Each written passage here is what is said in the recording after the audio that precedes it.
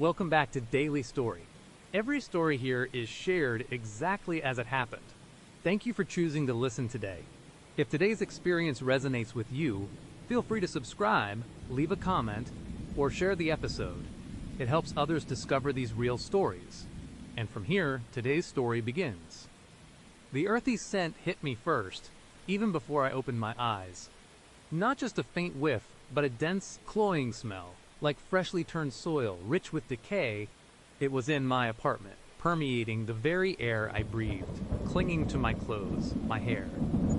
It was a smell I would come to associate with him, with the creeping dread that had become my constant companion. I would barely slept in days, maybe weeks. Every shadow was a figure, every creak of the old building a footstep. My phone was a graveyard of blurry photos, a window ajar. I swore I would close. A coffee cup moved from the counter to the sink. A faint smudge on the floor I could not identify. Proof. I told myself that I was not losing my mind. But the police did not care for smudges or relocated mugs. They cared even less for my frantic whispers about Ethan and a ghost of a man, dismissing me with practiced patience. Desperation makes you do strange things, in a twisted attempt to reclaim some semblance of normalcy. To prove to myself I was not entirely consumed by this terror, I opened Tinder. It was a stupid, reckless act. I knew, but I craved human connection, a distraction from the suffocating cage my life had become. I swiped, numbly, until a profile caught my eye. Mark. He had kind eyes, a genuine smile, and a bio that spoke of hiking and good coffee. He seemed normal. A brief, foolish flicker of hope. We matched. We chatted. He seemed safe. He seemed real. We agreed to meet at a small, independent coffee shop on the edge of downtown. It was bustling enough to feel public, but not so loud that we could not talk. I chose it precisely for its anonymity, its bright lights, its constant stream of people. Safety in numbers, I thought. A desperate mantra. The cafe hummed with a false sense of normalcy, a stark contrast to the frantic beat of my own heart. Mark, across the table, was handsome, just like his pictures, with a charming laugh and an easy way about him. For a fleeting 20 minutes, I almost forgot. Almost. We talked about work, about the city, about mundane things. It was a fragile illusion, but I clung to it. He was a perfect distraction. Then, his smile faltered just a fraction, his eyes lingering on mine a moment too long. The air around him suddenly felt heavy, thick, and that smell, the earthy scent, faint at first, then stronger, like damp soil, like something recently unearthed, began to emanate from him, from the space between us. My blood ran cold. You know, he said, his voice a low rumble, cutting through the cafe's chatter. You look just like that girl in the yellow sundress, standing under that big old oak tree. Are you still looking for Ethan? The world tilted. The sounds of the cafe faded into a distant hum. My stomach plummeted.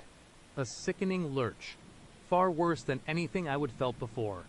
My heart hammered, a desperate bird trying to claw its way out of my chest, but this time it felt like it was trapped in a cage of ice. He knew the yellow sundress, the ancient oak tree, the sepia-toned photograph I had not touched in years until he left it under my doormat. And Ethan, my breath hitched, ragged. The name I would whisper to the dismissive police, the name that haunted my nightmares. He knew everything. My eyes, wide with terror, locked onto his. His kind eyes now held a chilling glint, a predatory gleam I had not noticed before. The smile, once charming, twisted into something slow and knowing. A predator, savoring its prey. The earthy scent around him intensified, filling my nostrils, making me feel as though I was suffocating on graveyard soil. What did you say? I managed, my voice a choked whisper, barely audible even to myself. My hands, clasped tightly under the table, were trembling so violently I thought they might shatter. He leaned forward slightly, his gaze unwavering, almost possessive. Ethan, he repeated, his voice soft, almost caressing the name. He could not protect you then, could he? He certainly can't now. Panic, raw and unyielding, clawed at my throat. This was not just a stalker, this was an invasion of my past, my most innocent self. An invasion of my very soul.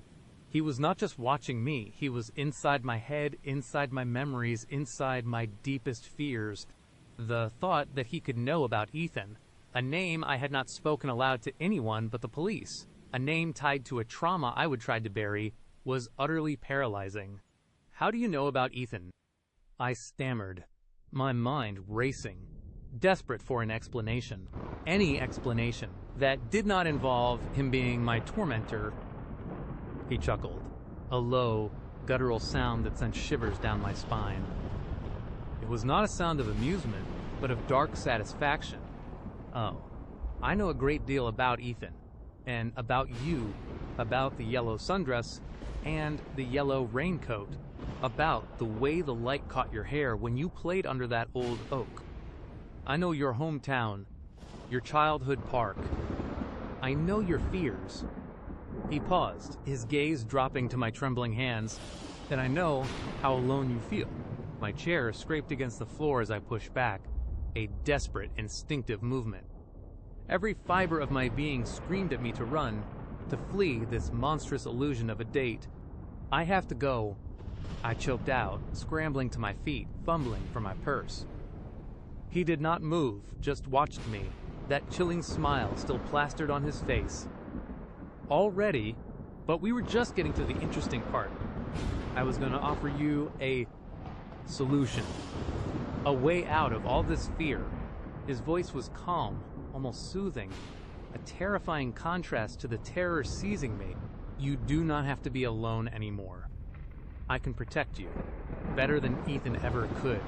No, I shrieked, the word tearing from my throat, drawing a few startled glances from nearby tables. I did not care. All I wanted was to escape.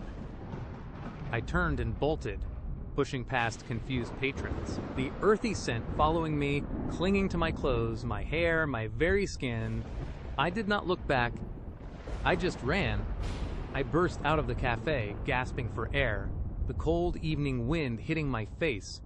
My eyes immediately scanned the street, and there it was, the dark sedan, parked directly across the street, its windows tinted, a silent, menacing sentinel. Was it his?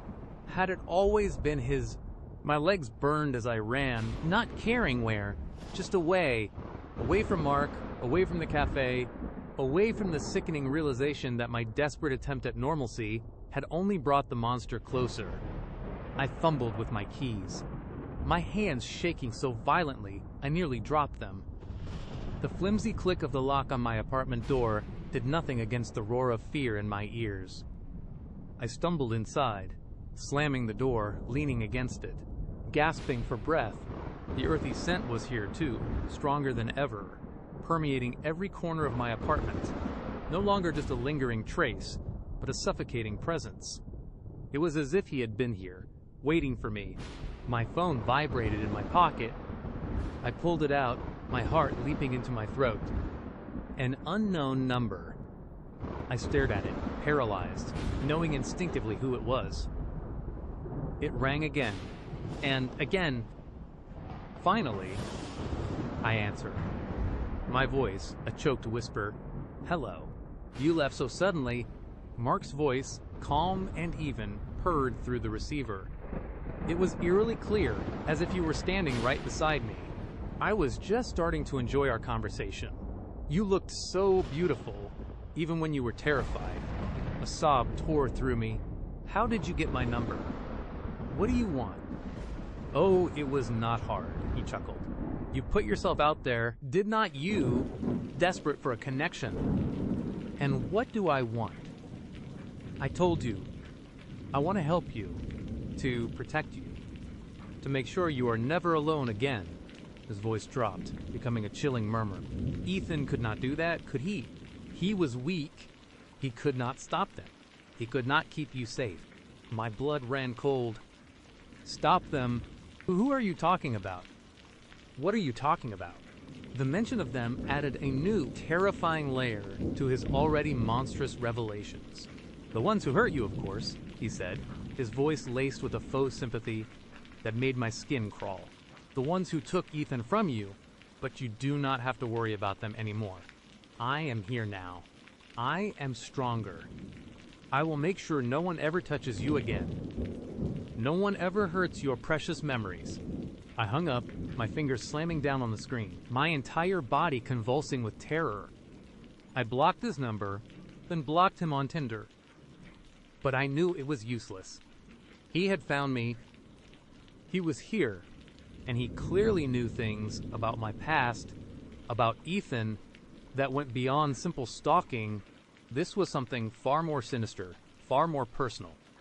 I stumbled through my apartment, switching on every light, desperate to banish the shadows, but they seemed to cling to the corners, twisting into grotesque shapes. The earthy scent was overwhelming now, not just in the air, but seeping from the walls, from the floorboards. I gagged, pressing a hand over my mouth, the smell of damp soil and decay making my stomach churn. My eyes landed on my coffee table. A small wooden toy horse. It was painted yellow, chipped and worn. My breath caught in my throat. I had not seen that toy in 20 years. It was a cherished childhood possession. A gift from my grandmother, a companion to my yellow sundress and raincoat. It had been stored away in a dusty box in my parents' attic, hundreds of miles away. How could it be here? I stared at it, my mind reeling, unable to process the impossible. He had not just been watching me. He had been in my childhood home. He had stolen from my past. He had been there. The realization was a punch to the gut, stealing what little air I had left. The police. I had to call them again. But what would I say? My Tinder date knew about my childhood trauma, and then left a toy from my attic on my coffee table, and now my apartment smells like a graveyard. They would think I was completely insane. They would reference my previous calls, my ghost of a man, and dismiss me with another sigh. I was utterly alone. The next few hours were a blur of terror and paranoia. Every creak of the building, every distant siren, sent jolts of adrenaline through my already frayed nerves. I huddled in the corner of my living room, clutching a kitchen knife, my eyes darting around the room, searching for movement, for a shadow, for him. Then came the texts. From a new number: "Mark, I see you are still awake. You should not be so afraid. I am just trying to help you remember. Mark, remember the joy of the yellow sundress before they took it all away. Mark, remember Ethan's laugh before it faded." My fingers trembled as I blocked that number, then another, and another. He kept finding new ways to reach me, new numbers, new messaging apps. He was relentless, a digital phantom, weaving a web of terror around me. I pressed my face against the cold glass of my window, peering out into the night, and there it was, the dark sedan, parked directly outside, its engine running, a faint tremor disturbing the still night air. Its headlights were off, but I could make out a silhouette in the driver's seat. He was watching me. He was always watching me. Sleep was a luxury I could no longer afford. My mind raced, conjuring images of Mark's chilling smile, the earthy scent, the toy horse. The lines between reality and nightmare began to blur. Had I actually gone on a date? Or had it all been a hallucination, a product of my sleep-deprived, fear-ridden mind? But the toy horse was real. The texts were real. The smell was real. A soft thud came from my kitchen. My breath hitched. I froze, the knife clutched tightly in my sweaty hand. It was not the usual creak of the old building. This was distinct. A deliberate sound. My heart hammered against my ribs, a frantic drumbeat in the suffocating silence. I slowly, agonizingly, pushed myself up, my muscles screaming in protest. Every step was a monumental effort, my bare feet silent on the cold floor. I crept towards the kitchen, my senses on high alert, the earthy smell intensifying with every inch I moved. It was so strong now, it felt like I was wading through thick, damp soil. I peered around the doorframe. The kitchen was dark, save for the faint glow of the streetlights filtering through the window. Nothing seemed out of place. No, wait. The window. It was slightly ajar. I distinctly remembered closing and locking it after I would come home. Then I saw it. On my kitchen counter, next to the sink, small pile of dirt. Freshly dug, dark, rich soil, like it had just been brought in from outside, and nestled within the dirt, a single, withered yellow daisy. My blood ran cold, colder than it had ever been. The daisy, yellow like the sundress, the raincoat, the toy horse, a symbol of childhood innocence, now tainted, withered, surrounded by the very earth that smelled of decay and graves. A whisper, so soft I almost thought I imagined it, brushed against my ear. It was Mark's voice. "You are not alone anymore." I spun around, knife raised, a strangled scream tearing from my throat. There was no one there, just the oppressive darkness, the suffocating earthy scent, and the chilling echo of his words. He was not just outside my apartment anymore. He was inside. He had been inside. He was always inside. I dropped the knife, my legs giving out from under me.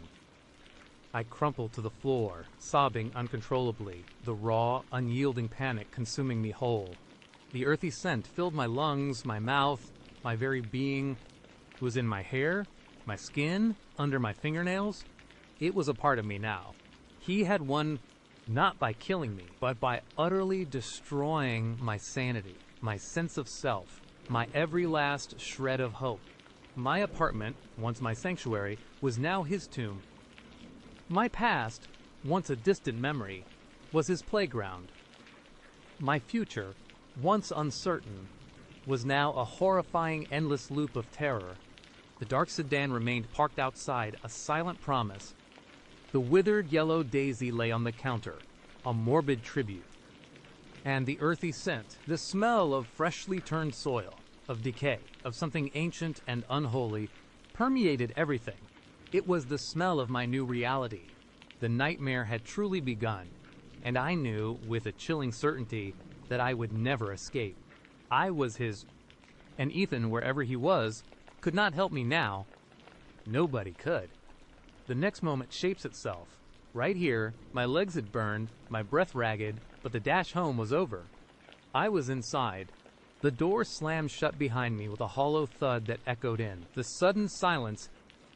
My hands, shaking so badly they were almost useless, fumbled for the deadbolt. Then the chain.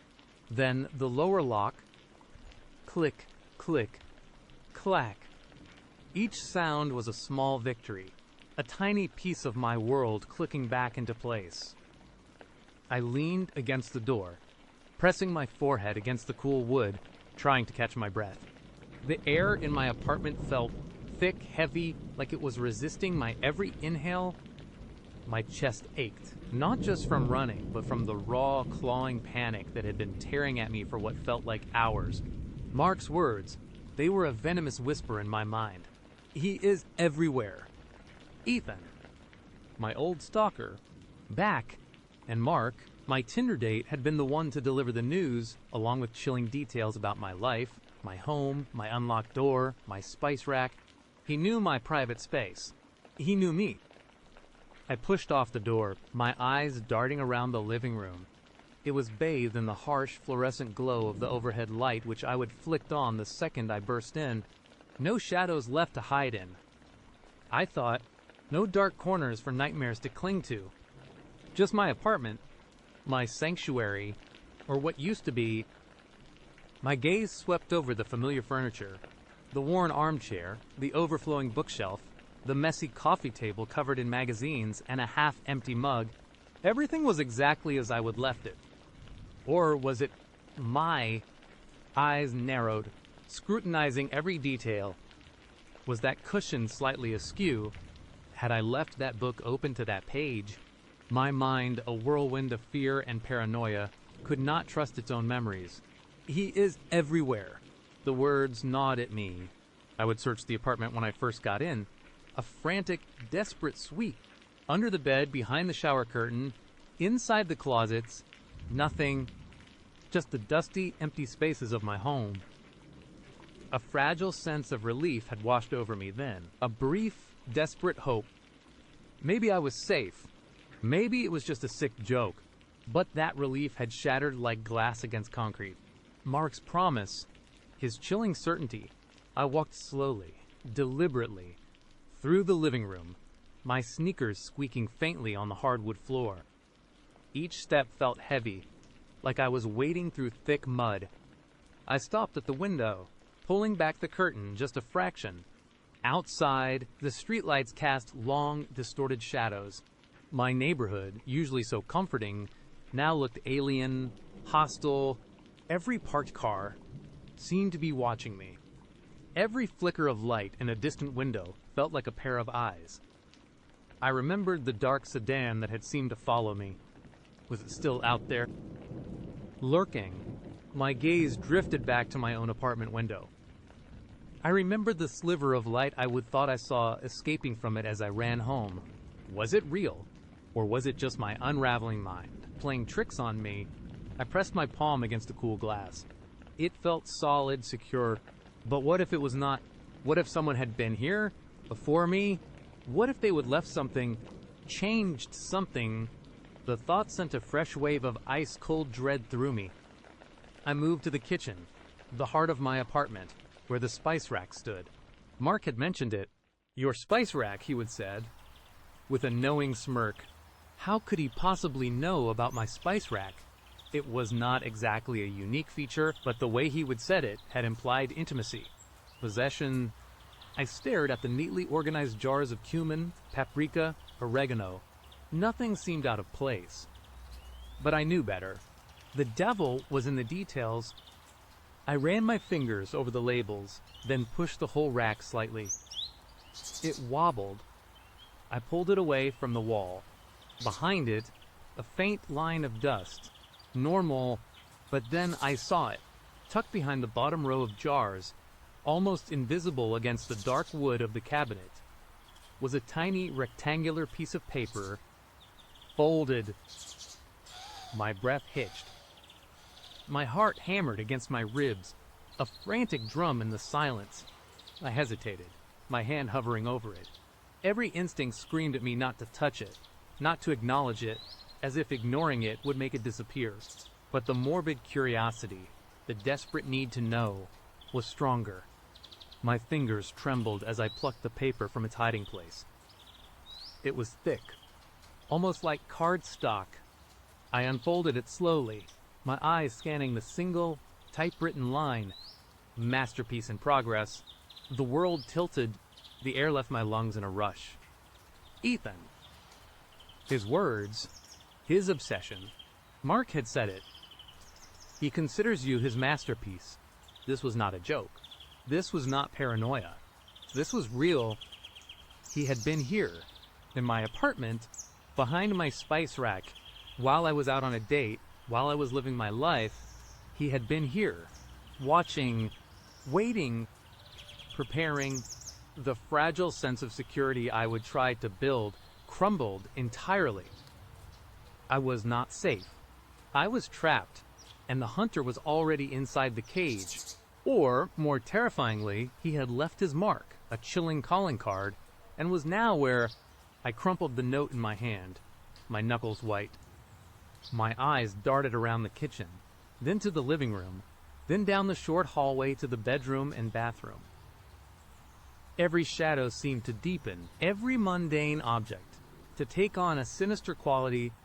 The silence, once a welcome respite, was now a suffocating blanket, amplifying every creak, every distant hum. I had to be sure.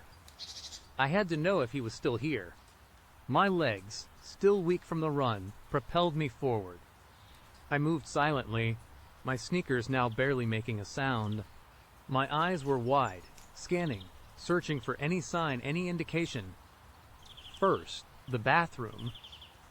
I pushed open the door slowly, peering inside. The shower curtain was drawn, exactly as I would left it. I reached out a trembling hand and yanked it open. Nothing, just the pristine white tiles. I checked behind the toilet, under the sink, In the small linen closet, empty. Next, the bedroom, my sanctuary, within a sanctuary, or so I would hoped. I stepped inside, my gaze sweeping over the rumpled sheets of my bed, the clothes draped over a chair, the half-open closet door. I remembered checking under the bed earlier, but what if I would miss something? What if he would have been hiding in the closet? I approached the closet, my heart pounding so hard I could feel it in my ears. I reached for the handle, my hand shaking so violently, I almost missed it. I pulled it open, revealing my clothes hanging neatly, my shoes lined up on the bottom. Nothing. I let out a shaky breath. But as I turned to leave, something caught my eye. On the shelf above my clothes, nestled between a stack of old sweaters, was a small, dark object. It had not been there before. I was certain. My stomach lurched. I reached up, my fingers brushing against the cold, hard plastic. It was a tiny camera, a discreet, almost imperceptible camera aimed directly at my bed. A guttural scream tore itself from my throat. Raw and primal. It was muffled by the thick air of the apartment, swallowed by the terror that was now consuming me whole. He had not just been here. He had been watching me. He had been here while I slept, while I changed, while I lived my life. Unaware, the realization hit me like a physical blow. The sliver of light from my window, it was not just a trick of the light, it was the glow from the lens. He was not just here to leave a note, he was here to set up surveillance, to continue his masterpiece.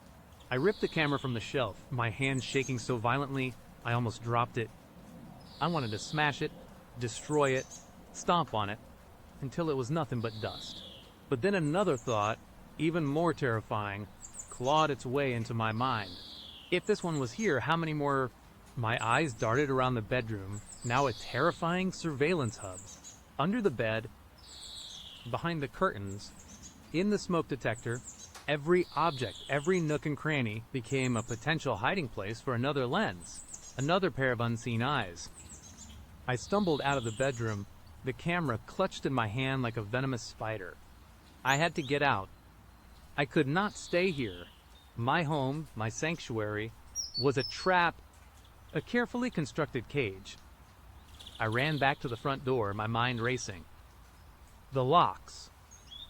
I had locked them, but what if he had a key? What if he was still here? What if he was watching me right now? From somewhere within the apartment, enjoying my terror, my hand reached for the doorknob, but then I stopped. What if he was outside, waiting? Mark's words echoed again. He is everywhere. I backed away from the door, my gaze sweeping over the living room. Where could I go? My friends lived states away. The police. What would I say? My Tinder date told me my stalker is back. I found a note and a camera in my apartment after thinking I saw a light from my window. They would think I was crazy. Mark had said as much. They will think you are crazy, a missing person, not a threat. The last part of that sentence had been the most chilling. A missing person. My eyes landed on my phone, charging on the coffee table. I needed to call someone, anyone, but who? As I reached for it, a sound sliced through the suffocating silence. A faint, almost imperceptible creak. It came from the kitchen. My blood ran cold. I froze, my hand hovering over my phone. My breath hitched in my throat. I strained my ears, listening. The silence stretched, thick and oppressive, broken only by the frantic pounding of my own heart. Then, another sound, a soft rustling noise, like fabric brushing against something. It was definitely coming from the kitchen. He was here. He was still here. My grip tightened on the camera. I still held. My mind screamed at me to run, to hide, to fight, but my body was paralyzed by fear. I had to see. I had to know. Slowly, agonizingly, I turned my head towards the kitchen doorway. The light was still on, casting a harsh, sterile glow. Nothing seemed out of place. The open space of the living room felt vast, exposed. I took a tentative step, then another inching towards the doorway.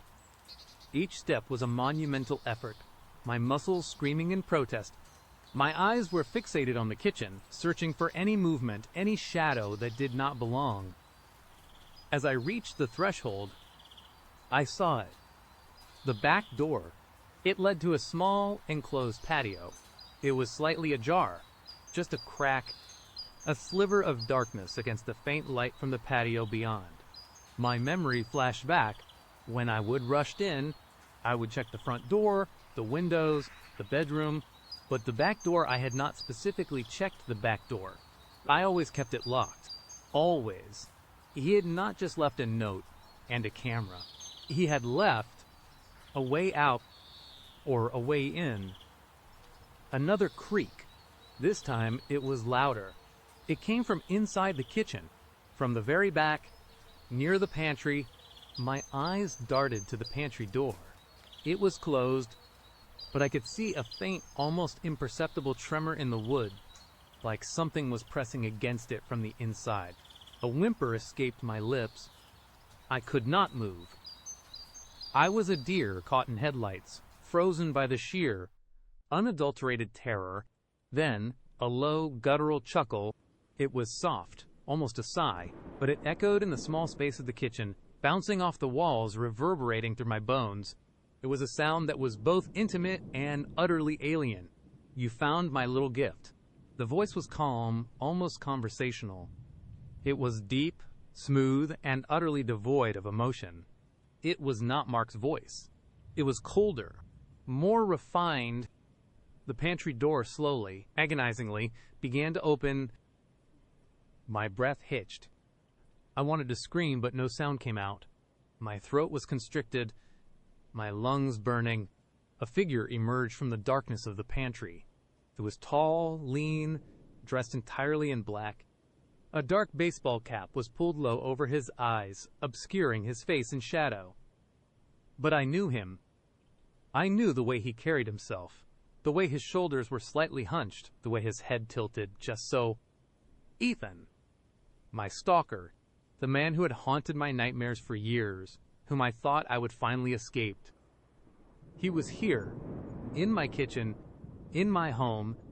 He stepped fully into the light, and as he did, he slowly lifted his head. The brim of the cap rose, revealing his face. His eyes were dark, piercing, fixed on me with an intensity that made my skin crawl. And then he smiled. It was not a friendly smile, or even a menacing one. It was a smile of pure, unadulterated triumph. The smile of an artist admiring his finished work. "My masterpiece," he whispered, his voice a silken caress that sent shivers down my spine. "You are even more beautiful when you are terrified." My mind raced, trying to process, to understand. Mark, the Tinder date, the details, the unlocked door, the spice rack, it had all been a setup, a carefully orchestrated trap. Mark had not just known about Ethan. Mark was Ethan, or, at the very least, a pawn in his elaborate game. The chilling realization made my stomach churn. Mark. I managed to choke out, the name tasting like ash in my mouth. Ethan's smile widened. A necessary diversion, a way to get close, to remind you of what is coming. He took a step towards me, then another. Each step felt like a hammer blow to my chest. You see, I wanted you to know. I wanted you to feel it. The anticipation, the dread, it adds to the aesthetic. He gestured around the apartment with a slow, sweeping motion of his hand, as if presenting a grand stage. This is all for you. Every detail, every scare, every moment of terror. My eyes darted to the back door, still slightly ajar. It was my only chance. Do not even think about it, Ethan said, his voice still calm, but with an underlying steel that made my blood run cold. The outside world is a far more dangerous place for you now. Believe me. He chuckled again. A low, unnerving sound. Besides, you would not want to miss the grand finale, would you? He took another step, closing the distance between us. I clutched the camera in my hand, my knuckles white. It was flimsy, useless as a weapon, but it was all I had. "What do you want?" I whispered, my voice barely audible. Ethan stopped a few feet from me, his dark eyes boring into mine. "What do I want? I want to complete my masterpiece. I want to possess the most beautiful, fragile thing in the world. And that, my dear, is you." He slowly reached into his pocket. My heart leaped into my throat. Was it a knife? A gun? My mind screamed at me to run, to fight, to do anything. He pulled out a small, rectangular device. It looked like a remote control. He pressed a button. Suddenly, the overhead light in the living room flickered, then died, plunging the room into semi-darkness. Only the faint light from the kitchen and the distant glow from the street outside offered any illumination. The shadows stretched, distorted, twisted into grotesque shapes. Another click from the remote. The kitchen light went out. Now only the distant streetlights provided any light, casting long, eerie shadows across the apartment. The darkness was absolute, oppressive. I could barely see Ethan. Only his silhouette against the faint glow from the back door. A little mood lighting, he purred, his voice seeming to come from everywhere and nowhere at once. For our final act, panic, raw and unbridled, seized me. I could not see him. He could be anywhere. He was everywhere, just like Mark had promised. My eyes strained in the darkness, trying to make out his form. But he seemed to melt into the shadows, becoming one with the encroaching night. "Where are you?" I whispered, my voice trembling. A soft chuckle answered me, closer than I expected. "I am here. Right here. And I am not going anywhere." I felt a cold breath on the back of my neck. My blood ran cold. He was behind me. I whirled around, swinging the camera wildly, desperately, hoping to hit something, anything. My hand connected with something soft, then hard. A grunt of pain. "Feisty," Ethan's voice said. Closer now, right next to my ear. I like that. I stumbled backward, tripping over my own feet, falling to the floor with a thud. The camera slipped from my grasp, clattering uselessly on the hardwood. I scrambled backward on my hands and knees, trying to put distance between us. My eyes darted around, desperately searching for an escape. The front door, the back door. But the darkness was too profound, too disorienting. I was blind. A hand clamped over my mouth, strong and firm, muffling my scream. Another hand grabbed my wrist, twisting it painfully behind my back. I struggled, kicking, biting, thrashing, but he was too strong. His grip was like iron. "Shh," he whispered, his voice right next to my ear, sending a chill down my spine. "Do not make it harder than it has to be, my dear. This is just the beginning of our story." I felt a sharp prick in my neck, a burning sensation that spread rapidly through my veins.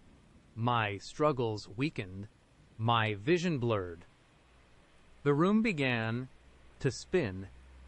Ethan's voice, calm and triumphant, was the last thing I heard as darkness consumed me. "Welcome home, masterpiece." The world went black. When I woke, it was not to the harsh glow of my apartment lights, but to a dim, flickering light from a single bare bulb hanging above me. My head throbbed, my body ached, and my wrists and ankles were bound tightly to a wooden chair. I tried to scream, but my throat was raw, dry. My voice was gone. My eyes, still adjusting to the dim light, darted around the room. It was not my apartment. It was a basement, cold, damp, with concrete walls and a dirt floor. The air smelled of mildew and something else, something metallic and faintly sweet. Ethan stood in front of me, his face no longer obscured by a cap. His eyes were bright, almost feverish, as he stared at me. He was wearing a fresh set of clothes, and his dark hair was neatly combed. He looked relaxed, content. He held a small video camera in his hand, similar to the one I would found in my closet, but larger, more professional. He was filming me. "Good morning, masterpiece," he said, his voice soft, almost gentle. "Did you sleep well?" I tried to glare at him, to convey the hatred and fear that raged within me, but my body felt heavy, sluggish. The drug was still in my system.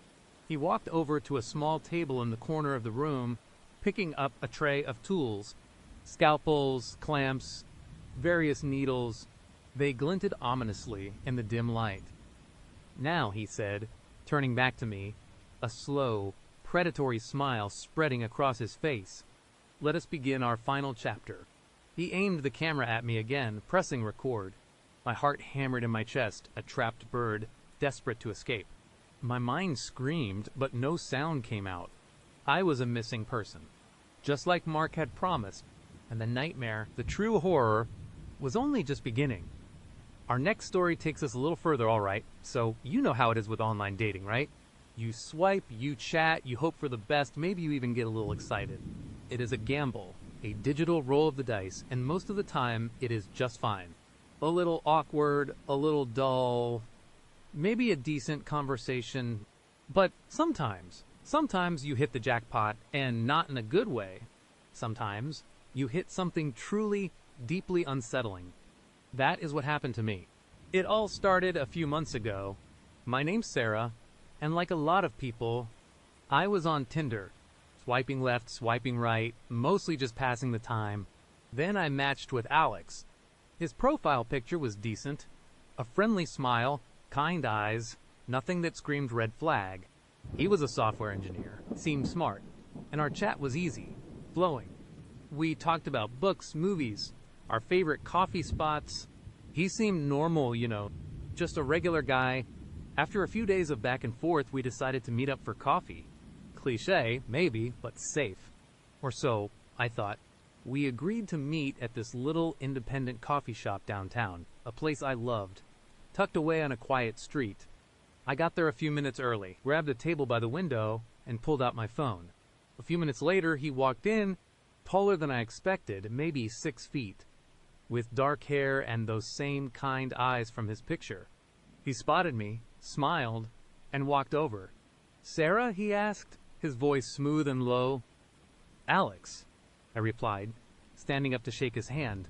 His grip was firm, a little longer than strictly necessary, but not enough to be weird. Yet. We sat down, ordered our drinks, a latte for me, a black coffee for him, and started chatting. It was actually going pretty well. We found common ground, laughed at a few jokes.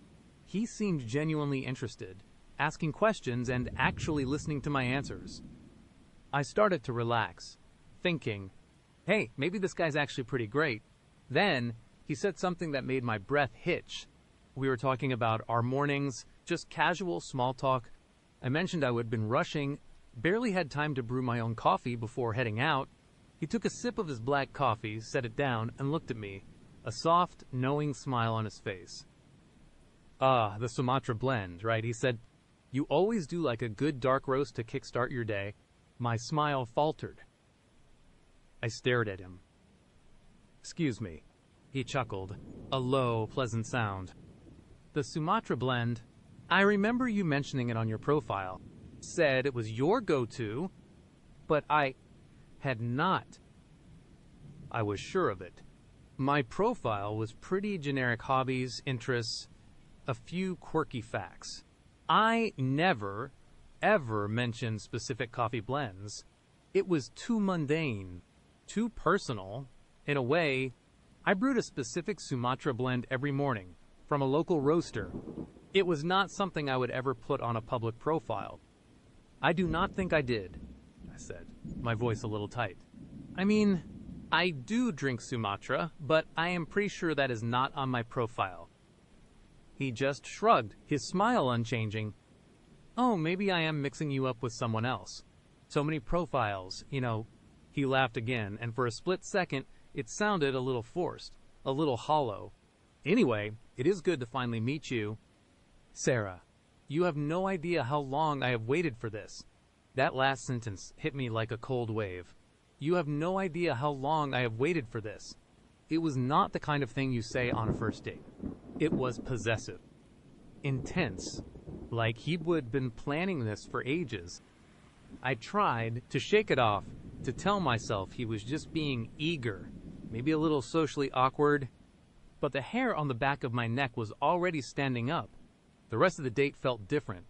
Every compliment he gave, every time his eyes lingered on me, it felt less charming and more scrutinizing. He kept bringing up little details about my life that were not on my profile.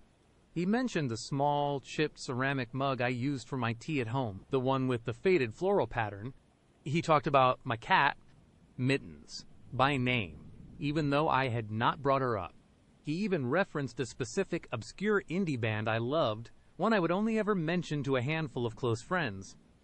I tried to play it cool. Wow, you really did your homework, huh? I would say, trying to force a laugh. He would just smile that same unsettling smile. I just pay attention.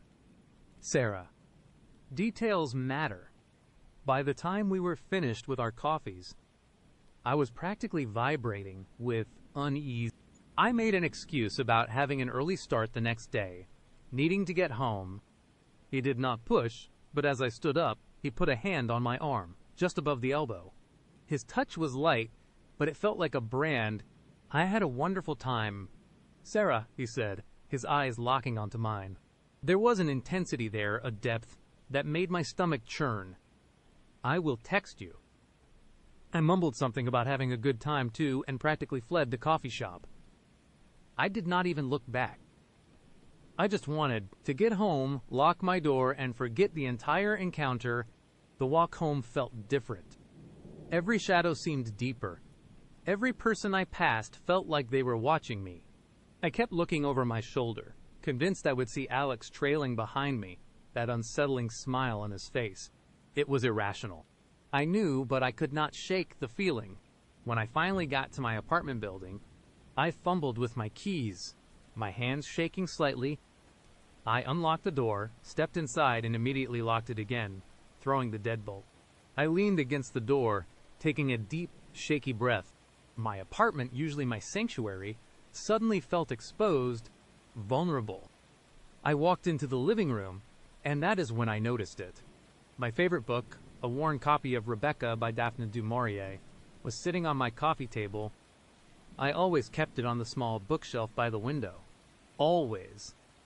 I distinctly remembered putting it back there this morning. My heart hammered against my ribs. I picked up the book. It felt wrong, out of place. I glanced around the room. Nothing else seemed amiss. But that one small detail, combined with everything Alex had said, sent a fresh wave of dread through me. I tried to rationalize it again. Maybe I moved it myself and forgot. Maybe Mittens, my cat, had somehow knocked it off the shelf, but that was ridiculous. She was a cat, not a poltergeist. I pulled out my phone, my thumb hovering over the Tinder app. I needed to block him, but before I could, my phone buzzed. A text message from Alex. I had such a wonderful time with my beautiful Sarah. Can't wait for our next date. I will make sure it is even more special. The winking emoji felt like a punch to the gut. It was not eager anymore. It was possessive, demanding, and the speed of it, I would barely been home 5 minutes. I blocked him immediately. I then went through my social media, checking privacy settings, deleting old posts, trying to scrub myself from the internet as much as possible. I found nothing obvious that could explain what he knew. My accounts were locked down pretty tight, but the feeling persisted. The feeling of being watched. That night, I barely slept. Every creak of the old building, every rustle of leaves outside my window made me jump. I kept getting phantom notifications on my phone, convinced it was him finding another way to contact me. I even checked my windows, making sure they were locked, double-checking the deadbolt on my front door. The next morning, I woke up exhausted, my nerves frayed. I tried to tell myself it was just paranoia, that I would overreacted, but then I opened my front door to get the mail, and there it was, a single red rose, tied with a black silk ribbon, lying on my doormat. No note, no card, Just the rose. My blood ran cold. This was not just a weird date anymore. This was a direct, undeniable message. He knew where I lived. He had been here. I snatched the rose, my fingers trembling, and threw it in the trash. I called my best friend, Chloe, trying to sound casual, but my voice kept cracking. Hey, so I had a really weird Tinder date yesterday. I told her everything. The coffee, the book, the cat, the obscure band, the rose. She listened patiently, but I could hear the skepticism in her voice. Are you sure you did not? Just forget putting the book there? Sarah, she asked gently. And the coffee thing, maybe it was a guess. And the rose, it could be anyone, a secret admirer. Chloe, no. I insisted, my voice rising. It was him. I know it was. He said, you have no idea how long I have waited for this. And he knew my cat's name. My cat. Chloe. I have never posted pictures of her with her name tag visible or anything like that. And the specific coffee blend, nobody knows that unless they have been in my kitchen. She finally started to sound a little more concerned. Okay, calm down.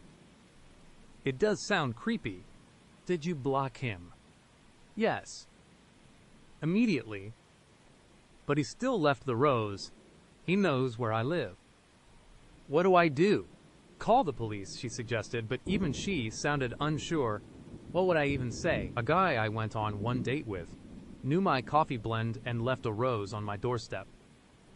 I scoffed. They would laugh me out of the station. They would tell me to change my privacy settings.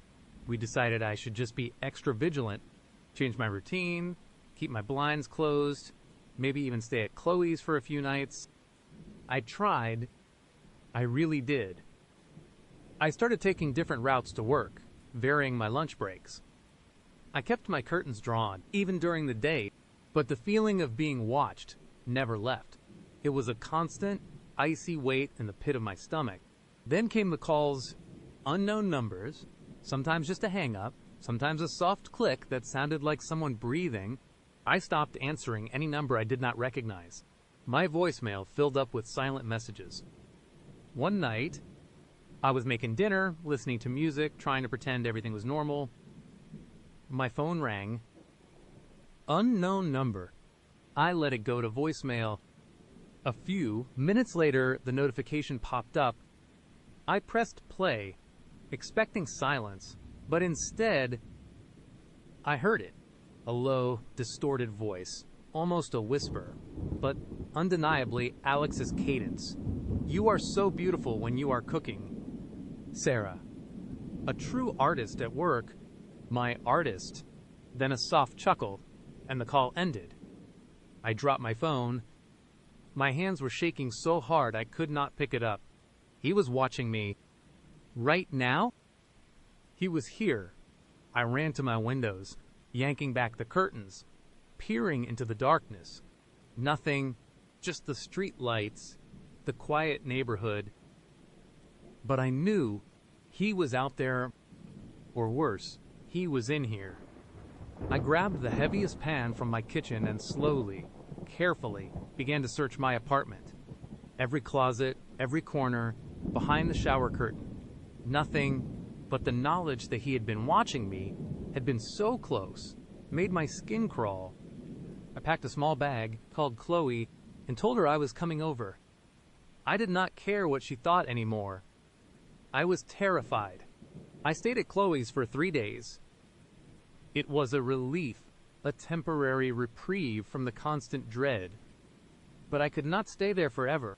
My job, my life, it was all back at my apartment. When I finally went back, Chloe insisted on coming with me. We checked every room, every lock. Everything seemed fine, but the air in my apartment felt heavy, like a presence had just left. That night, I tried to sleep in my own bed again. I had installed a cheap security camera that connected to my phone, pointed at my front door, and another in the living room. It made me feel a little safer, but only a little. Around 2 a.m. I was jolted awake by a faint noise. A soft click. My heart leaped into my throat. I grabbed my phone, Opened the security camera app. The camera pointed at my front door, showed nothing. But the living room camera, it showed a dark figure standing in the middle of my living room, facing the camera. It was Alex. His face was obscured by shadow, but I recognized his build, the way he held himself. He was just standing there, perfectly still, looking directly into the lens. Then he slowly raised his hand and I saw a small, red light flash in his palm. He was holding my remote control, my TV remote, which I would left on the coffee table. He pressed a button and the screen went black. The camera feed died. My blood ran cold. He was not just outside, he was inside. I did not scream. I could not. My throat was frozen. I scrambled out of bed, my eyes darting around my dark bedroom. Where was he? How did he get in? I grabbed my phone, desperately trying to dial 911, but my fingers were shaking too much. I could hear faint sounds from the living room now. A soft rustling, like he was moving things. I knew I could not stay in my room. If he came in here, I was trapped. I had to get out. My kitchen was just past my bedroom door, leading to the back exit. It was my only way. I grabbed the heavy cast iron skillet I would use to search the apartment days ago. It felt like a small comfort, a meager weapon. I slowly, silently, opened my bedroom door. The hallway was dark, but a sliver of moonlight from the living room cast long, eerie shadows. I could hear him more clearly now. He was humming, a low, tuneless hum. I crept forward, my bare feet silent on the wooden floor. As I reached the archway leading into the living room, I peered around the corner. And then I saw him. He was not just standing there anymore. He was meticulously arranging objects on my coffee table. My chipped ceramic mug, the one he would mention, was filled with fresh flowers. Not the rose, but small, delicate white ones. My copy of Rebecca was open to a specific page, underlined in red ink. Around them, he had placed several small, framed photos of me, photos I would never seen before, pictures of me walking my dog in the park, getting coffee at a different shop, even a picture of me sleeping, taken through my bedroom window. My stomach lurched. He had been watching me for so long. He had been here before. He turned, as if sensing my presence, and that unsettling smile spread across his face. But this time, it was not kind. It was predatory. Delusional. Sarah, he whispered, his voice soft, almost reverent. You are awake.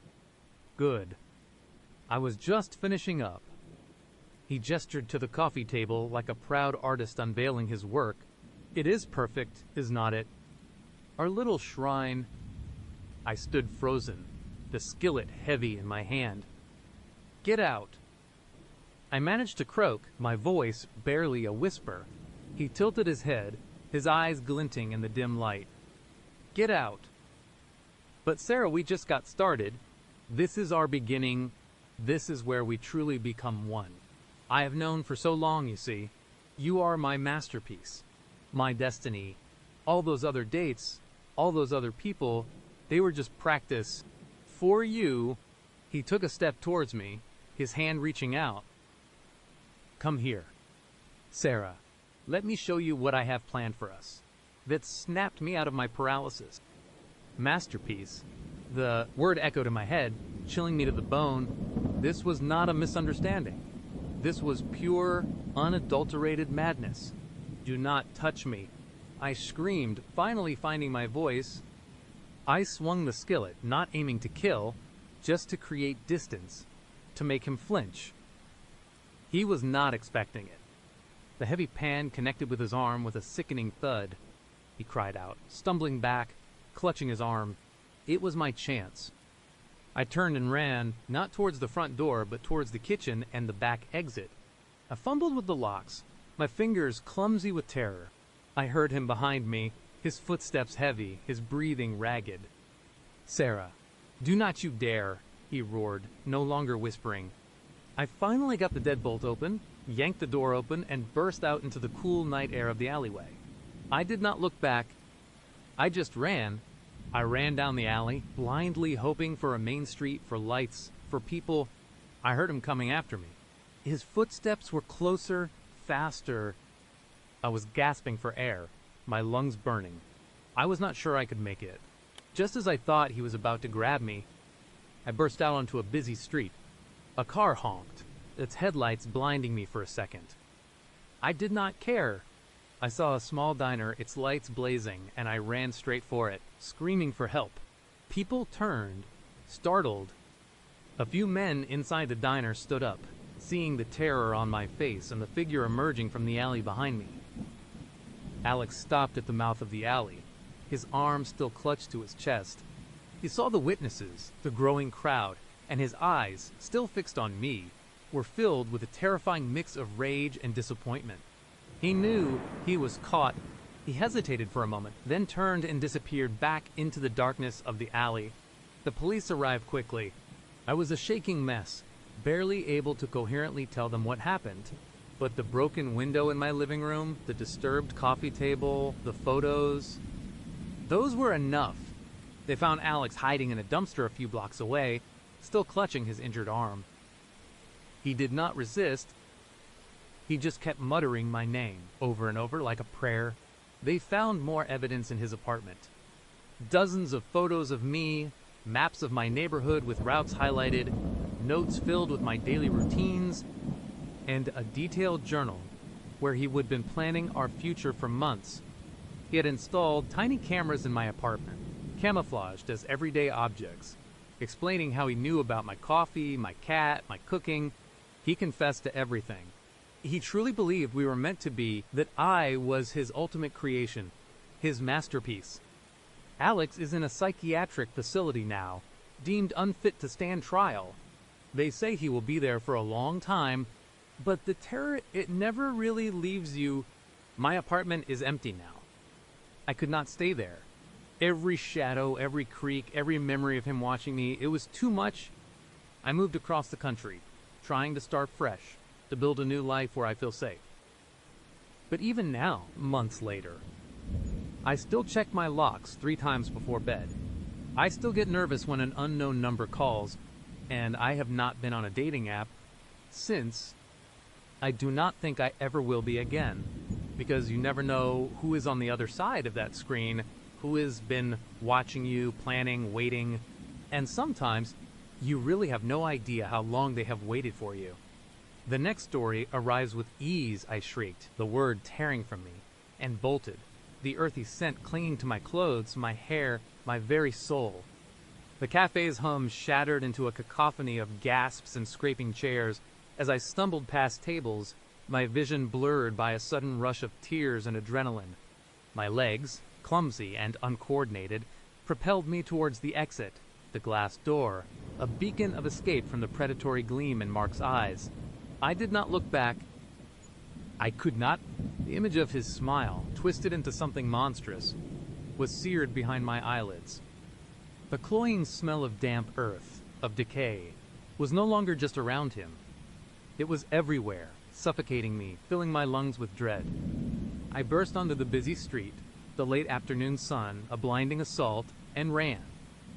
I just ran, my breath hitched in my throat, each gasp a painful struggle. The city, usually a comforting blanket of noise and anonymity, became a labyrinth of threats. Every pedestrian was a potential conspirator, every parked car a hiding spot for him.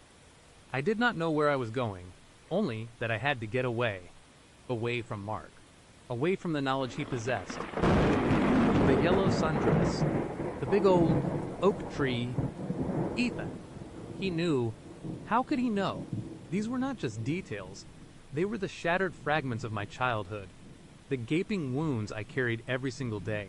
The police had dismissed my frantic whispers, my blurry photos, my unidentifiable smudges. They would call it grief, paranoia, a vivid imagination. But Mark had seen it all, knew it all. My lungs burned, my legs ached, but I pushed harder. I wove through the throng of commuters, my purse slapping against my hip, my heart a frantic drum against my ribs. I could feel his gaze, a phantom weight on my back, even though I had not dared to glance over my shoulder. The earthy scent, faint but persistent, seemed to follow me, a cruel reminder that I had not truly escaped. I finally collapsed onto a bench at a bus stop, gasping for air, my hands shaking so violently I could barely hold my phone. My apartment was too far to run. A bus, a cab, anything.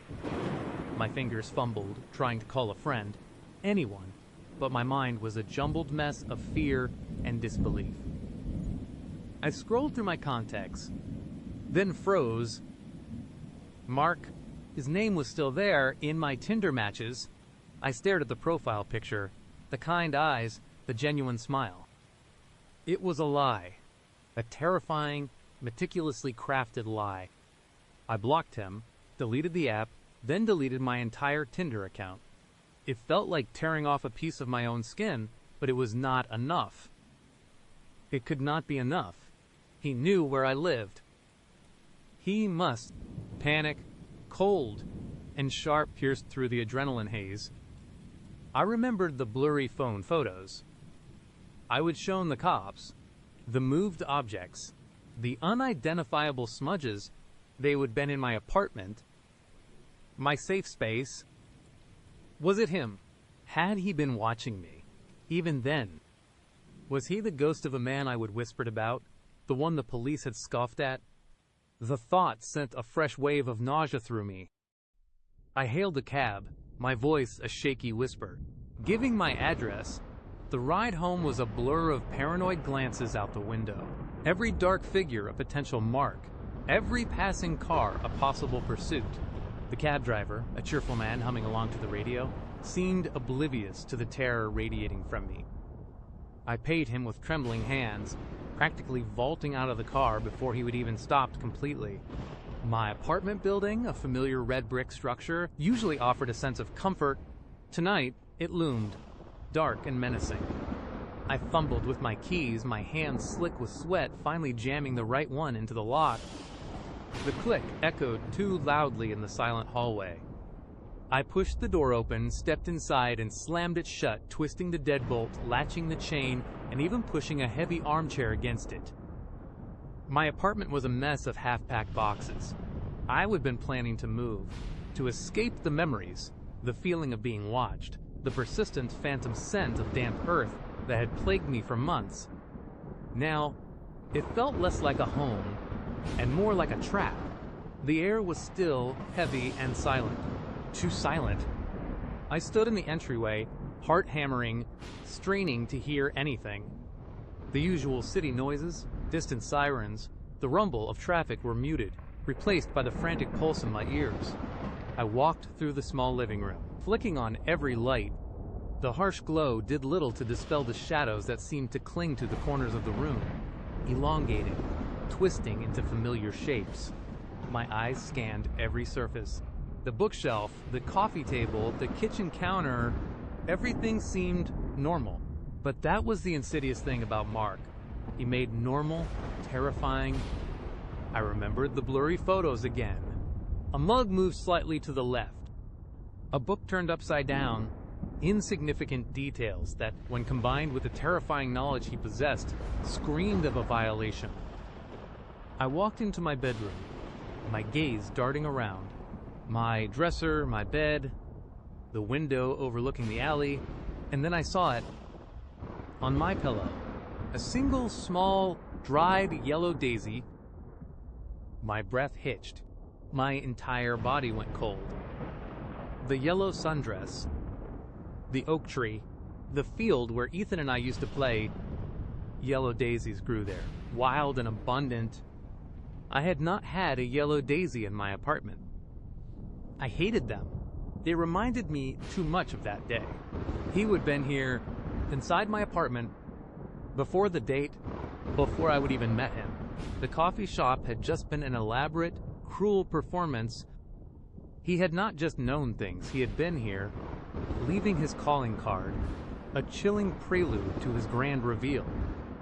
I stumbled back, my legs giving out, and sank to the floor, tears streaming down my face. This was not just a stalker. This was a nightmare made flesh. He was not just observing, he was entering my life, my space, my deepest traumas. The ghost of a man. A phrase echoed in my head. I would first started seeing things, feeling things, after Ethan disappeared. Shadows, movement in my periphery, the inexplicable scent of damp earth, even on dry days. The police had suggested I was projecting my grief, that my mind was playing tricks on me. But what if it was not? What if it had been Mark all along? A terrifying patient predator, weaving himself into the fabric of my despair. I needed to understand. I needed to know why. And I needed to know what happened to Ethan. The memory, usually a hazy, pain-filled blur, began to sharpen, forced into focus by the sheer terror of Mark's presence. Ethan was my best friend. My first love, really, though we were too young to call it that. We were 8 years old. It was a scorching summer day, the kind where the air shimmered above the asphalt. I was wearing my favorite yellow sundress, the one with little embroidered daisies around the hem. We were playing hide and seek in the sprawling fields behind my childhood home, near the old oak tree that stood like a sentinel on a small hill. I remember counting, my eyes squeezed shut, the sun warm on my face.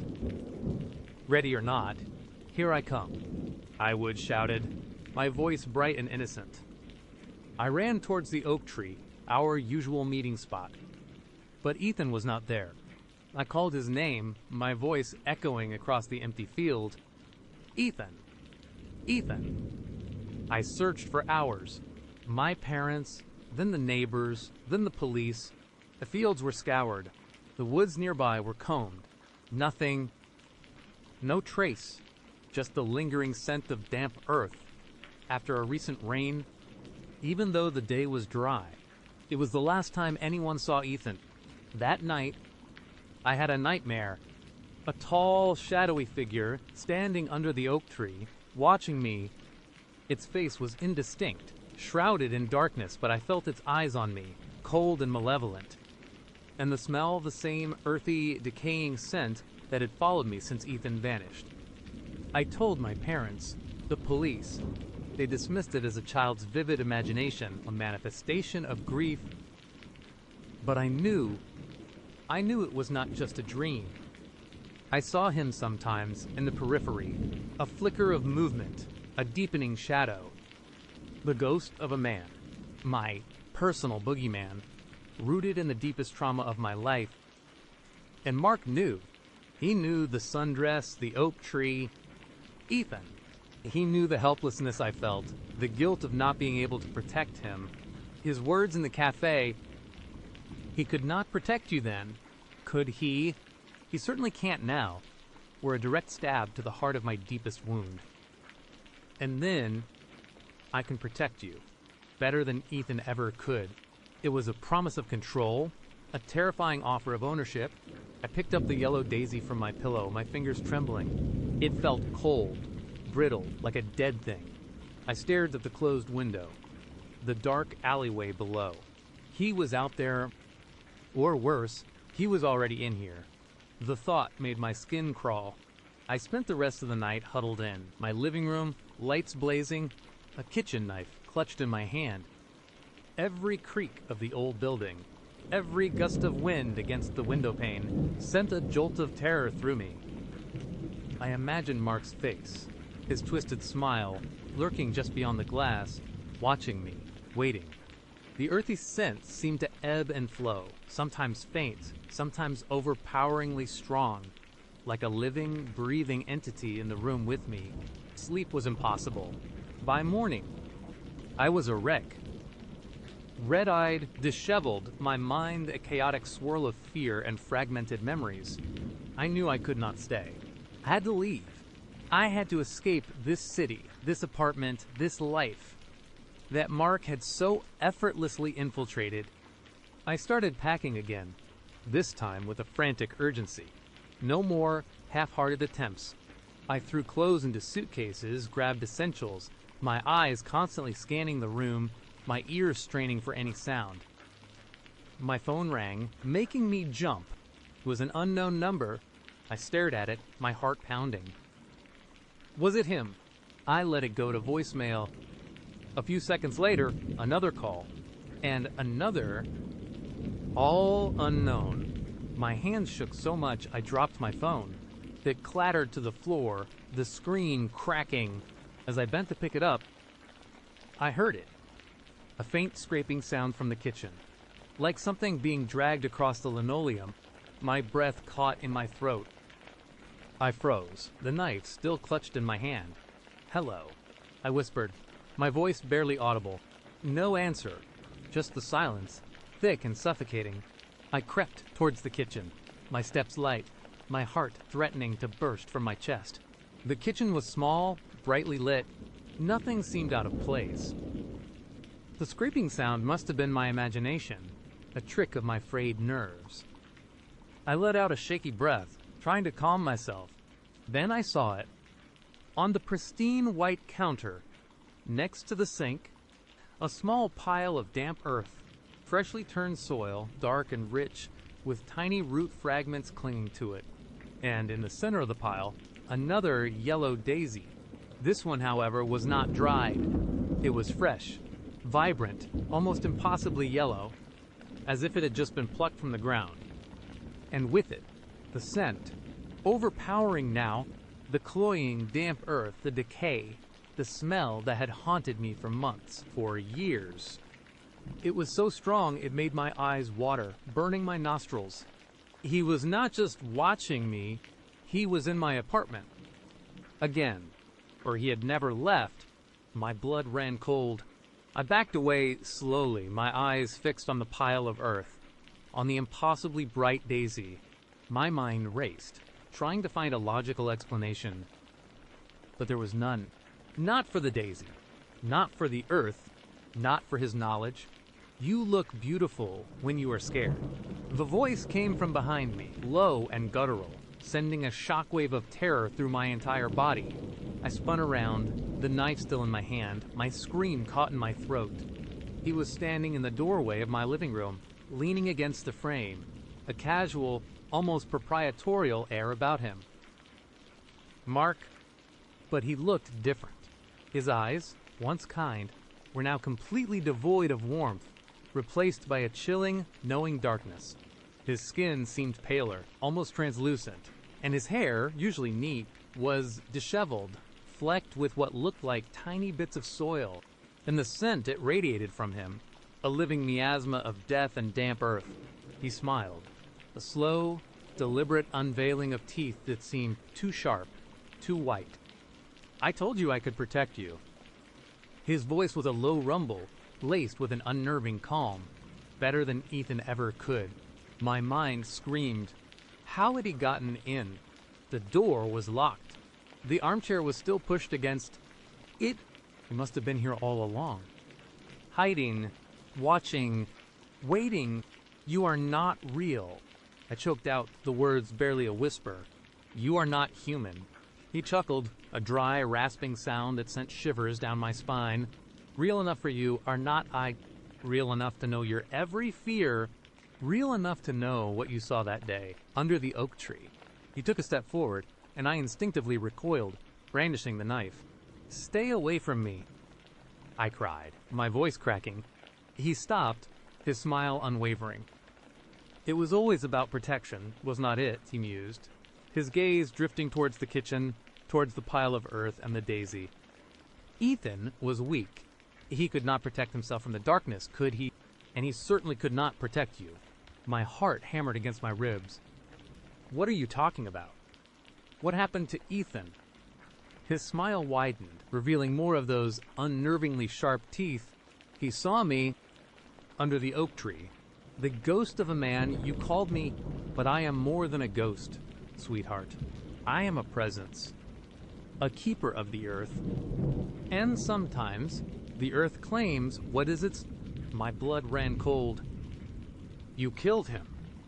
He tilted his head, a strange, almost innocent gesture. Killed is such a harsh word. "I merely absorbed him. He became part of the soil, part of the cycle. And then I saw you, a little girl in a yellow sundress, so full of fear, so vulnerable. I knew then, you were meant to be mine, to protect, to keep safe. From everything, from everyone, he took another step, then another, slowly advancing. I scrambled backward, bumping into the kitchen counter. The knife felt heavy, useless in my trembling hand. All these years, he continued, his voice growing softer, more intimate, yet infinitely more terrifying. I have been watching you, guiding you, causing those little disturbances, those blurry photos, just to remind you I was there, to remind you of the truth that no one else believed. The earth sent. That is me. That is my presence. I am the ground beneath your feet, the shadow at your back. And now you have finally come to me. My mind raced, trying to process the horrifying truth. He was not just a stalker. He was the ghost of a man, the entity that had taken Ethan, the one that had haunted my life for decades. And he had used Tinder, of all things, to finally ensnare me. You want to protect me?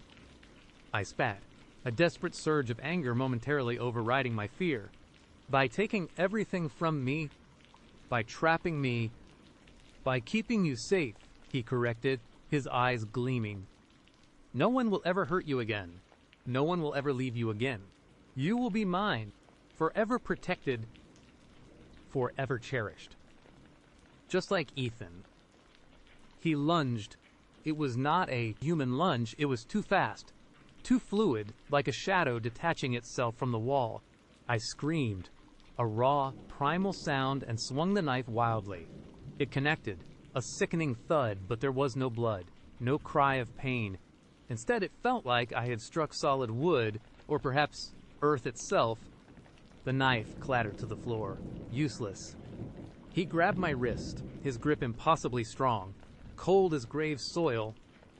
His fingers, long and thin, felt like roots digging into my flesh.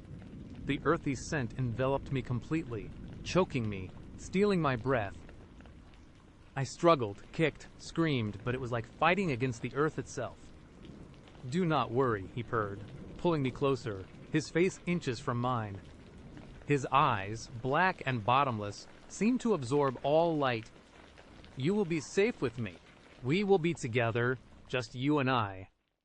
And you will never have to look for Ethan again.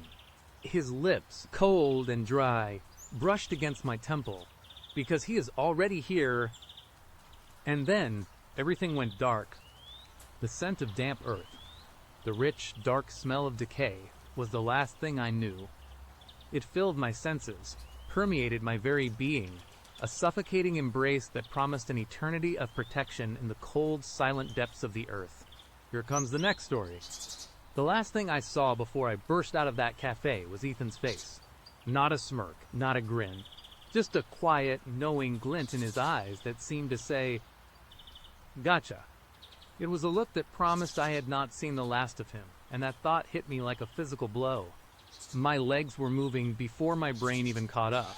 The bustling street, moments ago a comforting shield of anonymity, now felt like a wide-open stage where I was the main act, exposed and vulnerable.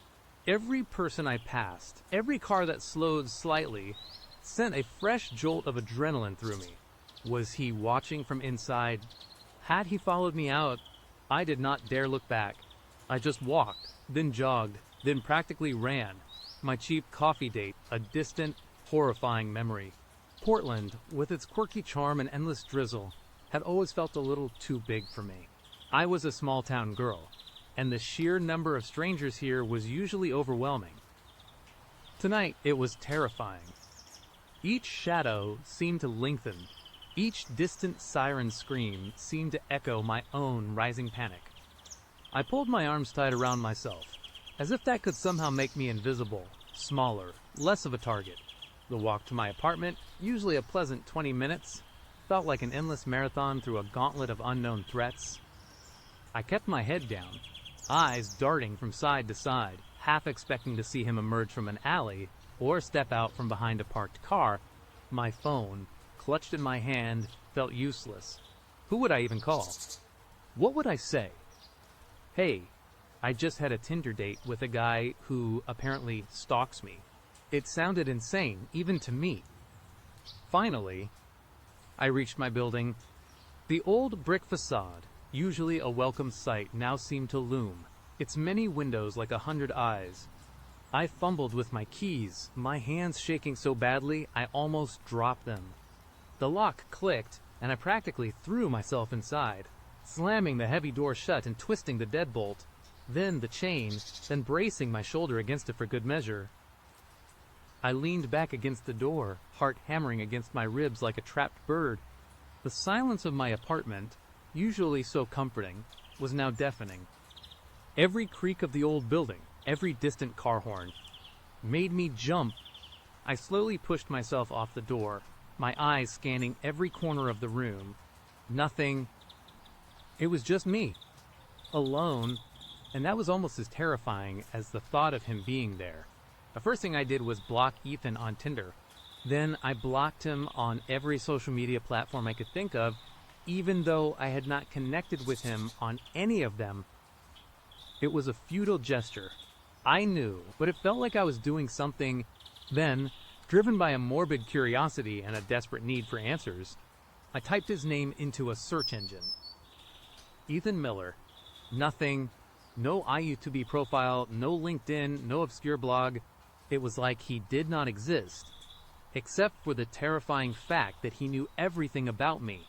The lack of digital footprint only made him more phantom-like, more unsettling. He was a ghost who knew my address.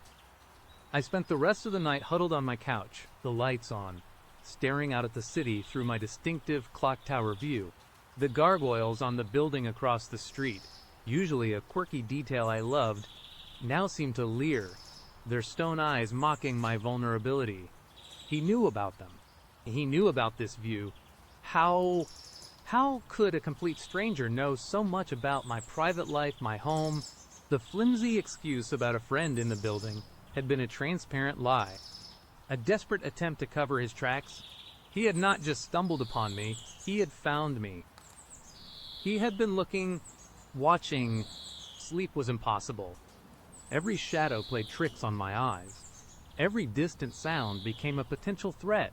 I kept replaying the date in my head, searching for clues I might have missed, some innocent detail I would unwittingly given away. But there was nothing, just his unnerving precision, his casual mention of my bright yellow raincoat, a new purchase I would only worn a few times on my walk to the bus stop. Had he just seen me? Or had he been watching? The question echoed in my mind, a chilling refrain. The next morning, the city felt different. The air was still crisp, the coffee shops still brewed their artisan blends, but everything was tainted by a pervasive sense of unease. My usual route to work, the one that took me past the bus stop, where I would worn that yellow raincoat, suddenly felt perilous. I made a detour, walking an extra 10 minutes just to avoid it. It was a small change, but it was the first crack in the illusion of my normal life. At work, I was a wreck. My colleagues noticed my distraction, my jumpiness. A rough night, one of them asked, and I just managed a weak smile. How could I explain? How could I tell them that a Tinder date had turned into a full-blown stalking nightmare? They would probably think I was overreacting, or worse, making it up. The loneliness of being a small-town transplant in a big city intensified. I had friends, sure, but no one close enough to confide this kind of raw, visceral fear in. No one who'd truly understand. For a few days, I tried to convince myself it was over. He was just a weirdo, a one-off. He would move on. People like that always do. Right? But the feeling of being watched never truly dissipated. It was a constant hum beneath the surface of my consciousness. A low-grade anxiety that gnawed at me. I started noticing things. A dark sedan parked a few blocks from my apartment, always empty, always facing my building. Was it the same one? Or was I just paranoid? One evening, as I was walking home, I saw it again. The dark sedan. It was parked further down the street this time. Partially obscured by a large oak tree, my heart leaped into my throat. I ducked into a convenience store, pretending to browse the aisles, my eyes fixed on the street outside. After a few minutes, when I dared to look again, the car was gone. Coincidence? Or was he testing me, seeing if I would notice? The incidents escalated subtly. My mail, usually delivered to my apartment door, was sometimes left on the floor in the building lobby. Not every day, just occasionally. It was easy to dismiss at first. Maybe the mailman was busy or lazy, but then I started finding small, almost imperceptible changes. A crack in the brickwork near my front door, one I was sure had not been there before. A faint, unfamiliar scent in the hallway, like old cologne and something metallic. My building was old, and I often dismissed these things as just that, an old building, but the seed of doubt had been planted, and it was growing into a thorny bush of paranoia. Then came the first undeniable sign. I had a small, unique plant pot on my windowsill, a gift from my grandmother. It was a little ceramic owl, painted with bright, almost childish colors.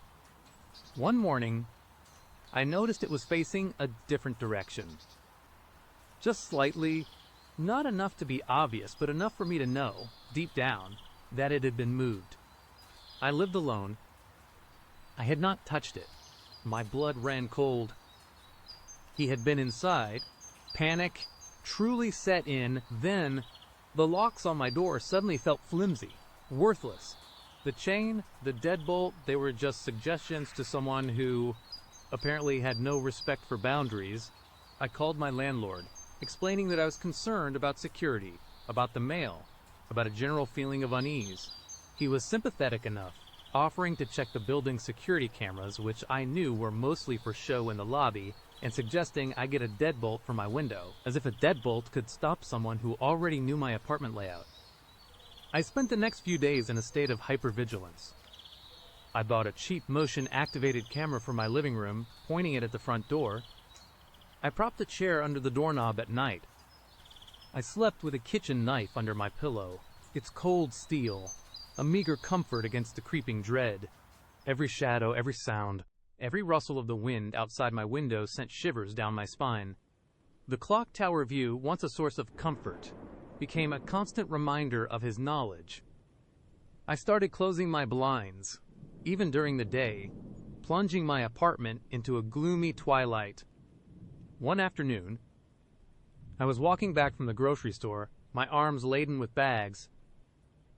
As I approached my building, I saw a small brown paper bag sitting on my doormat. My heart hammered. I knew, with a sickening certainty, that it was not there when I left. My hands trembled as I set down my groceries and cautiously nudged the bag with my foot. It was light. I knelt, my breath catching in my throat, and carefully opened the top. Inside, nestled on a bed of crumpled tissue paper, was a single bright yellow button. My yellow raincoat, the one he would mentioned, was not just a button. It was my button. I knew it. The specific shade of yellow, the 4 small holes, the slightly chipped edge from where it had snagged on something. He had not just seen me in it, he had taken a piece of it. He had been close enough to my coat to pluck a button off, or he had been inside my apartment again, found the coat, and taken it. The thought sent a fresh wave of nausea through me. I dropped the bag as if it were on fire, stumbling backward. He was playing with me. He was sending a message, a clear, undeniable message that he was still there, still watching, still capable of getting close. I burst into tears, the grocery bags forgotten on the hallway floor. The isolation hit me then with full force. I was alone, truly alone, in this big, indifferent city, and there was a predator circling. I called the police. This time, I had something tangible. The button. The story. They listened patiently, took notes. They said they would patrol the area more frequently, and suggested I get a restraining order if I ever saw him again. But how do you get a restraining order against someone who does not exist? Someone whose name brings up nothing online. They were sympathetic, but ultimately they could not do much without a more direct threat or clear evidence. They advised me to change my locks, which I would already done, and to be vigilant, as if I had not been living on the edge of a panic attack for days. The fear became a living thing inside me. a parasite feeding on my peace of mind. I stopped going out except for work, and even then, I took circuitous routes, constantly looking over my shoulder. I wore drab colors, hoping to blend in, to become invisible. My bright yellow raincoat, once a cheerful symbol of my new life in Portland, now hung in the back of my closet, a terrifying trophy he had almost claimed. I started seeing him everywhere. A fleeting glimpse of a tall, dark-haired man in a crowd. A car that looked vaguely like the sedan. My mind was playing tricks on me. I knew, but the paranoia was so deeply ingrained now that it was impossible to distinguish reality from fear. One night, I was woken by a faint scratching sound. I froze, my heart leaping into my throat. It was not coming from outside. It was coming from inside my apartment. I lay absolutely still, barely breathing, straining my ears. The scratching stopped. Then, a soft click. My blood ran cold. It sounded like it was coming from the living room, near the window with the clock tower view, the window I had installed a flimsy deadbolt on. I slowly, silently, reached for the knife under my pillow. My hand was shaking so violently I almost dropped it. Every nerve in my body screamed at me to stay hidden, to pretend I had not heard. But the thought of him being inside, again while I was asleep, it was too much. I slid out of bed, bare feet hitting the cold wooden floor. Each step was excruciatingly slow, deliberate. The silence in the apartment was absolute, punctuated only by the frantic pounding of my own heart.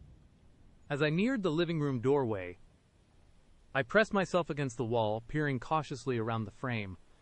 The blinds were drawn, but a sliver of moonlight cut through the gap, illuminating a section of the room.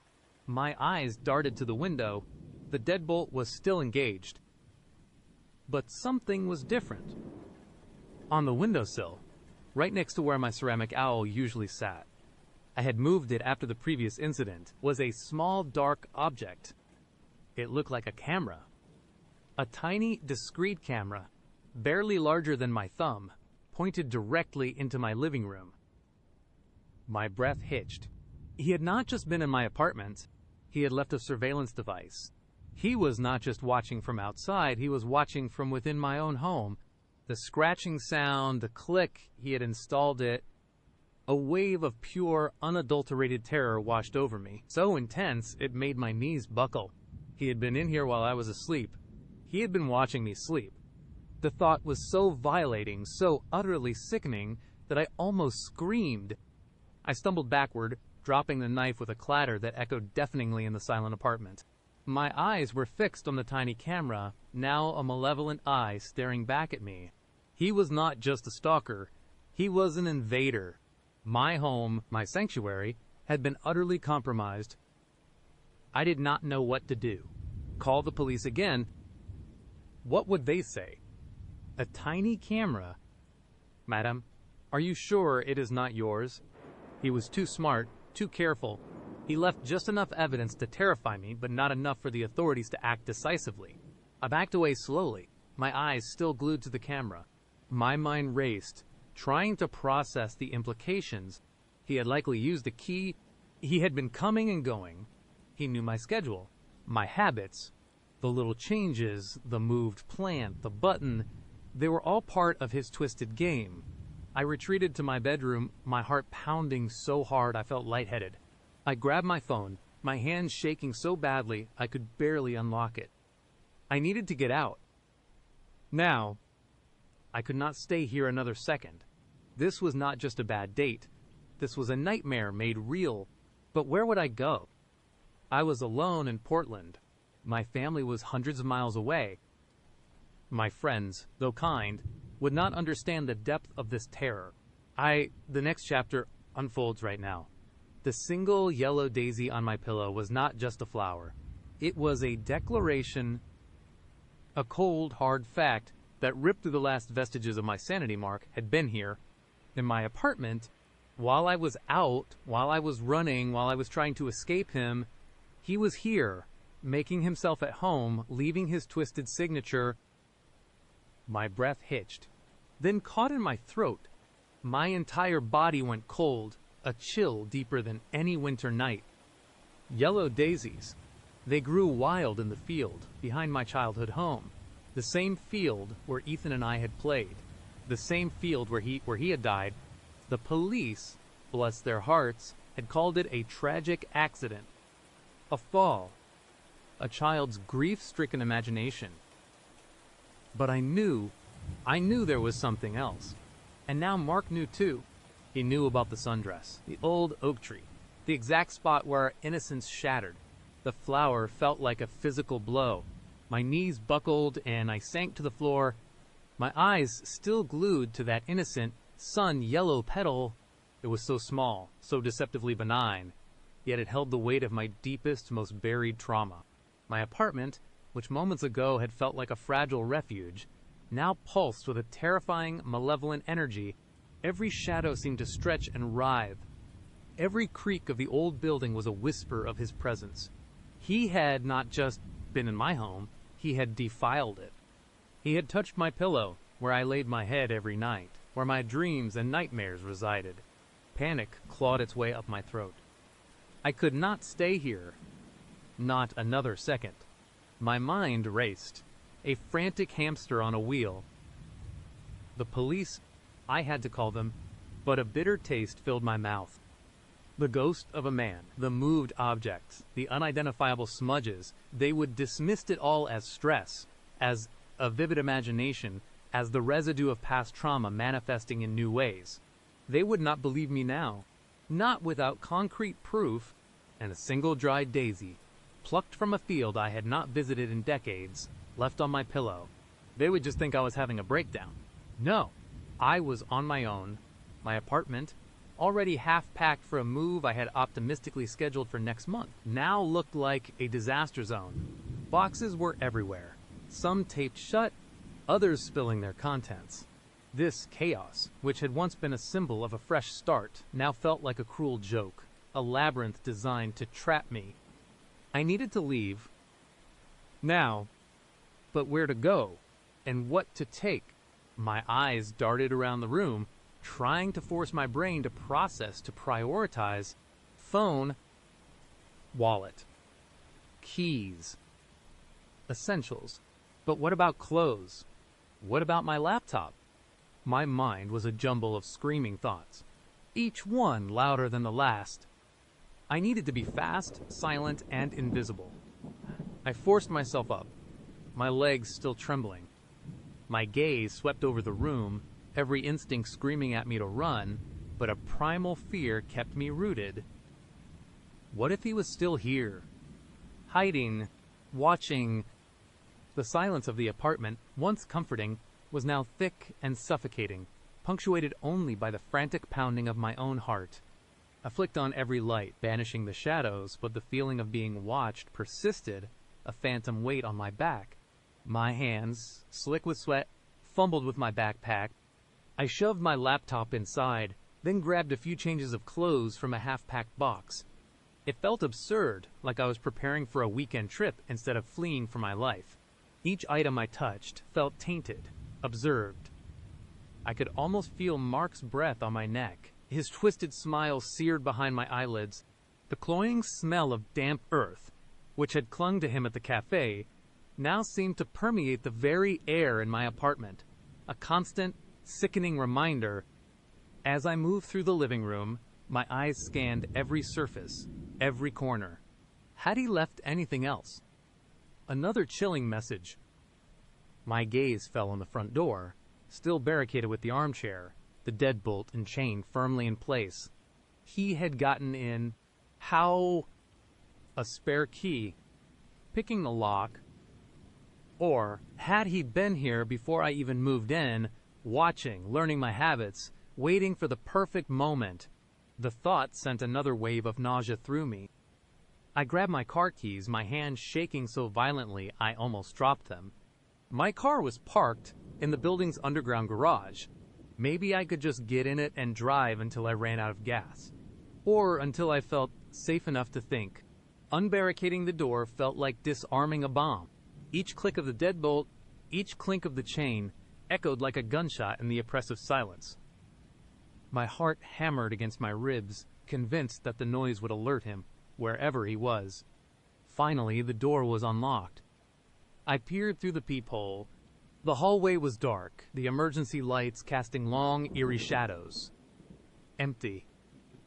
But empty did not mean safe. It just meant I could not see him. Taking a deep, shuddering breath, I gripped the doorknob, turned it slowly, and pulled the door open just a crack. I strained my ears, listening. Nothing, just the distant hum of the city, a sound that usually comforted me but now felt menacing, like a predator's purr. I slipped out, pulling the door shut behind me with excruciating slowness, trying to make as little sound as possible. I did not bother locking it. What was the point? He already knew how to get in. The elevator, a metal box, a potential trap. I considered the stairs, but my apartment was on the 7th floor. Descending 7 flights in the dark, my nerves frayed, felt like an eternity. I pressed the call button for the elevator, my finger trembling. The light above the door glowed, and I heard the faint whirring of the machinery. It felt like an eternity for the doors to slide open, revealing an empty, brightly lit car. I darted inside, my eyes scanning every inch of the space before the doors closed. I stabbed the L button for the lobby, then the P1 button for the parking garage, hoping to confuse anyone who might be watching. The ride down was agonizingly slow. Each floor it passed felt like a countdown to my doom. My reflection in the polished metal doors stared back at me. A pale, wild-eyed stranger. I squeezed my eyes shut, trying to banish Mark's image. But it was useless.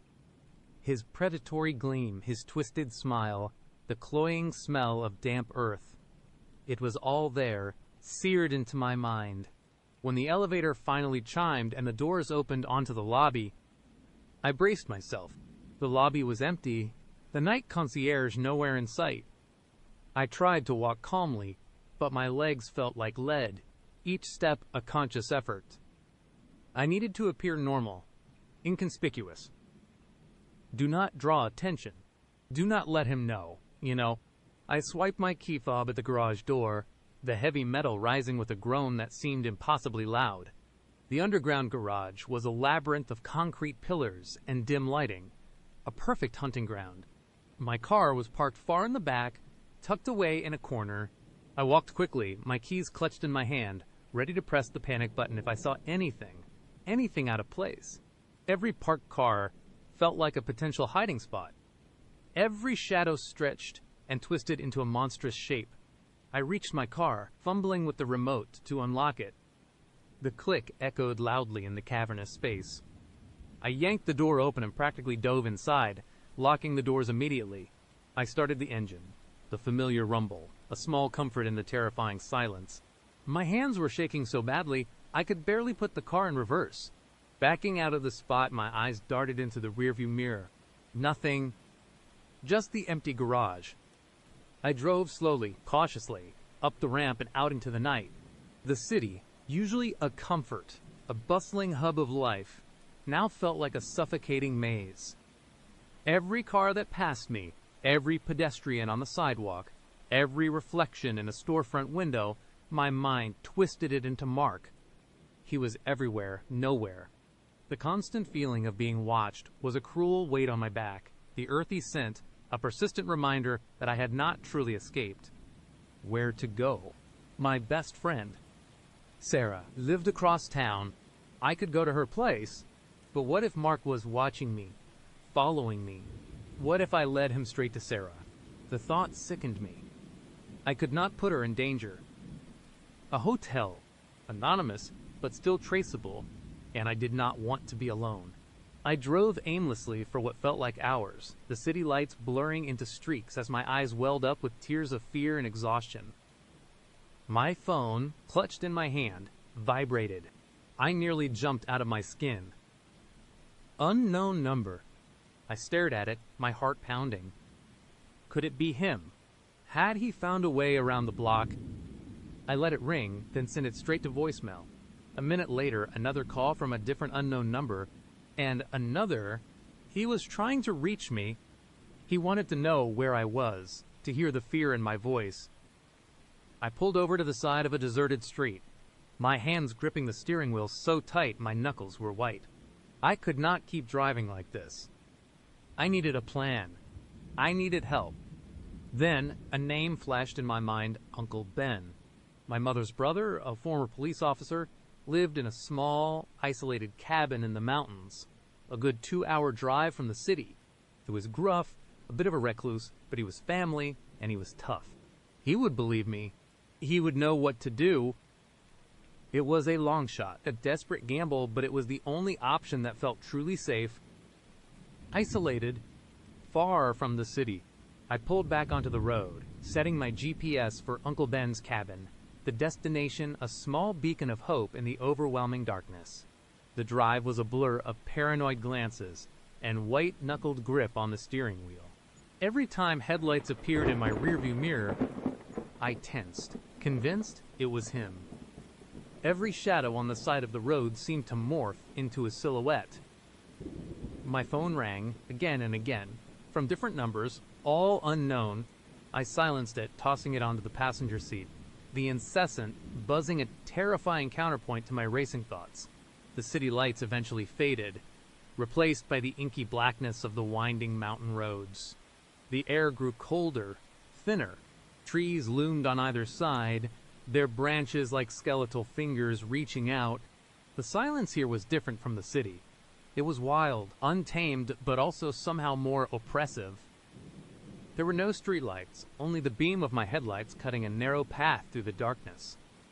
Finally, after what felt like an eternity, the GPS announced, "Arrived at destination." I pulled into a small, unpaved driveway, the crunch of gravel under my tires, echoing loudly in the stillness. Uncle Ben's cabin was a rustic, log-built structure, dark and silent. A single light glowed faintly from a window. A small comfort. I cut the engine, plunging the world into total darkness, save for the faint cabin light. I sat there for a moment, letting out a shaky breath I did not realize I would have been holding. I made it. I was safe. Pushing open the car door, the cold mountain air hit me, sharp and clean, momentarily clearing my head. I grabbed my backpack and walked towards the cabin, my boots crunching on the gravel. As I approached the front door, a faint, familiar scent pricked at my nostrils. Damp earth. My heart seized in my chest. No, it could not be. Not here. I must be imagining it. My mind was playing tricks on me. The stress, the fear, it was all getting to me. I tried to dismiss it, to rationalize it away, but the scent grew stronger, unmistakable, chilling me to the bone. I reached the front door, my hand hovering over the knocker. Before I could even raise my fist, the door creaked open, revealing a figure standing in the shadows within. "Uncle Ben," I whispered, my voice barely audible. The figure stepped forward, slowly, deliberately, into the faint light spilling from the window. It was not Uncle Ben. It was Mark. He stood there, framed in the doorway, a ghost of a smile playing on his lips, his eyes gleaming with that same predatory intensity. He was not wearing the nice shirt from the cafe. He was dressed in dark utilitarian clothes, like he had been waiting, watching for a long time, and in his hand, clutched gently between his thumb and forefinger, was another single, dried yellow daisy. "Hello." "Sarah," he said, his voice soft, almost tender, yet laced with a chilling undercurrent of triumph. "I knew you would come here. You always run to the safest place, do not you? Just like you always ran to that field." My breath hitched.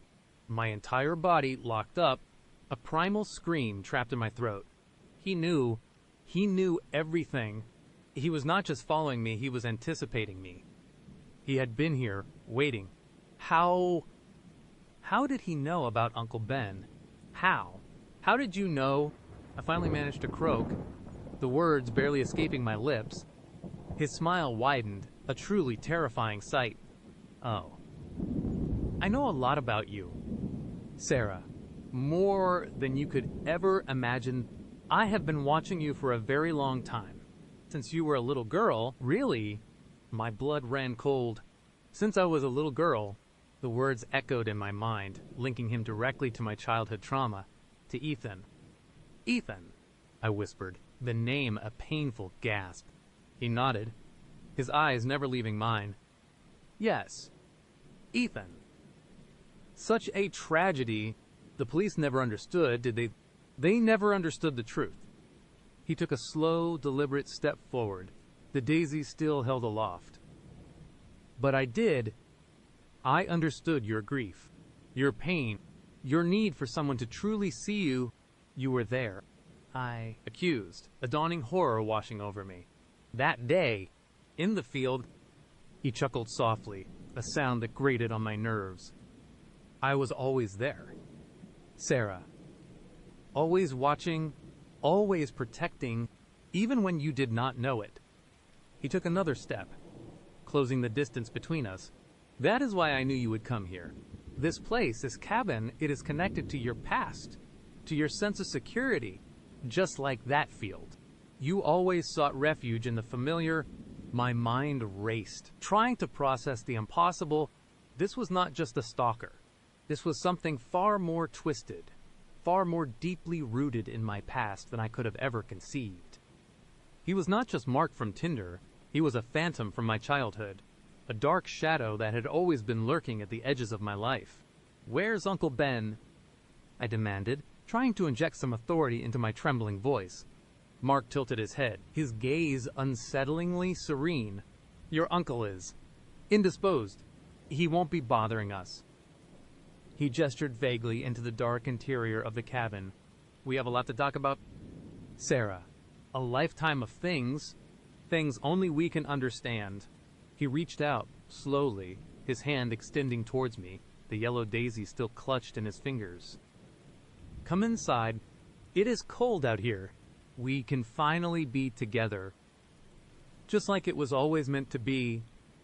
The earthy smell was overwhelming now. Not just damp soil, but something deeper, richer, like freshly turned grave dirt. I stared at the daisy, then at his outstretched hand, then into the abyssal darkness of the cabin behind him.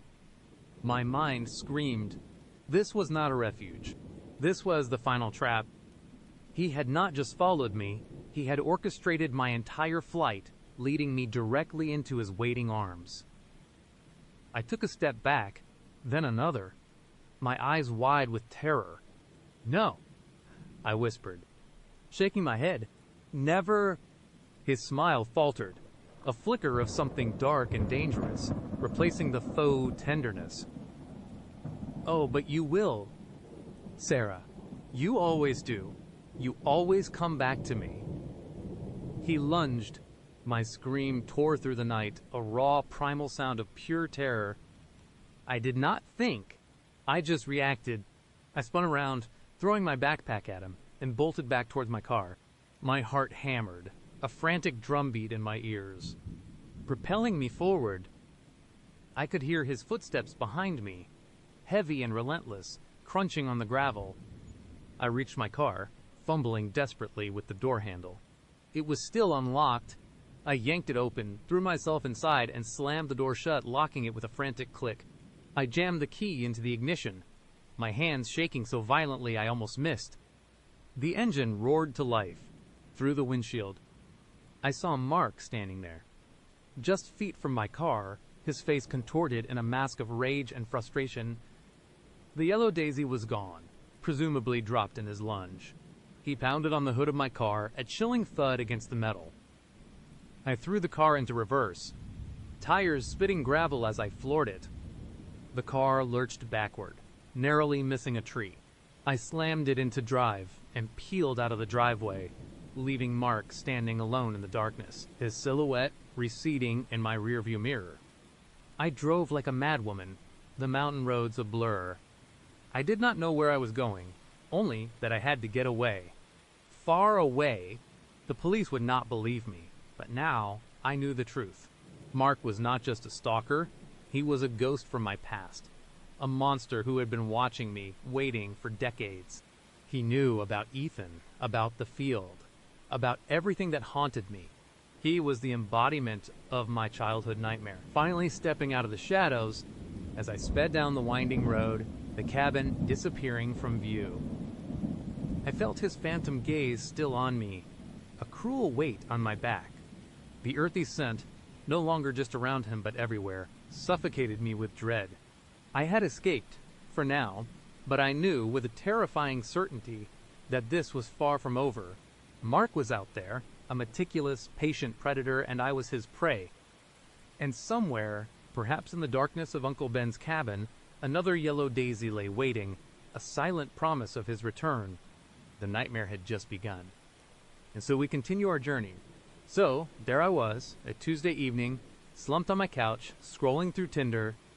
Another night, another endless parade of gym selfies and fishing pictures. I was not really looking for anything serious, just a distraction, maybe a decent conversation. My finger paused on Alex. He had a clean-cut look, a smile that crinkled the corners of his eyes, and a bio that read, "Just looking for good vibes and genuine connections." Seemed harmless enough. I swiped right. To my surprise, it was an instant match. His first message was quick. "Hey Sarah, great to match with you. You have a really interesting profile." It was generic but polite. We chatted for a bit, a few easy back and forths about our jobs, our favorite bands. He seemed normal, maybe even a little charming. We decided to meet up for a casual drink at the Rusty Mug, a dimly lit pub downtown that was usually pretty busy. I figured a public place was always the safest bet for a first date. I got there a little early, picked a booth in the back, and ordered a sparkling water. The place was starting to fill up. The low hum of conversation and clinking glasses, a comforting backdrop. Then Alex walked in. He was taller than his pictures suggested, and that smile was even more disarming in person.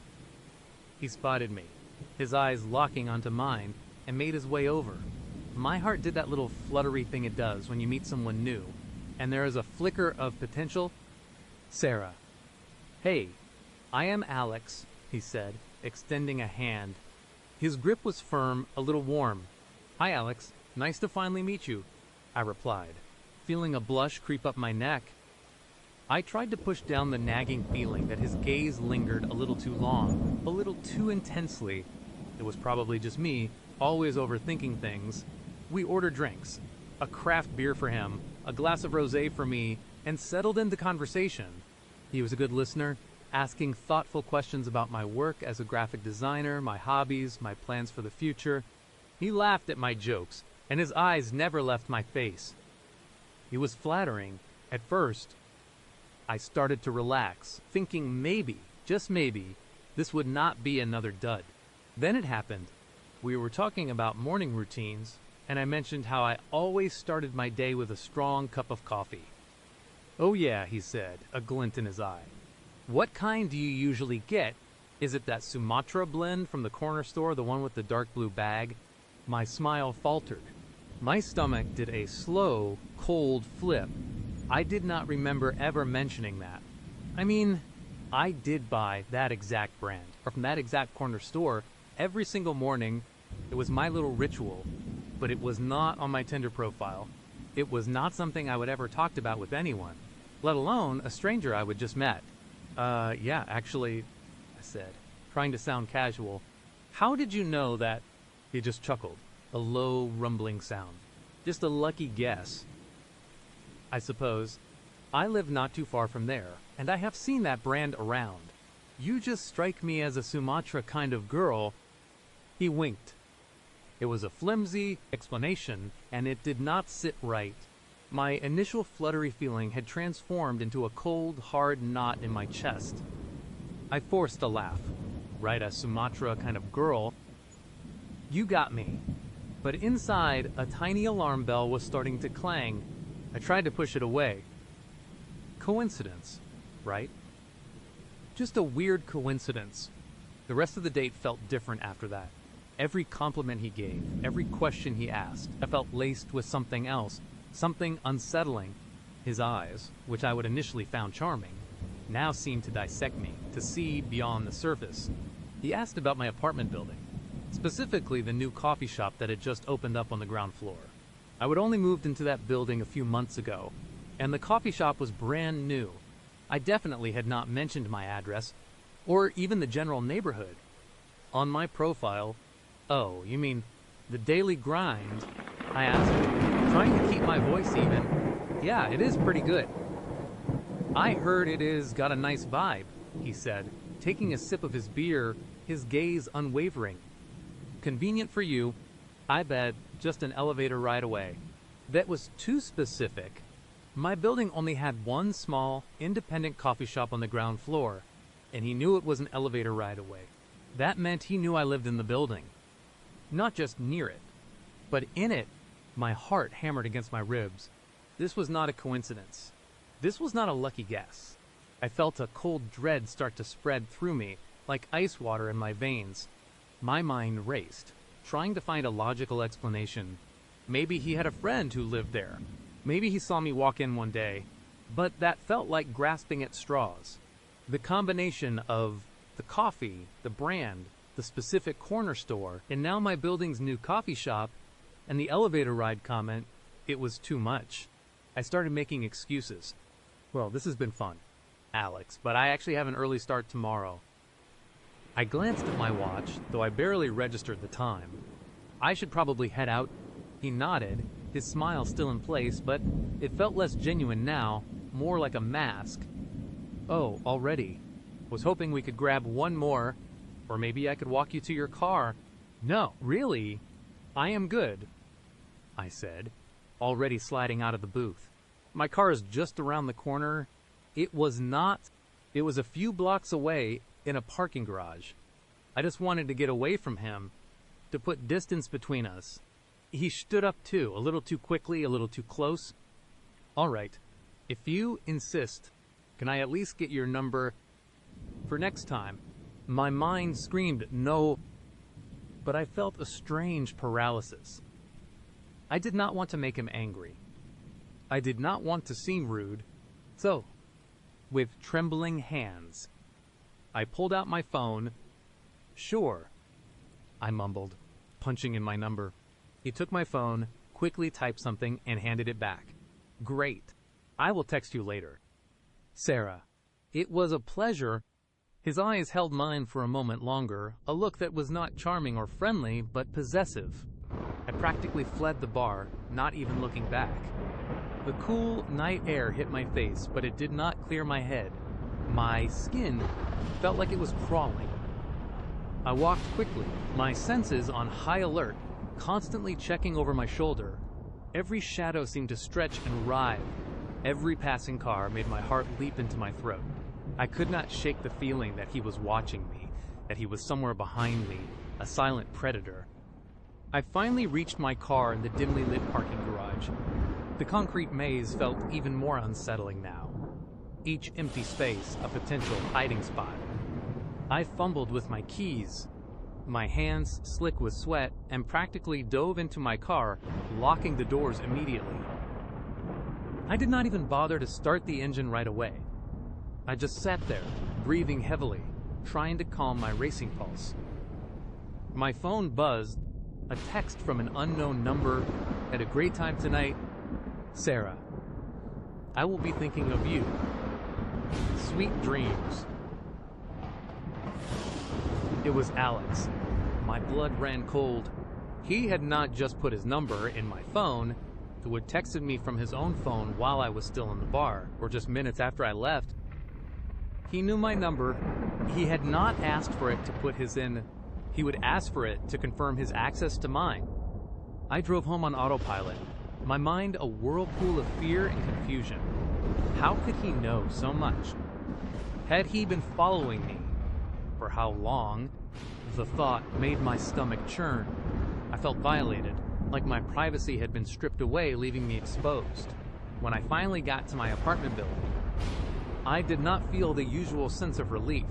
Instead, the elevator ride comment echoed in my head. I pressed the button, feeling vulnerable as I waited for it to arrive. The ride up felt agonizingly slow, each floor a ticking second closer to what I got out on my floor, practically running to my door. I fumbled with my keys again, my hands shaking so badly I almost dropped them. Inside, I locked the deadbolt, then the chain, then pushed a heavy chair against the door. I knew it was probably useless if he was determined, but it made me feel marginally safer. I flicked on every light, banishing the shadows, but the feeling of being watched persisted. I checked my windows, making sure they were locked, pulling the blinds tight. My apartment, once my sanctuary, now felt like a cage, and I was the trapped animal. My phone buzzed again. Another text from Alex. Just wanted to make sure you got home safe. It is a quiet night in your building tonight, is not it? My breath hitched. He knew I was home. He knew it was a quiet night. He was outside. Or worse, he was inside the building. My blood ran cold, fear a solid lump in my throat. I crept to my peephole, heart pounding. The hallway was empty, bathed in the soft glow of the emergency lights, but that did not mean he was not there. He could be lurking around the corner, or one floor up, or one floor down. I did not reply. I could not. My fingers felt numb. I just stared at the text, the words burning into my eyes. This was not just a creepy date. This was a full-blown stalking situation, and it felt like it had been going on for a lot longer than just tonight. I spent the rest of the night huddled on my couch, a kitchen knife clutched in my hand, every creak and groan of the old building sending jolts of terror through me. Sleep was impossible. Every time my phone buzzed, I jumped, but it was just more texts from Alex. They started off seemingly innocent, thinking about you, then got progressively more disturbing.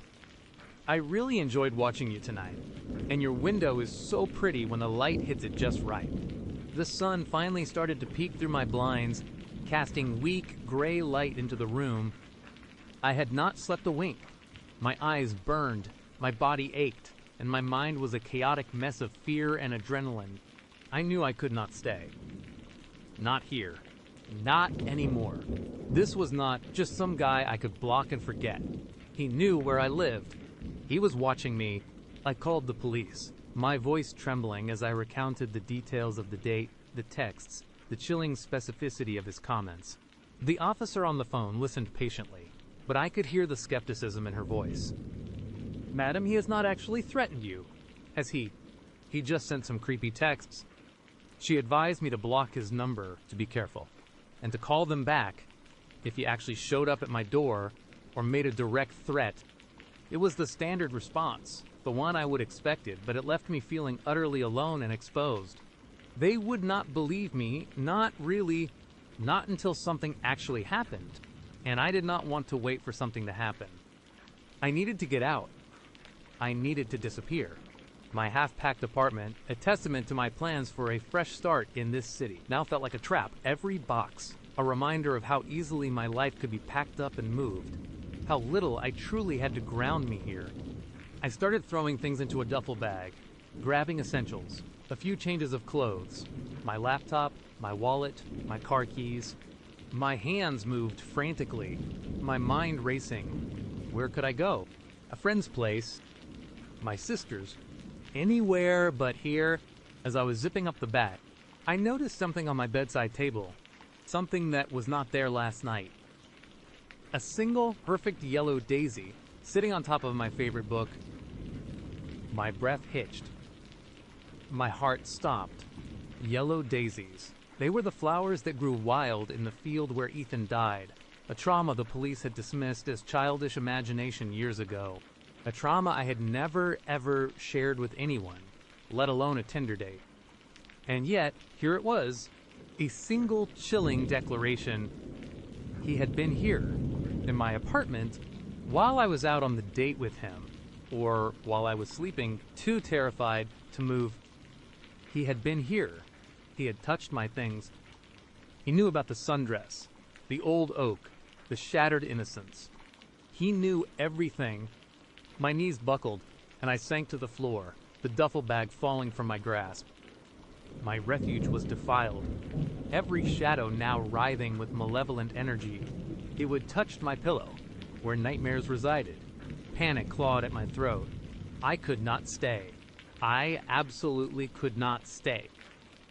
The cloying smell of damp earth, a faint but distinct scent, permeated the air. His scent, who had gotten in, despite the barricaded door, how... A spare key, or had he been watching me even before I moved in, somehow gaining access? The thought sent a fresh wave of nausea through me. I scrambled to my feet, grabbing my car keys. My hand was shaking so violently I could barely hold them. Unbarricading the door felt like disarming a bomb. Each click of the locks echoed. Announcing my escape, my desperation, I peered through the peephole. The hallway was still empty, but it did not feel safe. It felt like a stage, waiting for its player. Slipping out, I did not bother locking the door behind me. What was the point? He already knew how to get in. The elevator, a potential trap, whirred to life as I stabbed the down button repeatedly, my finger numb. I darted inside, pressing the button for the parking garage, then every other floor button, just in case, a desperate attempt to confuse him, to buy myself more time. The ride down was agonizingly slow, each floor a ticking second closer to what? Escape, or a final, terrifying confrontation. When the doors finally slid open to the garage level, I did not hesitate.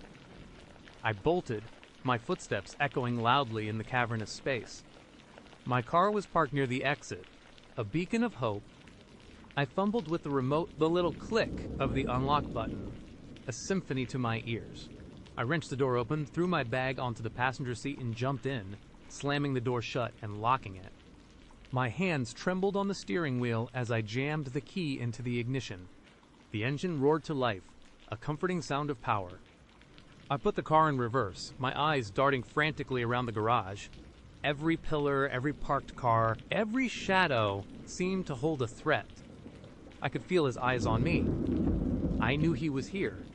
As I backed out of the space, my headlights swept across a figure standing by a support pillar, just at the edge of the light.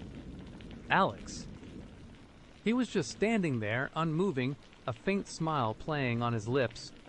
He lifted his hand, not waving goodbye, but slowly, deliberately, bringing his thumb and forefinger together, forming a circle, then slowly pulling his index finger away from his thumb, mimicking the act of plucking something. Plucking a daisy? My blood turned to ice. I slammed my foot on the accelerator, the tires squealing as I sped out of the garage, not daring to look back. I did not know where I was going, but I knew I could not stop. He was out there, he was everywhere, and I knew, with a chilling certainty, that this was just the beginning. The yellow daisy was not a warning. It was a promise. What comes next is another personal moment. Was it him? That dark sedan, perpetually empty, perpetually parked a few blocks from my apartment building, always facing my windows, became the new anchor of my terror. It was not a sleek, modern car. It was older, boxy, the kind that blends into the background until you realize it is always there. Its windows were tinted so dark, they swallowed the light, reflecting nothing but a murky, impenetrable blackness. Every morning, as I forced myself to leave for work, my eyes would dart to that spot, and every morning, it was there. Like a silent, metallic predator, biding its time. At first, I tried to rationalize it. Maybe someone lived in the building down the street and worked nights. Maybe they just preferred to park there. But the logic felt hollow, flimsy. The car never moved. Not for days, then weeks. It just sat, and the longer it sat, the more it felt like an extension of Ethan's unsettling gaze, a physical manifestation of the gotcha he would thrown at me. My rerouted walk to work became a frantic dash, my head on a swivel, my heart hammering against my ribs. I would take different routes each day, doubling back, cutting through alleys, anything to shake the phantom feeling of pursuit. But no matter how many detours I took, the car was still there when I returned, a silent, mocking testament to my failed attempts at evasion. The city, once a thrilling escape from my small-town life, had transformed into a sprawling, concrete labyrinth of fear Every stranger felt like a potential accomplice, every shadow a hiding place for Ethan. My colleagues noticed my increasing distraction, my jumpiness, everything. Okay. Narrator's name, they would ask, their voices laced with concern. But how could I explain? How could I articulate the suffocating dread of being hunted by a ghost? A man with no digital footprint. A man who knew my address, my clock tower view, my bright yellow raincoat. After a single horrifying coffee date, they would think I was crazy. I was starting to think I was crazy. Sleep, already a precious commodity, vanished almost entirely. Every creak of the old building, every distant siren, every rustle of leaves outside my window became a symphony of terror. I would lie awake, staring at the ceiling, picturing Ethan's face, that quiet, knowing glint in his eyes. He was not just watching me. He was dissecting me, peeling back layers of my life, one by one. The thought was a cold, venomous tendril coiling around my heart. Then, the small things started. The kind of things that make you question your sanity, that make you doubt your own memory. I would swear I would left my coffee mug on the left side of the sink, only to find it on the right. My favorite book, which I had been reading in bed, would mysteriously appear on the kitchen counter. A window I was certain I would locked would be slightly ajar, just enough to let in a chill, just enough to suggest an unseen hand. I started taking pictures of everything before I left the apartment. My keys on the hook, the angle of the blinds, the position of my shoes by the door. It felt insane, but it was my only way to prove to myself that I was not losing my mind. And when I returned, the photographic evidence would often confirm my fears. The blinds were slightly different. The shoes had been nudged. Nothing was ever stolen, nothing overtly damaged. It was just a shift, a subtle, insidious rearrangement that screamed, I was here. I am here. The apartment, once my sanctuary, became a cage. I started barricading the door at night with a chair, even though I knew it was futile. If he could get in and out so silently, so seamlessly, a chair would not stop him. It was a ritual of desperate comfort, a childish attempt to ward off the monster under the bed. One evening, I came home to a faint, unfamiliar scent in the air. Not a bad smell, not a perfumey smell, but something earthy, almost like damp soil and old paper. It was subtle, barely there, but it snagged at the back of my throat, a phantom presence that made the hairs on my arms stand up. I checked every room, every closet, my heart pounding a frantic rhythm against my ribs. Nothing, just the oppressive silence, punctuated by my own ragged breathing. Later that night, as I huddled under my covers, desperately trying to find sleep, I heard it. A faint scratching sound, coming from the wall behind my bed. Not loud, not aggressive, but persistent, like fingernails dragging lightly across plaster. Or perhaps something small, scurrying within the walls. I froze, my breath catching in my throat. It went on for what felt like an eternity, a tiny, gnawing sound that chipped away at my last vestiges of sanity. I tried to convince myself it was mice, or the old building settling, but deep down, a colder, more terrifying thought took root. He was inside. Not in my apartment, but in the very fabric of my building, a silent, unseen parasite. The next morning, exhausted and raw, I noticed something new, tucked neatly under the doormat, where I would be sure to find it, was a small, folded piece of paper. My hands trembled as I picked it up, my blood running cold. It was not a note, not in the traditional sense. It was a faded, sepia-toned photograph. My stomach dropped. It was a picture of me, not a recent one, not from my social media. This was a picture of me as a child, maybe 7 or 8 years old, sitting on a swing set in my backyard in my small hometown. I was wearing a bright yellow sundress, and my face was beaming, utterly carefree. In the background, barely visible, was the old oak tree my father had planted. My breath hitched. How could he possibly have this? I did not even have a copy of this photo myself. It was from an old family album, stored away in my parents' attic hundreds of miles away. The gotcha echoed in my mind, louder and more sinister than ever. This was not just a random stalker. This was not just a bad Tinder date. This was something far, far worse. He did not just know my address and my raincoat. He knew my past. He knew my childhood. The photo was a declaration, a twisted love letter from the shadows. It meant he had not just found me recently. He had been watching me for a very, very long time. The thought sent a jolt of icy terror through my entire body, freezing me in place. The dark sedan outside felt less like a threat, and more like a symbol of his omnipresence. He was not just parked outside, he was rooted there, a permanent fixture in my nightmare. I called my parents, my voice thin and reedy. Mom, do you still have those old photo albums from when I was a kid? Of course, honey, she said, her voice warm and familiar, a stark contrast to my internal chaos. They are up in the attic. Why? Have you lent them to anyone recently? Or had anyone over who might have looked through them? I asked, trying to keep my voice even. She laughed. No, sweetie, who would I lend them to? And it is just your father and me here. Why all the questions?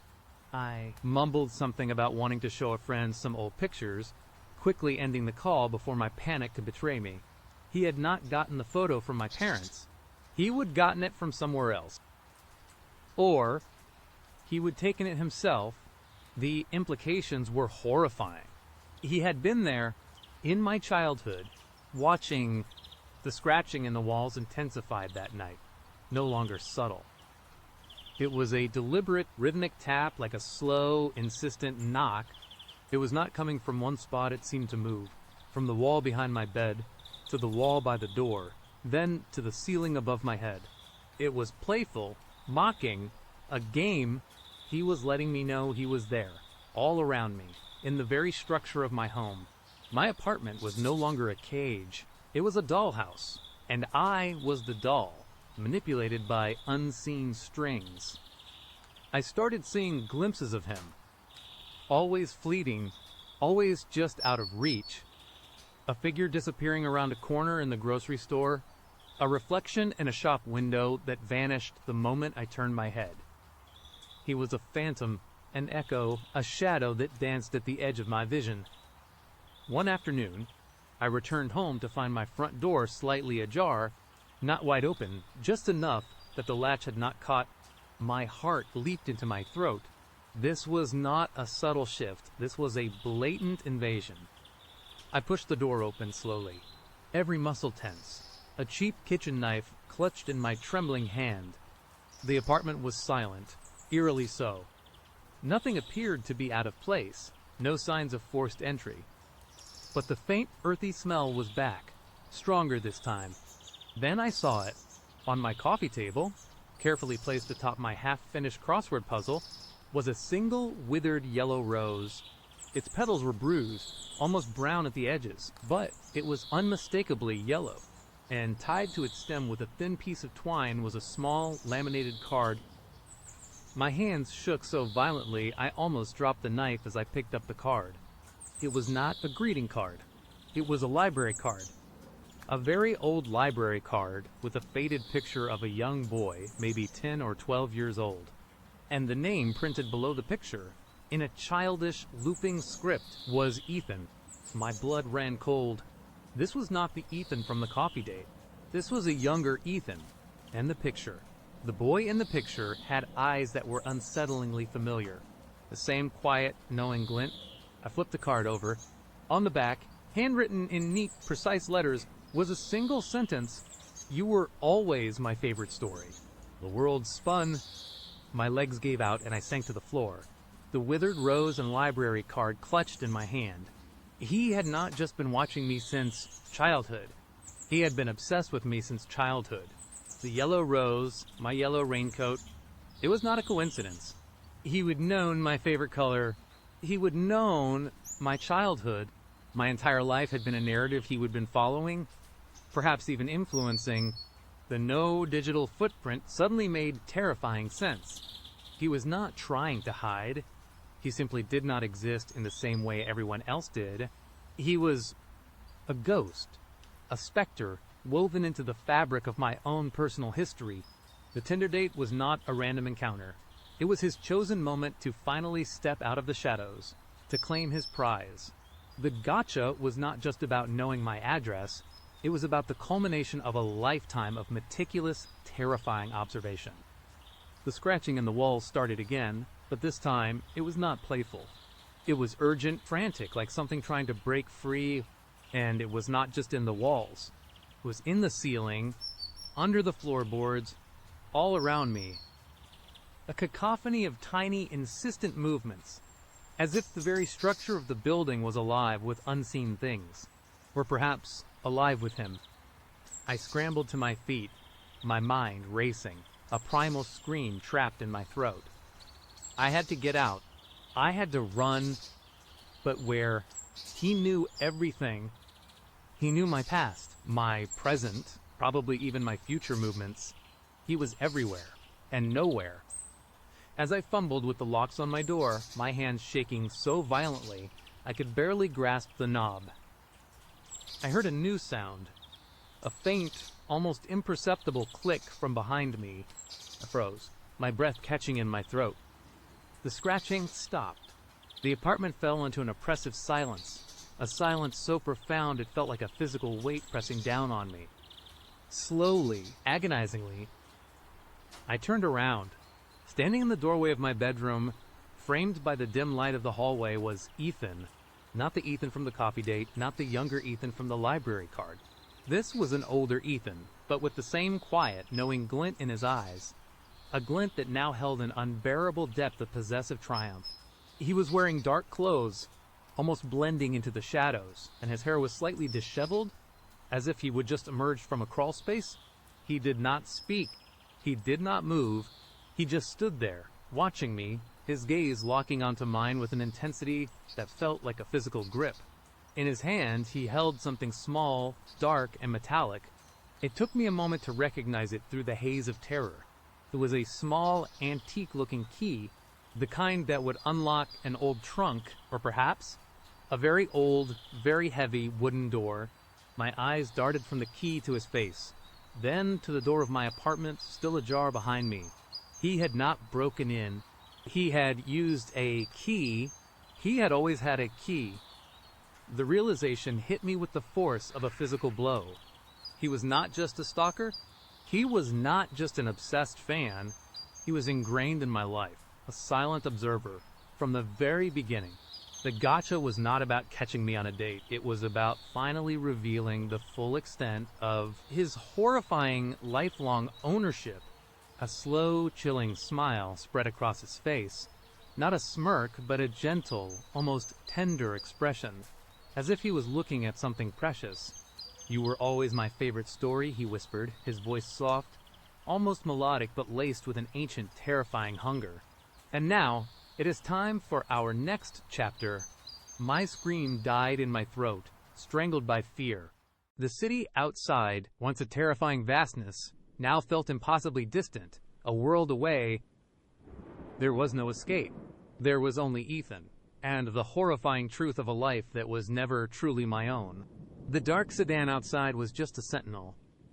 He was the architect of my fear, and I was trapped in the story he had been writing for me all along. And the next chapter, I knew with a chilling certainty, would be the most terrifying of all. One story ends and another begins. The cold air hit me like a slap, but it did little to clear the fog of terror in my mind. My feet pounded the pavement, a frantic rhythm against the chilling reality. Mark knew where I lived. He knew about mittens, and he was watching. Every street lamp seemed to cast his silhouette. Every distant siren felt like a warning meant for me. You know that feeling, right? That primal, gut-wrenching panic when your world just shifts. One minute you are having a mundane coffee date. The next you are running for your life from a man who knows things no stranger should. My lungs burned, but I did not stop, did not even dare to look back again. My car, a beat-up Civic, was parked 3 blocks away, a forgotten detail from a morning that now felt like a lifetime ago. I fumbled for my keys, my hands shaking so violently I nearly dropped them. The metallic tang of fear was thick in my mouth. Sliding into the driver's seat, I locked the doors with a frantic click. the sound echoing ominously in the sudden silence of the car. My breath hitched in ragged gasps. I gripped the steering wheel, knuckles white, and just sat there for a moment, trying to force oxygen into my starved brain. Where did I go? Home was out. My apartment, the one Mark had described in such chilling detail, was a trap. A friend's. But what if he followed me? What if he already knew where my friends lived? The thought sent a fresh wave of nausea through me. I started the car, the engine sputtering to life, a surprisingly normal sound in my completely unnormal world. I pulled out of the parking spot, not even bothering to check my mirrors for Mark. I just knew he was not there anymore. Not physically. It was in my head, a phantom passenger in my terror.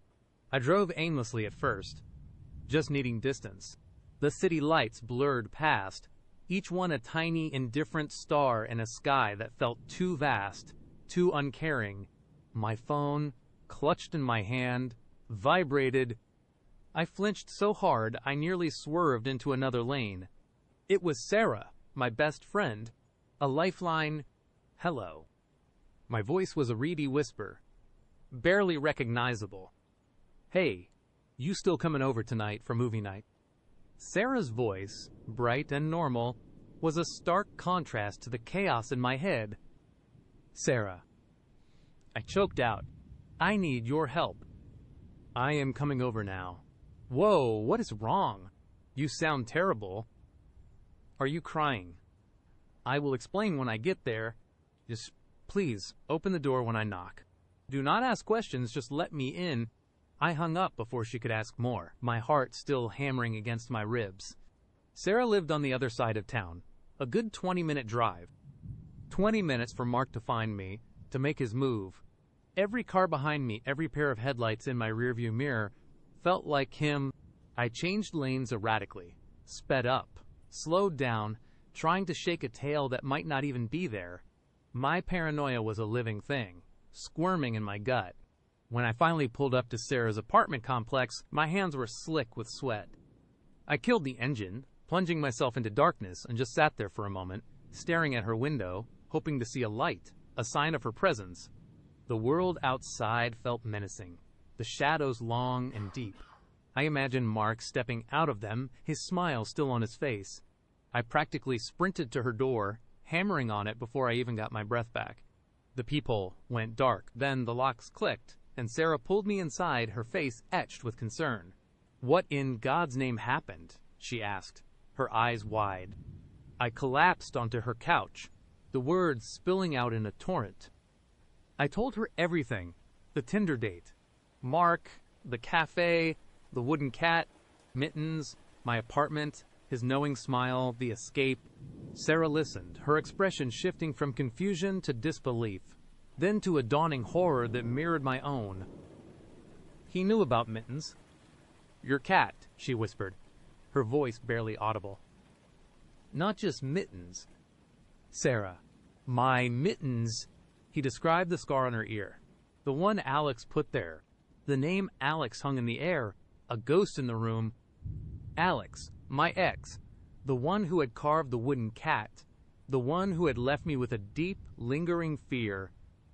Okay, deep breaths, Sarah said, trying to be calm, but I could see the tremor in her hands as she handed me a glass of water.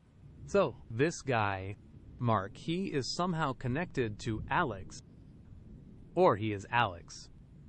I do not know. That is what scares me. He looked nothing like Alex, but he knew everything Alex knew. Or at least, everything Alex would know if he would been in my apartment. The way he talked about the wooden cat, the novels he would been inside. Sarah, he would been in my home. My voice cracked on the last word. The violation of it, the chilling intimacy of his knowledge, was almost worse than the fear of physical harm. Sarah sat beside me, putting an arm around my trembling shoulders. We need to call the police, she said, her voice firm. What would I tell them? A guy on a Tinder date knew about my cat and my bookshelf, and now I think he broke into my apartment, but I have no proof they would think I was crazy.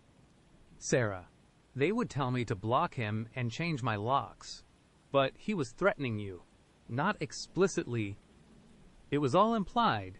The smile, the tone, the way he emphasized, your mittens. It was a psychological game. Sarah. He wanted me to know he knew, to feel this terror. We sat in silence for a few minutes. The only sound, the frantic thumping of my heart. The initial adrenaline rush was fading, leaving behind a cold, hollow ache. Okay. Sarah finally said, "You are staying here tonight. For as long as you need to. We will figure this out. First thing tomorrow, we will go to your place, and we will check it out. Together, we will look for signs of forced entry, anything out of place." Her words were a comfort, a small anchor in my sea of panic. I tried to relax, but every creak of the floorboards, every distant car horn, sent a jolt of fear through me.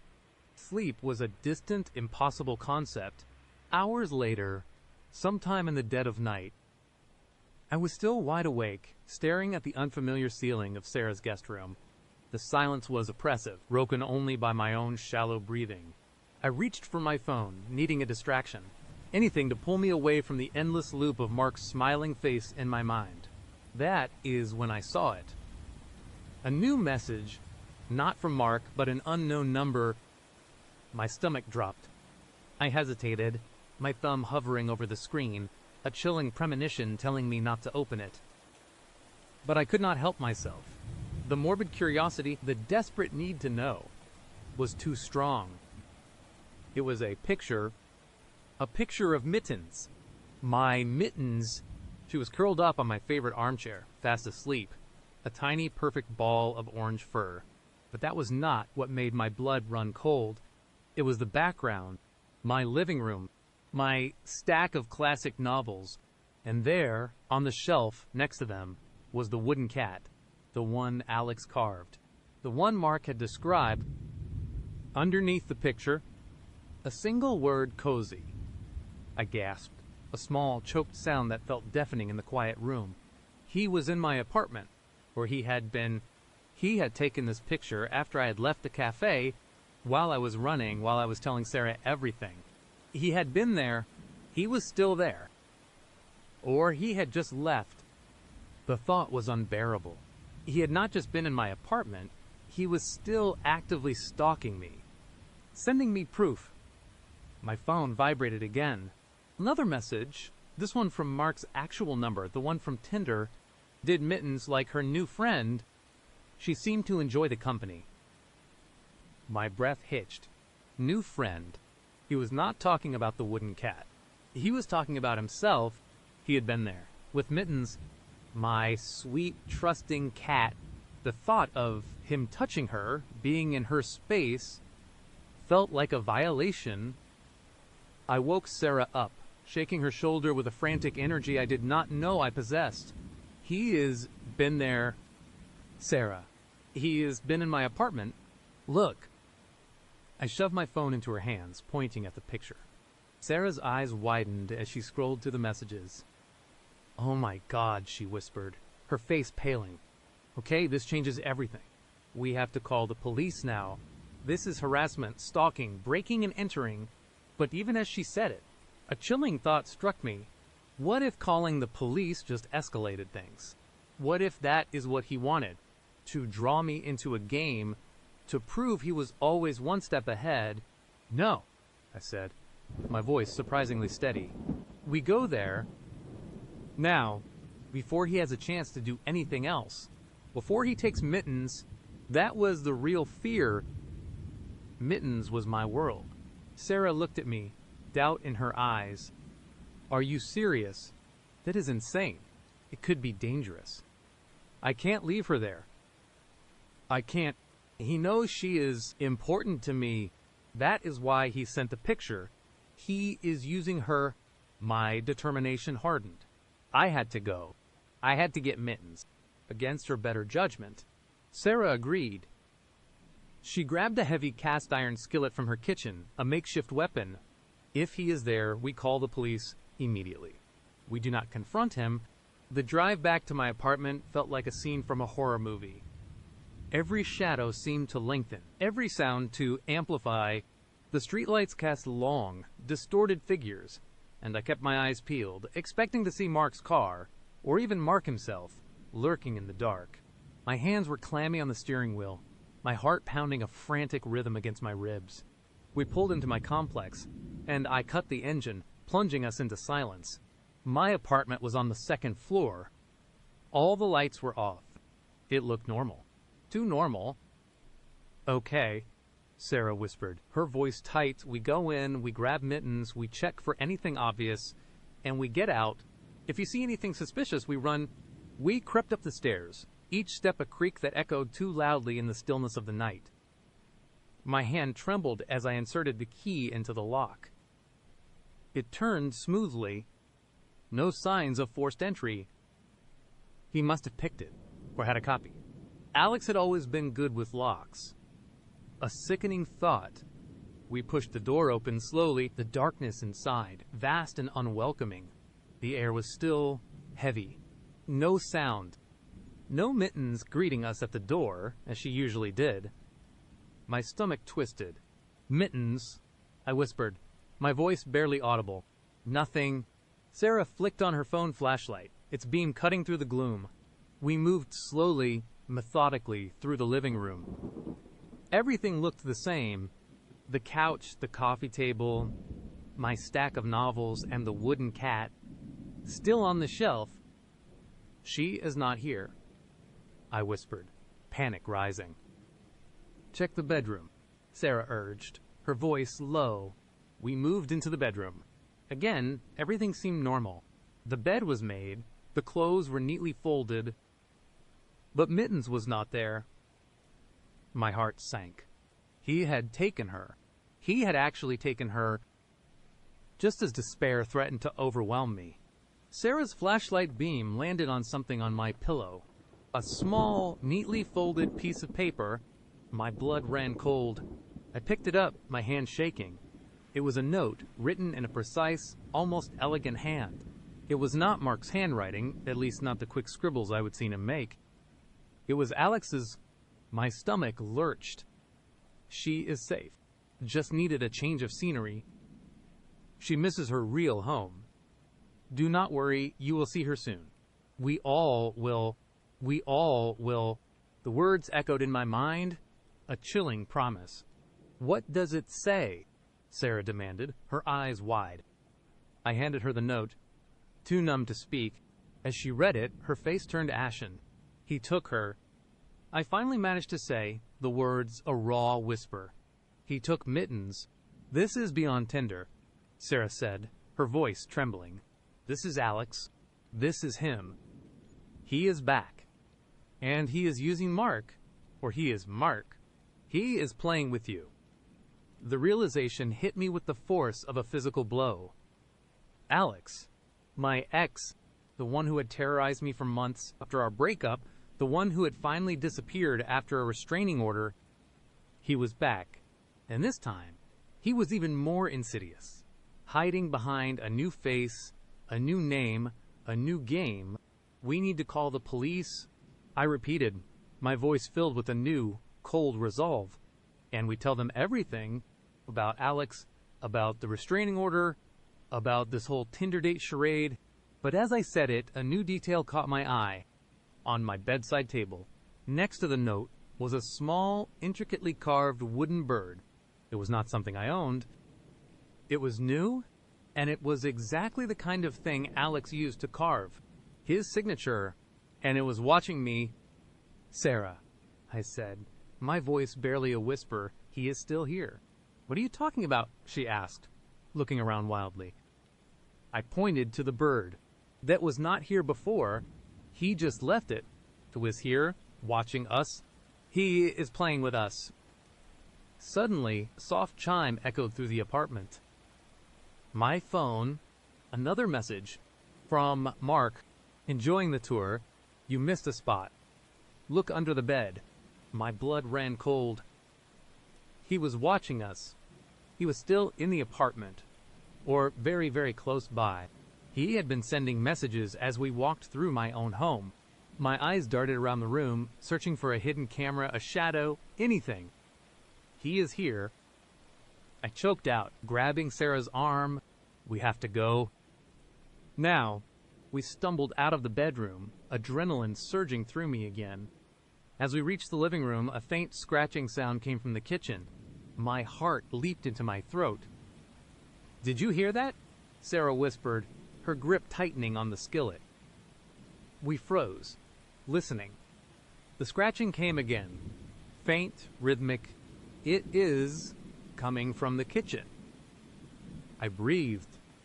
Slowly, carefully, we moved towards the kitchen.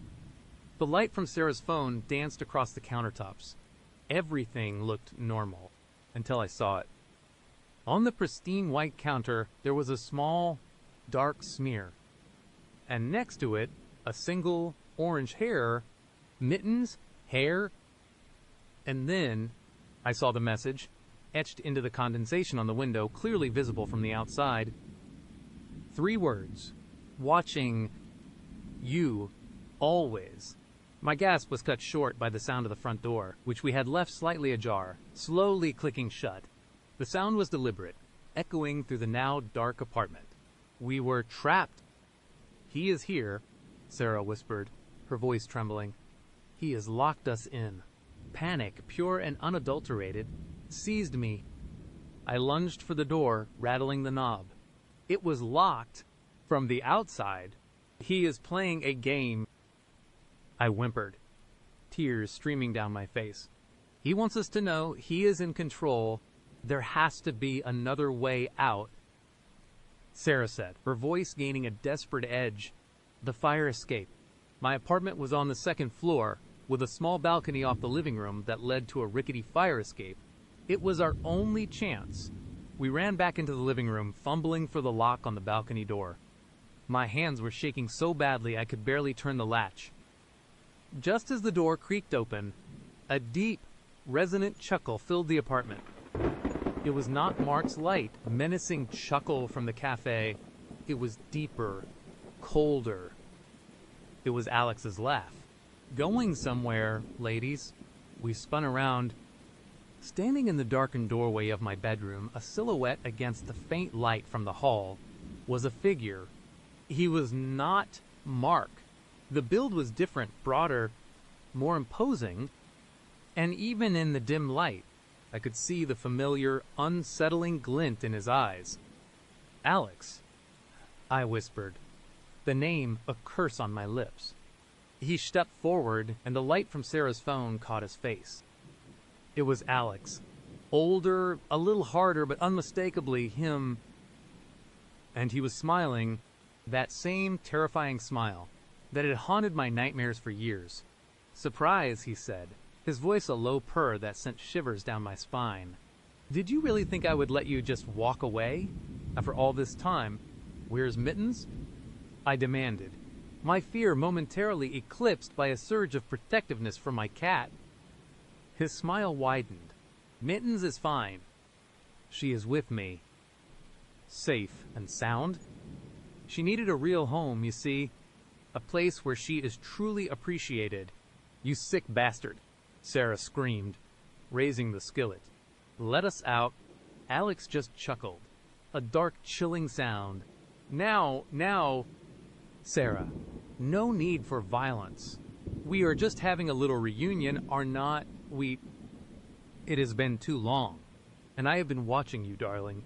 You have been so careless, so naive, giving out your number to strangers on Tinder. Such a shame." "Mark," I said, my voice trembling. "Who was Mark?" "Mark," Alex feigned surprise. "Oh. Mark, just a little distraction." A friendly face. An old acquaintance who owed me a favor, who was quite convincing, was not he. He enjoyed playing his part. Getting to know all your little habits, your preferences, your fears. The realization hit me like a physical blow. Mark was not just a minion. He was an actor, playing a role, gathering information, all for Alex.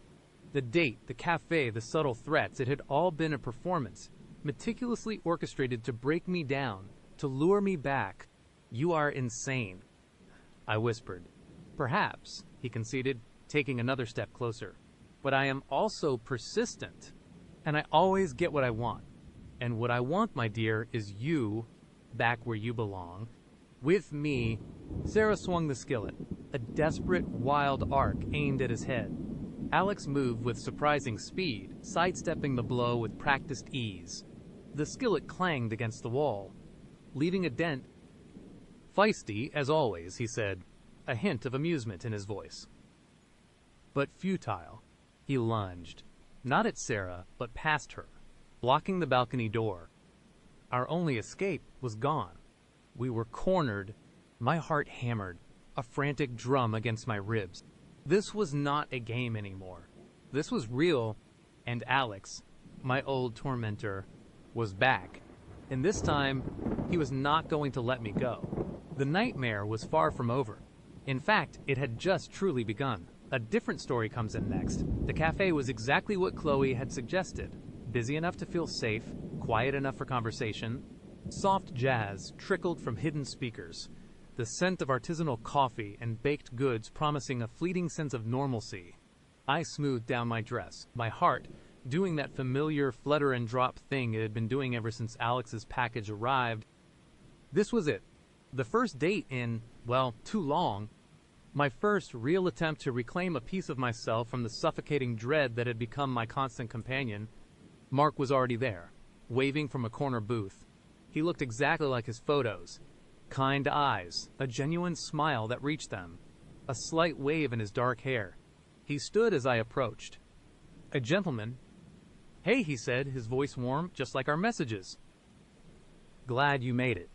I managed a small smile back, feeling a tiny spark of something I had not felt in weeks. Hope.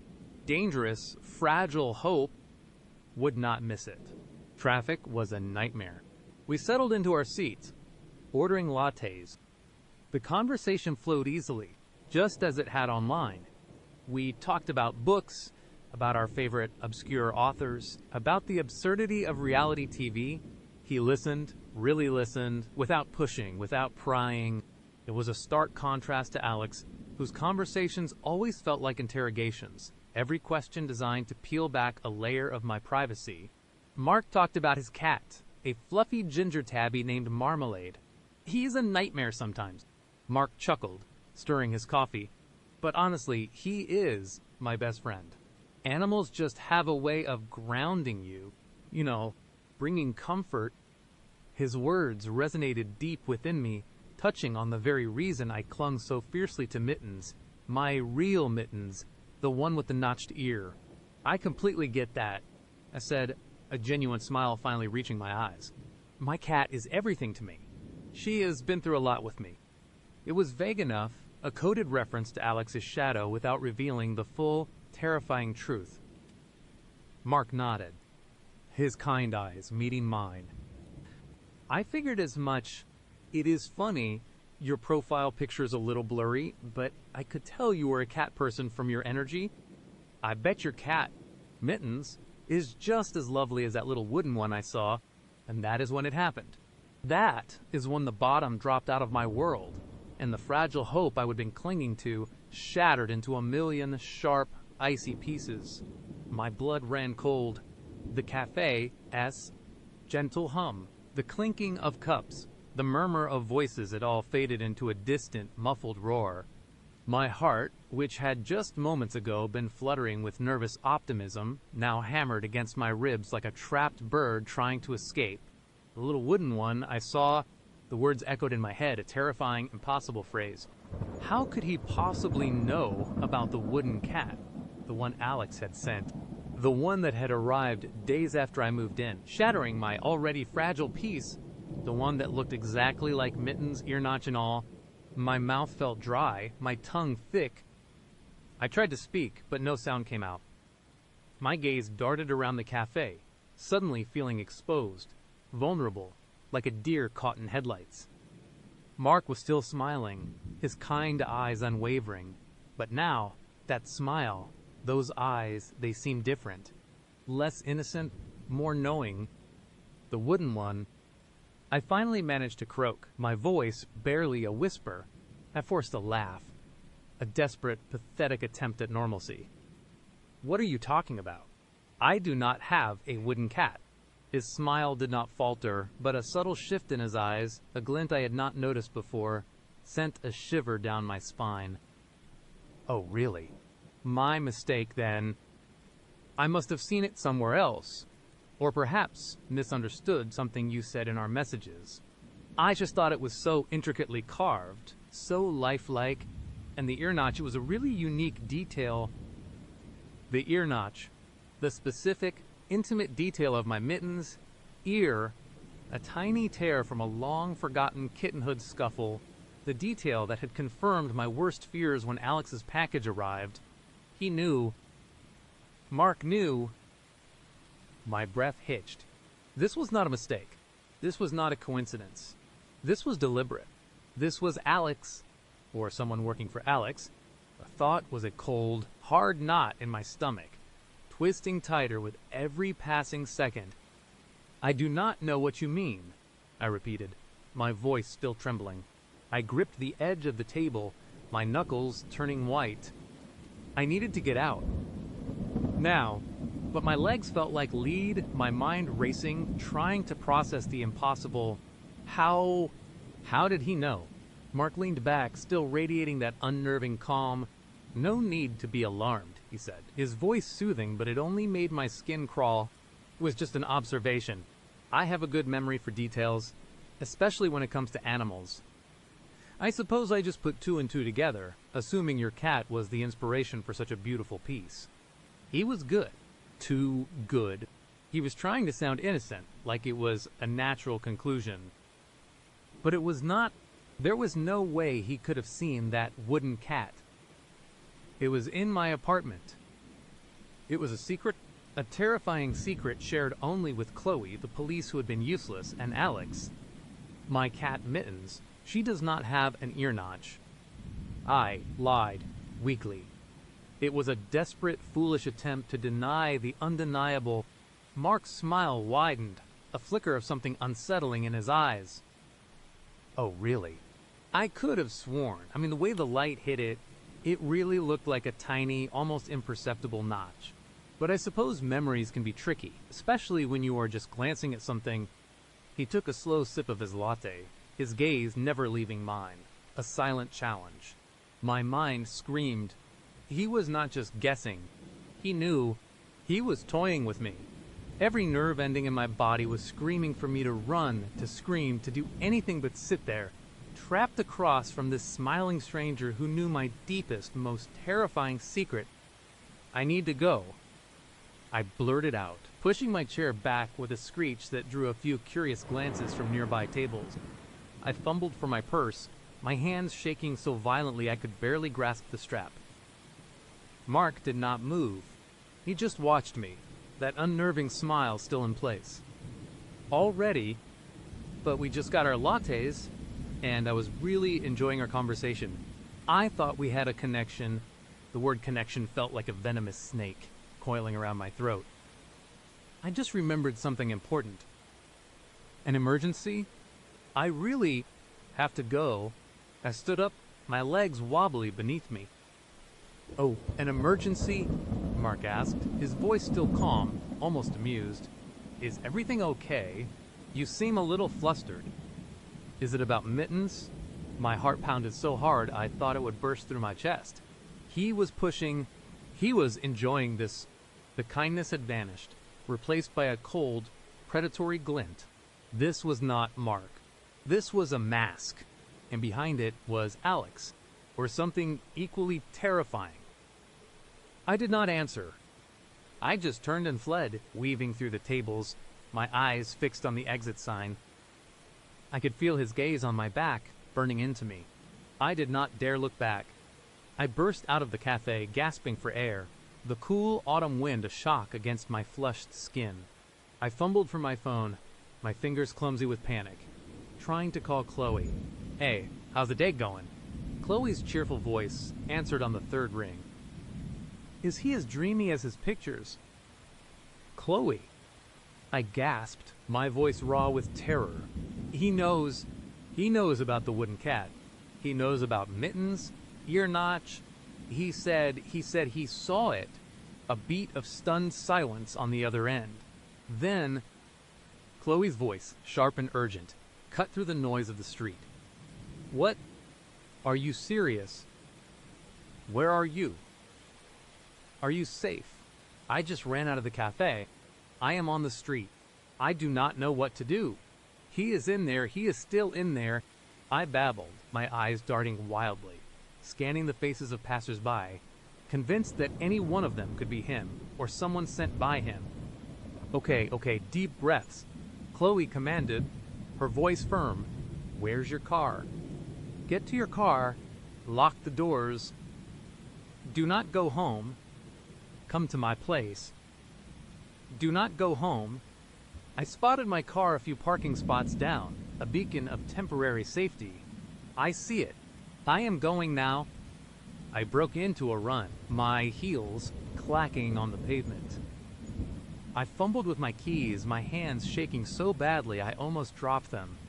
I yanked the driver's side door open, practically throwing myself inside, slamming the door shut and locking it with a frantic press of the button. My chest heaved. I leaned my head back against the seat, tears stinging my eyes. I am in the car. Chloe, I am locked in. Good. Now start the engine. Do not look back. Just drive straight here. Do not stop for anything. Her voice was a lifeline, pulling me back from the brink of a full-blown panic attack. I jammed the key into the ignition, my hands still trembling. The engine roared to life. I gripped the steering wheel, my knuckles white, and pulled out of the parking spot, my eyes glued to the rear-view mirror. And that is when I saw him. Mark, standing outside the cafe entrance, not looking distressed or confused, but simply watching. His hands were tucked into his pockets. His smile still there, that same unnerving, knowing smile. He lifted a hand, a slow, deliberate wave. It was not a friendly wave.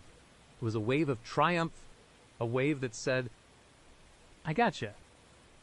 I found you. A scream caught in my throat. I slammed my foot on the accelerator, tearing out of the parking lot, leaving a trail of burning rubber. The world outside my car, windows blurred. All I could see was his face, that smile, that wave. It was Alex. It had to be. He had found me. He had used Tinder. He had created this elaborate facade just to get close, to confirm, to torment. The drive to Chloe's was a blur of terror. Every car that pulled up behind me, every shadow that flickered in my peripheral vision, felt like a threat. I kept checking my rearview mirror, half expecting to see Mark's car, but there was nothing. Just the usual evening traffic. But the fear was a living thing inside me, clawing at my insides, whispering that he was there, he was everywhere. I pulled into Chloe's driveway, practically leaping out of the car before it had fully stopped. I pounded on her door, not even bothering with the doorbell. Chloe yanked it open, her face etched with worry. She pulled me inside, wrapping me in a tight hug. Oh my God, what happened? Tell me everything, she said, her hands rubbing my back. I burst into tears. The dam finally breaking. He knew. Chloe. He knew about the wooden cat. He knew about the ear notch. He smiled. He just smiled. I recounted every detail. The casual way he would drop the bomb, his unnerving calm, the way he would watch me flee. Chloe listened, her face growing grimmer with every word. This is beyond sick, she whispered, pulling me onto the couch. He used Tinder. He created a whole fake persona. He stalked your profile, probably figured out your vague details, and then used that date to confirm everything. But how did he see the wooden cat?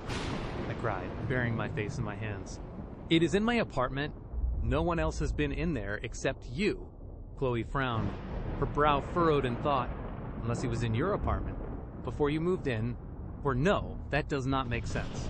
The package arrived after you moved in, and you opened it, and then you called me, so he could not have seen it then.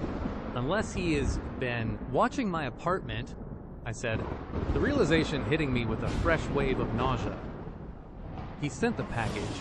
He knew my address. He could have been watching, seen me open it, seen me put it somewhere, or maybe he put a camera inside it. The thought was horrifying.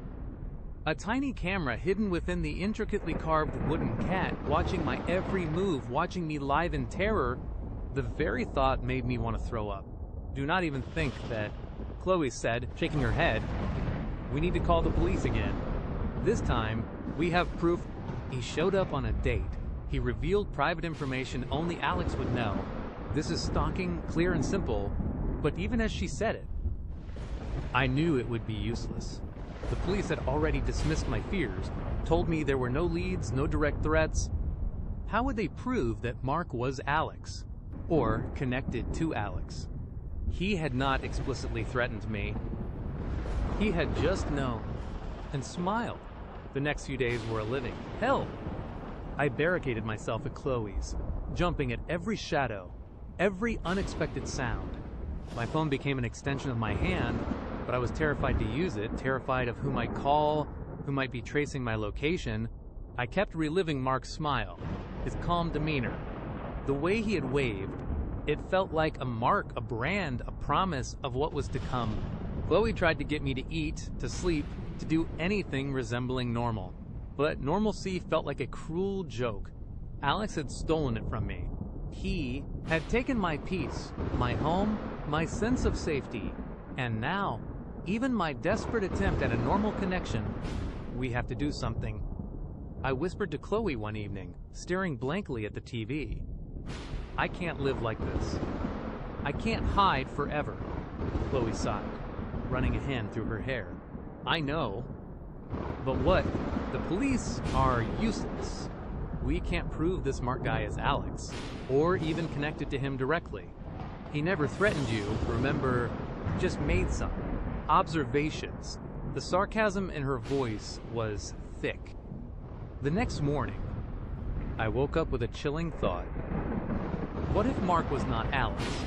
What if Alex had sent him a third party, someone he hired, someone he manipulated, that would explain the kind eyes and genuine smile that had initially fooled me? Alex was a master manipulator, but he was not known for being genuinely kind. I got up, my body heavy with a nameless dread, and walked to the kitchen. Chloe was already there, making coffee. The morning news played softly on the TV. Just as I poured myself a cup, a breaking news alert flashed across the screen. Local authorities are investigating a suspicious incident at a popular downtown cafe. My blood ran cold again. I dropped the coffee cup, shattering it on the tile floor. Chloe stared at the TV, her face pale. The reporter continued. Police were called to the Daily Grind Cafe this morning after staff discovered an unusual item. Sources indicate the item is an intricately carved wooden cat, left on one of the tables. Further details are scarce, but police are asking anyone with information to come forward. The wooden cat, the one Alex sent, the one Mark had mentioned, he had left it there, at the cafe, where we had our date. My breath hitched. He had left it there for me, for the police to find. A message, a twisted, terrifying message. He knew I would see the news. He knew I would understand. No, I whispered, shaking my head. No. Chloe rushed to my side, her eyes wide with fear. He wants to be found, does not. He wants to send a message to you and to the police. He is taunting us. But it was more than that. The wooden cat was a symbol of his violation, of his intimate knowledge of my life, leaving it at the cafe where I had desperately tried to find a glimmer of hope, was a final, brutal crushing of that hope. It was a declaration. He was not just watching. He was not just stalking. He was playing a game, and I was the unwilling pawn. Later that day, the news updated. A clearer picture of the wooden cat flashed on the screen, and there it was, unmistakable, the tiny, perfect ear notch. My mittens. The police had started an investigation. They were looking for a man matching Mark's description, a man seen leaving the cafe late last night. They were calling it a person of interest. Chloe tried to reassure me. They are finally taking it seriously. They have a lead now. They will find him. But I just stared at the news report, a chilling certainty settling in my bones. Mark was gone. Alex was too clever for that. He had used Mark as a proxy, a disposable face. He had left the wooden cat as his calling card, a twisted signature. He wanted me to know he was still out there, still watching, still playing. The nightmare had not ended. It had just begun a new, more terrifying chapter. The game was on, and I was trapped in it, a pawn in a stalker's twisted fantasy, with no idea where the next move would come from, or what fresh horror it would bring. Every shadow seemed to hold his gaze, every phone call a potential trap. I was no longer just afraid I was hunted, and the hunt, I knew, was far from over. Let us step into the next part. The small package arrived at Chloe's apartment 3 days after I had moved in. It was a nondescript brown box, taped shut with industrial precision, addressed to me in neat, almost elegant script. My heart had already started to pound the moment I saw my name. Chloe, bless her heart, tried to make light of it, suggesting it was probably a late birthday gift from my aunt or something equally mundane. But the dread that had been a constant companion since Alex first invaded my home, since I found Rebecca on my coffee table, since mittens trembled under my bed, told me otherwise. I tore into the tape with trembling fingers, the cardboard groaning under my assault. Inside, nestled on a bed of crinkled tissue paper, was a small, intricately carved wooden cat. My breath hitched in my throat. It was Mittens. Every detail was perfect. The delicate curve of her tail, the way her ears perked just so, even the distinctive notch in her left ear, a memento from a forgotten kittenhood skirmish. It was so lifelike, so intimate, that it felt like a violation. Underneath the cat was a card, the same neat script. My eyes scanned the words, and my blood ran cold, turning to ice in my veins. Just wanted to make sure Mittens was okay. She seemed a little stressed the other day. Hope you are. The sentence cut off mid-word, leaving a terrifying void that my mind instantly filled with 1,000 sinister possibilities. Chloe saw my face, saw the color drain from it, and she snatched the card from my hand. Her eyes widened as she read it, then darted to the wooden cat. Then, back to me. "Oh my God. Sarah," she whispered, her voice barely a breath. "He found you. He knows you are here." The temporary reprieve I would found at Chloe's vanished like smoke. The paranoia, which had been a low hum, roared into a deafening siren. We called the police again.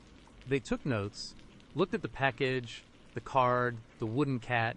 They said they would look into it, but their faces told me they did not have much to go on. No fingerprints, no return address, just another chilling message from a ghost. They advised us to be careful, to keep the doors locked, to report anything else. It felt useless. Alex was not just a threat. He was a shadow, a presence that slipped through cracks, that knew things no one should. The next few days were a blur of jumpiness and fear. Every creak of the floorboards, every distant siren, every unfamiliar car passing by Chloe's window sent a jolt of pure terror through me.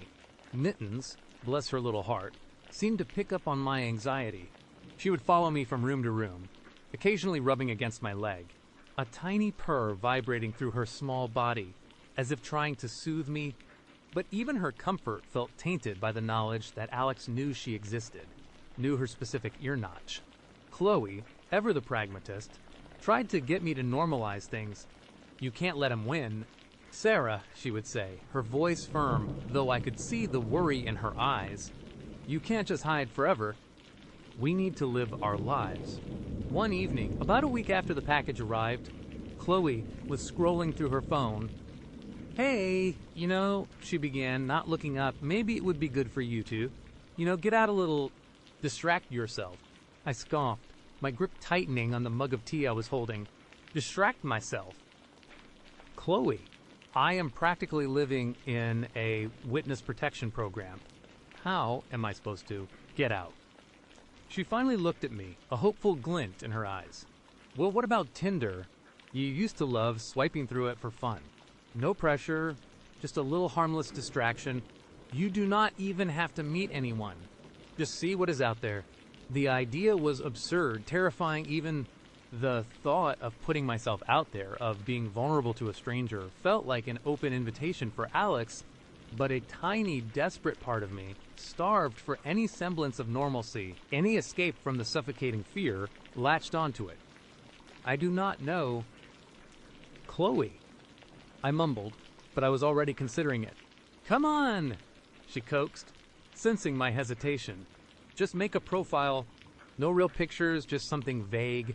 See what happens. It is not like you have to meet anyone. Against my better judgment, I downloaded the app again.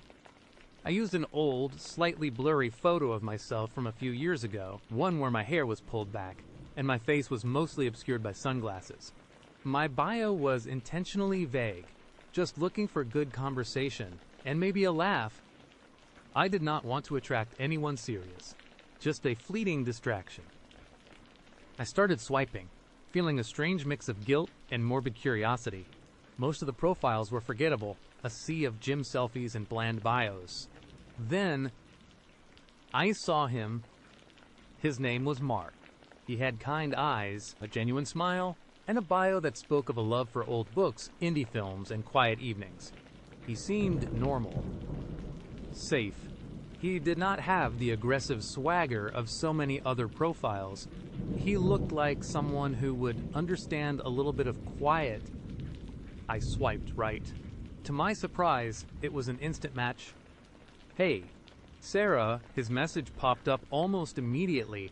Great profile. Love a good conversation too. What kind of books are you into? His message was simple, direct, and non-threatening. We started talking. He was easy to converse with, intelligent, and surprisingly perceptive. He asked about my day, listened intently when I vaguely complained about stress without giving details, and offered thoughtful advice. He seemed to genuinely care, and in my fragile state, that felt incredibly comforting. He never pushed for details, never made me feel uncomfortable. He just listened. He even mentioned casually that he had a cat, a fluffy orange tabby. He shared a picture, and it was adorable. He talked about how much comfort his cat brought him, how animals just know when you need them. His words resonated with me, making me feel a connection I had not expected. It was a shared understanding of the quiet comfort a pet could bring. After a few days of constant messaging, he suggested we meet for coffee. No pressure at all, he wrote. Just thought it would be nice to talk in person. Completely understand if you are not ready. My stomach fluttered with anxiety, but also a strange sense of hope. He seemed so genuine, so understanding. Maybe this was exactly what I needed. A distraction. A brief return to normalcy.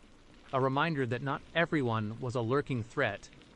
I told Chloe about it, carefully omitting the more specific details of our conversations. She was cautiously optimistic. Public place. Sarah.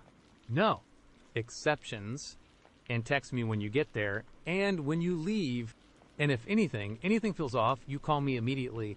I chose a bustling coffee shop downtown, a place always filled with people, bright lights, and the comforting hum of conversation. It felt safe. I dressed casually, trying to look approachable but not overly made up. My heart hammered a nervous rhythm against my ribs as I walked into the coffee shop, scanning the faces. He said he would be wearing a dark blue jacket. I spotted a man in a dark blue jacket, sitting at a small table near the window, his back mostly to me. He had dark hair, neatly trimmed, and a broad set of shoulders. He looked up as I approached, and my world tilted on its axis. The man smiled, a slow, knowing smile that did not quite reach his eyes. And that is when I knew. My blood ran cold, freezing in my veins, turning my limbs to lead. The air rushed out of my lungs, leaving me breathless and dizzy. It was not Mark. It was Alex. He looked exactly like the picture on Tinder, yet subtly different enough that I had not made the connection until now. Maybe the lighting in the photo was bad, or maybe my desperation for normalcy had blinded me. But there was no mistaking the chilling familiarity of his gaze, the way his eyes seemed to pierce right through me. Sarah, he said, his voice a low, smooth rumble, utterly devoid of the warmth I would heard in our messages. It was the same voice that had echoed, "You have no idea how long I have waited for this." His smile widened, revealing perfectly straight, white teeth. "You made it." I was starting to worry. I could not move. My feet felt glued to the floor. The bustling coffee shop, which moments ago had felt like a sanctuary, now felt like a spotlight, exposing me, vulnerable and trapped. My mind screamed, "Run," but my body refused to obey. "Do not just stand there," Alex said, gesturing to the empty chair opposite him. "Come, sit. We have a lot to talk about." Somehow, I managed to stumble forward, my legs feeling like jelly, and sank into the chair. My purse, clutched in my trembling hand, felt like a useless weight.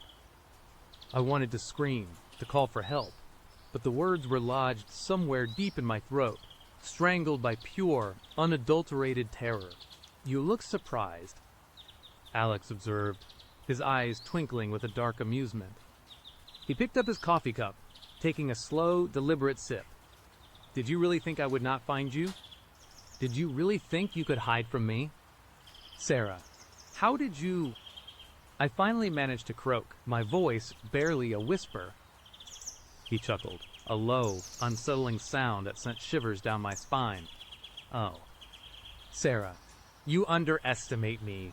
Or perhaps you overestimate your ability to disappear. It was not hard. You are predictable in the most charming way. You gravitate towards comfort, towards familiarity, and you are so easy to manipulate when you are feeling vulnerable." He leaned forward, his elbows resting on the table, his gaze never leaving mine. "Your little Tinder profile, so vague, so guarded. But I know you, Sarah.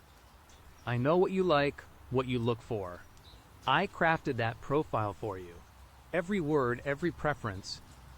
I knew you would swipe right. I knew you would fall for Mark." My stomach churned. The realization hit me like a physical blow. He had not just found my profile, he had created the bait. He had groomed me meticulously, expertly, playing on my fears and my desperate need for a kind voice. "You are sick," I whispered, my voice laced with disgust. His smile did not waver. Perhaps I am just determined. "You see, Sarah, I have always wanted you, and now you are here, sitting across from me, exactly where you are meant to be." I looked around frantically. People were laughing, chatting, sipping their coffee, completely oblivious to the horror unfolding at our table. They saw a man and a woman on a date, not a predator, and his prey. "I need to go," I said, trying to push myself up. Alex's hand shot out, not touching me but slamming softly on the table, just inches from my hand. The sound was sharp, drawing a momentary glance from a woman at a nearby table, who then returned to her phone. "Not yet," he said, his voice hardening, losing its smooth charm. "We have not even had our coffee. I ordered you a latte, just the way you like it. Extra foam, no sugar." My blood ran cold again. He knew my coffee order. Of course he did. He knew everything. "I am not staying." I insisted, my heart racing, adrenaline finally kicking in. I tried to stand again, but he leaned back, blocking my path, his body language subtly, but effectively creating a barrier.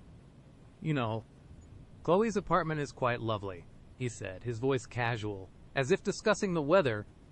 "Cozy, a little small for 2 people and a cat, but charming nonetheless, and Mittens seems to be settling in well, though she did look a little scared when I visited the other night." My breath hitched. "You were there," he smiled, a chilling, triumphant glint in his eyes. "Of course. Had to make sure you were safe, and that the little wooden Mittens arrived, okay? Such a cute detail. Her ear notch is not it. I spent hours carving it. The world spun around me. He had been to Chloe's. He had been inside Chloe's apartment while I was sleeping, while Chloe was sleeping. The thought made me want to vomit.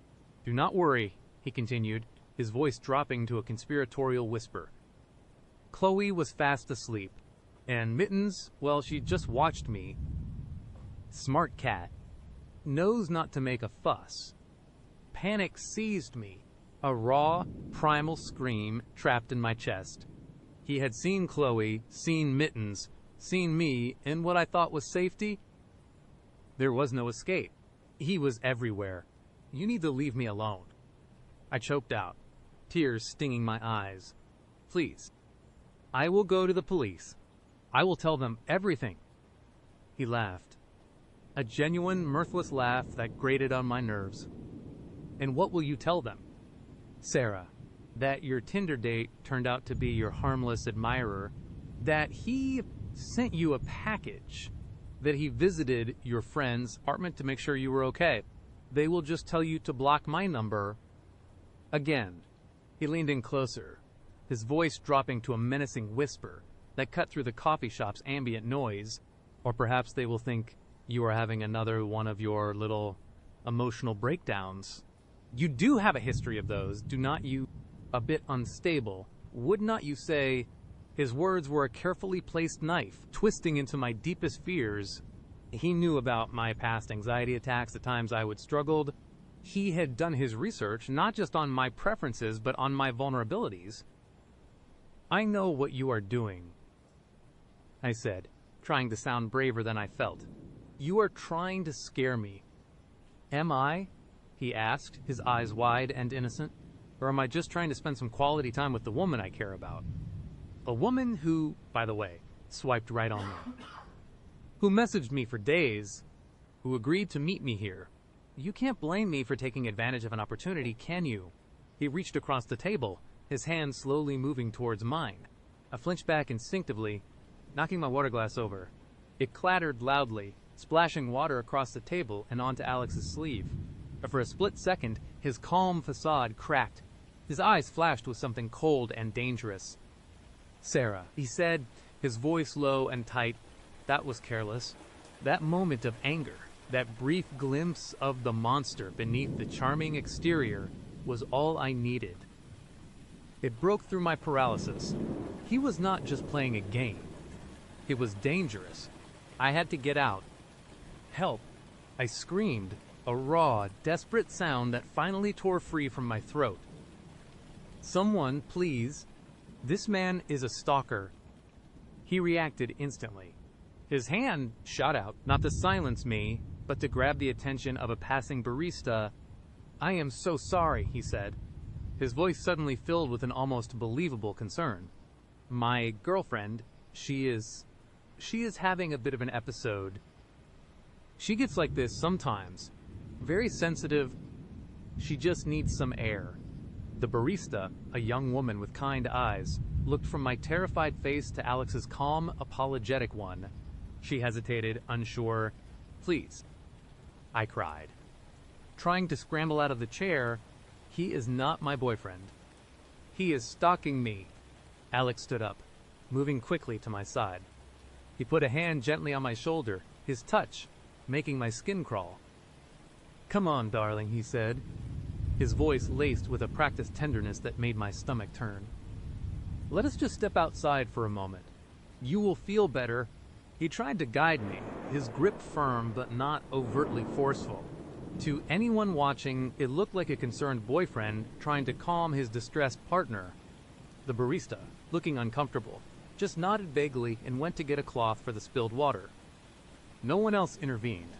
I twisted away from him, my heart hammering like a drum against my ribs. I saw the exit sign, a beacon of hope, and I bolted. I did not care about my purse, about my phone. I just ran. I pushed past people, knocking into a man carrying a tray of drinks, sending cups clattering to the floor. I heard a shout of surprise, but I did not stop. I burst out of the coffee shop doors and into the chaotic street, gasping for breath, my lungs burning. I ran without looking back, weaving through pedestrians, ignoring their confused stares. I did not know where I was going, just that I had to get away from him. My mind was a whirlwind of terror and disbelief. He had played me, found me, and cornered me. I finally collapsed against the cold brick wall of an alleyway, my body shaking uncontrollably. I could still feel his eyes on me, even though I knew he was not there. I pulled out my phone, my fingers fumbling, and called Chloe. "Sarah, what is wrong? You sound terrified." Her voice was sharp with concern. It was him. "Chloe." I choked out, tears streaming down my face. It was Alex. He was my Tinder date. He found me. He knows where you live. He said he was inside your apartment. He knows about Mittens. He knows everything. Chloe gasped, a sharp, disbelieving sound. "Oh my God." "Sarah, are you okay?" "Where are you?" "I am coming to get you." She gave me directions to a nearby intersection, her voice calm and steady, despite her obvious shock. I waited, shivering, clutching my phone, every shadow a potential threat, every passing car a potential Alex. When Chloe finally pulled up, I practically dove into her car, locking the door behind me with trembling hands. She put an arm around me, holding me tight as I sobbed, recounting the horrifying details of the date. He said he was inside our apartment. "Chloe," I repeated, my voice hoarse. "He saw you sleeping. He saw Mittens. He carved that cat after he was there." Chloe's face was pale, her jaw tight. "We are going to the police again." "Sarah, this time we have more. This time they have to listen." But even as she said it, a cold dread settled over me. What could they do? He was too smart, too careful. He played the part of the concerned boyfriend, the harmless admirer. He twisted everything. We drove back to Chloe's in silence, the weight of Alex's omnipresence pressing down on us, every car that followed too closely, every shadow that flickered in our peripheral vision sent a fresh wave of terror through me. When we finally got back to Chloe's apartment, we checked every lock, every window. We moved furniture against the door, a futile attempt at creating a barrier against a man who seemed to defy all logic. Mittens, sensing our distress, curled up tightly between us on the couch, purring softly, a tiny island of warmth in a sea of fear. Later that night, long after Chloe had fallen into a fitful sleep, I lay awake, staring at the ceiling. The chilling words from the card echoed in my mind. "Hope you are." A notification buzzed on my phone. It was an anonymous message from an unknown number. My heart leaped into my throat. I hesitated, then opened it, my finger trembling. It was a picture of me, asleep on Chloe's couch, Mittens curled up on my chest. The picture had been taken from inside the apartment, from the doorway of the living room. It was recent, very recent, and beneath the picture, in neat, elegant script, were the words that completed the unfinished sentence from the card. "Hope you are comfortable." Because I am always watching. The screen went dark, and I knew, with a certainty that chilled me to my very soul, that Alex was still out there, and he was closer than ever. Let us go forward to the next story. The cafe's gentle hum had morphed into a distant, roaring surf in my ears, a sound that threatened to swallow me whole. My blood was not just cold, it felt like ice water coursing through my veins. Each beat of my heart a painful, frantic thud against my ribs. Mark, still smiling, oblivious, or perhaps perfectly aware of the terror he would unleash, waited for my response. His eyes, which had seemed so kind moments ago, now held a glint. I could not quite decipher a spark of amusement, a flicker of something predatory. "The wooden cat," I croaked, the words barely escaping my throat. My voice sounded alien, thin, and reedy, like a child's. I tried to force a laugh, a light, dismissive sound that would convey, "Oh, what a silly coincidence." But it came out as a strangled, pathetic gasp, a raw sound of pure fear. Mark's smile did not falter. It was a fixed, unnerving thing now, like a mask. "Yes, that is the one," he said, his voice still warm, still conversational, a horrifying contrast to the icy dread, seizing me. Such intricate carving. The fur texture, the way the eyes seemed to follow you. And that little notch in its ear, very distinctive, it really caught my eye. Each word was a hammer blow, shattering the fragile peace I would have been trying to build. The ear notch, my mittens, unique scar, the one Alex had replicated with chilling precision on that wooden effigy, a cruel reminder that he was always watching, always near. This was not a mistake. This was not a trick of memory. This was deliberate. This was Alex, or someone working for him. My mind screamed, every nerve ending demanding I flee, to run, to disappear, but my legs felt like they were encased in lead, rooted to the spot. I do not know what you are talking about. I managed, my voice trembling. I gripped the edge of the table, my knuckles white. The ceramic mug of cooling latte felt like a foreign object in my trembling hand. I do not have a wooden cat. You must be mistaken. Mark chuckled softly, a sound that was supposed to be reassuring but instead prickled my skin with goosebumps. "Oh, come on," he said, a playful tone in his voice, as if we were discussing a funny anecdote. "Do not tell me you forgot about it already. It was right there, on your bookshelf, next to that stack of classic novels. Dark wood, about 6 inches tall, a ginger tabby, just like your mittens, but carved. He even made a little gesture with his hands, outlining the size. My breath hitched. My bookshelf, the stack of classic novels, he knew. He had not just seen it, he had been inside my apartment. The realization hit me with the force of a physical blow, knocking the air from my lungs. The cafe, the people, the gentle clatter of cutlery. It all became a blurred, meaningless backdrop to the horror unfolding at my table. My vision narrowed, focusing only on Mark's face, his unnervingly calm, smiling face. That is impossible," I whispered, my voice barely audible.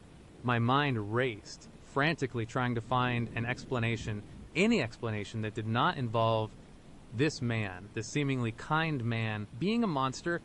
Had he broken in? Was he Alex? Alex often wore disguises, used different names, but Mark looked nothing like Alex. Alex was taller, leaner, with a cruel glint in his eyes that Mark's soft gaze had initially lacked. But now that softness seemed like a veneer, a thin, transparent layer over something truly sinister. "Impossible." Mark raised an eyebrow, his smile widening just a fraction. "Why would it be impossible? I was just making an observation. It is a beautiful piece, really very unique." He leaned forward slightly, his gaze intense, unwavering. "So, you are saying you do not have it. You do not own a little wooden cat that looks exactly like your mittens, with a notched ear." The way he emphasized your mittens sent a fresh wave of nausea through me. He was not just talking about a cat. He was talking about my cat. My real cat, Mittens, the one I would rescued from the streets, the one who'd been my only comfort during the months of Alex's terrifying obsession. "I really need to go," I blurted out, pushing my chair back with a screech that made a few heads turn.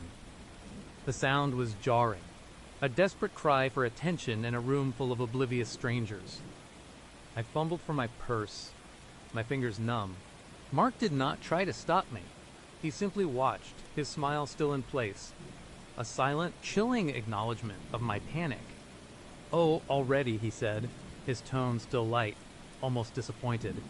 "We were just getting to the good part. I was just about to ask you where you got such a unique piece." I did not answer. I could not. My legs, though still wobbly, finally responded. I stood up, nearly knocking over my chair. I am not feeling well," I stammered, pulling out a crumpled $20 bill and throwing it onto the table. "Something just hit me. Are you sure you are all right?" Mark asked, his voice laced with faint concern. He stood up too, a polite gesture that felt utterly menacing. "You look a little pale. Can I walk you home? Or call you a cab?"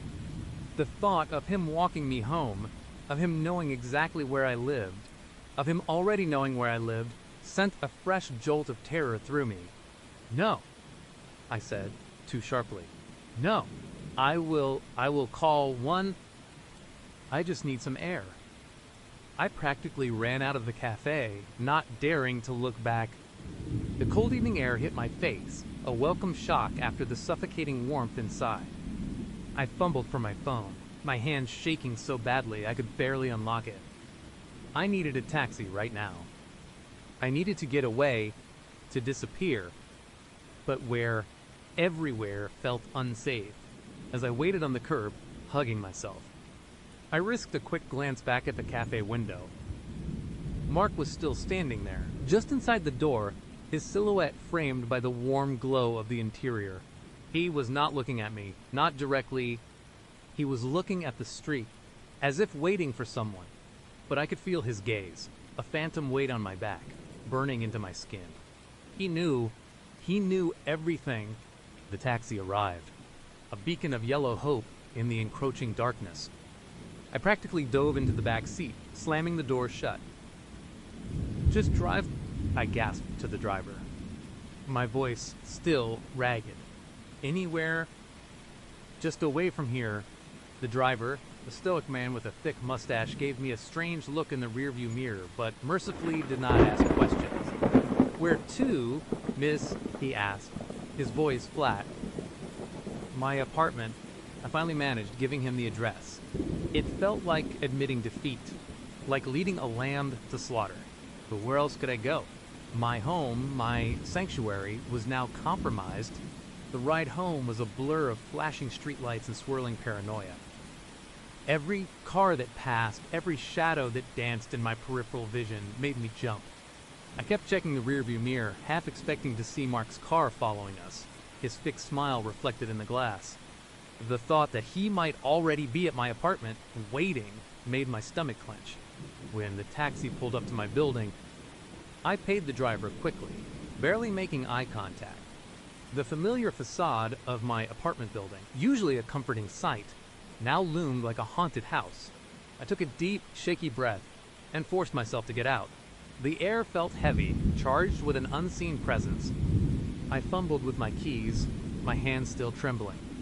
The lock clicked, a loud, definitive sound in the silent hallway. I pushed the door open, my heart hammering against my ribs, expecting to see him there, waiting. But the apartment was dark, silent, and seemingly empty. Mittens, my real cat, was nowhere in sight. I flicked on the lights, bathing the living room in a harsh, unforgiving glow. My eyes immediately darted to the bookshelf, to the exact spot Mark had described. And there it was, the wooden cat, dark, polished wood, about 6 inches tall. A ginger tabby, just like Mittens. The intricate carving, the lifelike detail, the ear notch my Mittens, unique scar. It sat there, innocent and menacing all at once, a silent testament to the invasion of my privacy, the shattering of my peace. I walked slowly towards it, as if approaching a venomous snake. My hand hovered over the small statue, but I could not bring myself to touch it. It felt tainted, imbued with a sinister energy. It was a trophy, a message, a declaration of war. "Mittens," I called out, my voice still hoarse. A moment later, my ginger tabby emerged from under the sofa, stretching languidly before rubbing against my legs, purring. I bent down, burying my face in her soft fur, drawing comfort from her warmth and her familiar scent. She was real. She was here. But even her presence could not entirely dispel the cold dread that had settled in my bones. I spent the rest of the evening in a state of hypervigilance. I double-checked all the locks, peered through the peephole every few minutes, and drew all the curtains tight. I tried to call my best friend, Sarah, but she did not answer. It was late, I knew, but I desperately needed to hear a friendly voice, to tell someone, anyone, about the nightmare that had just unfolded. But then, what would I say? My date knows about a wooden cat Alex sent me, and he knew it was on my bookshelf. It sounded insane. I tried to rationalize it, to find a logical explanation. Maybe Mark had seen it when he had been to a mutual friend's house. No. I would moved recently, and very few people knew my new address. and the wooden cat had only been sent to me directly to this apartment after I would move. It was a specific, targeted message from Alex, a reminder that he still knew where I was. There was no way Mark could have seen it unless he had been inside my apartment. I lay in bed, Mittens curled up beside me, her soft purr a small comfort in the overwhelming silence. Sleep would not come. Every creak of the building, every distant siren sent a jolt of adrenaline through me. I kept replaying the conversation in my head. Mark's calm, smiling face, his precise description of the wooden cat. It was not just a random guess, it was a detailed recounting. My phone buzzed on the nightstand, making me jump. I snatched it up, my heart pounding. It was a text message from an unknown number, my breath caught in my throat. I hesitated, then slowly opened it. The message was short, chillingly simple. Hope you got home safe. You seemed a little off. Maybe we can try again sometime. I would love to hear more about your real Mittens. She sounds just as lovely as her wooden counterpart. It was from Mark. How did he get my number if I did not give it to him? I would only matched with him on Tinder, where numbers are usually exchanged later. My stomach lurched. He must have pulled it from my profile, or from somewhere else. The casual tone, the feigned concern, the deliberate mention of real Mittens and wooden counterpart, it was all a game. A cruel, terrifying game. I blocked his number instantly, my fingers flying across the screen. But blocking him would not stop him. Alex had always found a way. This was just the beginning. The next few days were a blur of paranoia and fear. I barely left my apartment, venturing out only for necessities, always looking over my shoulder, always checking my rearview mirror. Every unfamiliar car, every person who lingered a little too long, became a potential threat. My once safe home felt like a glass cage, every window a potential viewport for unseen eyes. Mittens, usually a calm and affectionate cat, also seemed unsettled. She would stare intently at empty corners, her ears swiveling, her tail twitching. Sometimes she would let out a low, guttural growl at nothing, sending shivers down my spine. Was she sensing something I could not? Animals had a way of knowing, did not they? One morning, as I was making coffee, I noticed something odd. The small, decorative magnet on my fridge, a souvenir from a trip, was slightly askew. I was meticulous about things like that. I always put it back in the exact same spot. It was a tiny detail, easily dismissed as my own forgetfulness, but my heightened state of anxiety would not let me. I checked the other magnets. A few more were slightly out of place. Had someone been in here again, or was I just losing my mind? I walked through the apartment, my heart thumping. I checked the windows, the doors. Everything seemed locked, undisturbed. But the feeling of being watched, of my space being violated, was overwhelming. I looked at the wooden cat on the bookshelf. It seemed to stare back, its carved eyes holding a silent, knowing smirk. Later that day, while scrolling through my social media, I saw it. A new follower request on Instagram. The profile picture was a blurry photo of a ginger tabby. The username was MarmaladeLover67. Marmalade? Mark's cat. My blood ran cold again. He was not just trying to contact me, he was playing with me, using details from our conversation, from his own life, to taunt me. He was telling me he was still there, still watching. I immediately blocked the account. This was not just a creepy date anymore. This was full-blown stalking. A continuation of the nightmare I thought I would escaped when I left Alex. Was Mark working with Alex? Or had Alex somehow passed the torch? Or even trained Mark? The thought made my stomach churn. Alex was a master manipulator, a puppeteer. It would not be out of character for him to find a new pawn. I decided I could not live like this.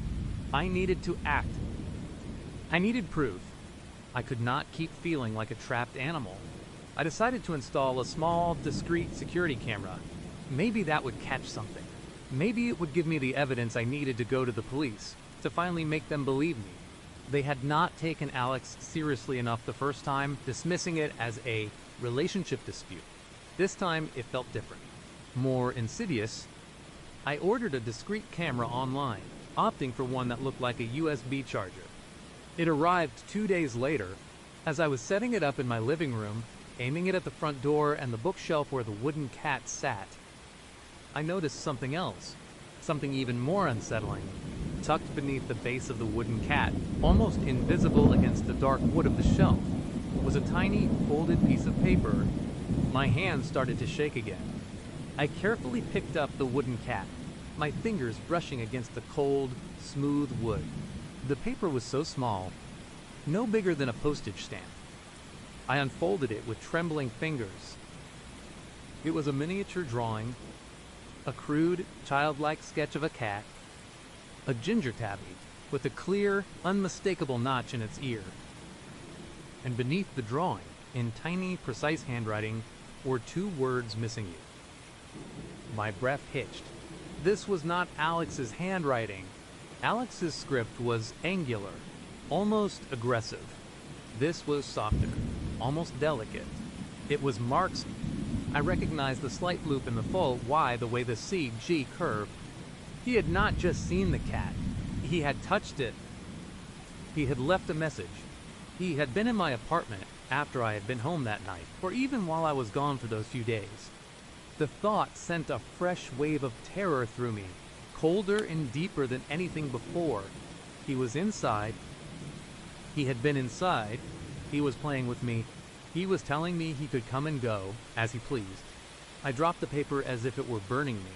My eyes darted around the room, searching for hidden cameras, for any sign of his presence. Had he been here moments ago? Was he here now? Mittens, sensing my distress, let out a low growl, her fur bristling. She stared intently at the closed living room window, her tail lashing back and forth. I crept towards the window, my heart pounding. I slowly pulled back the curtain, my breath catching in my throat. There, across the street, sitting in a parked car, was Mark. His face was turned towards my apartment, his eyes fixed on my window.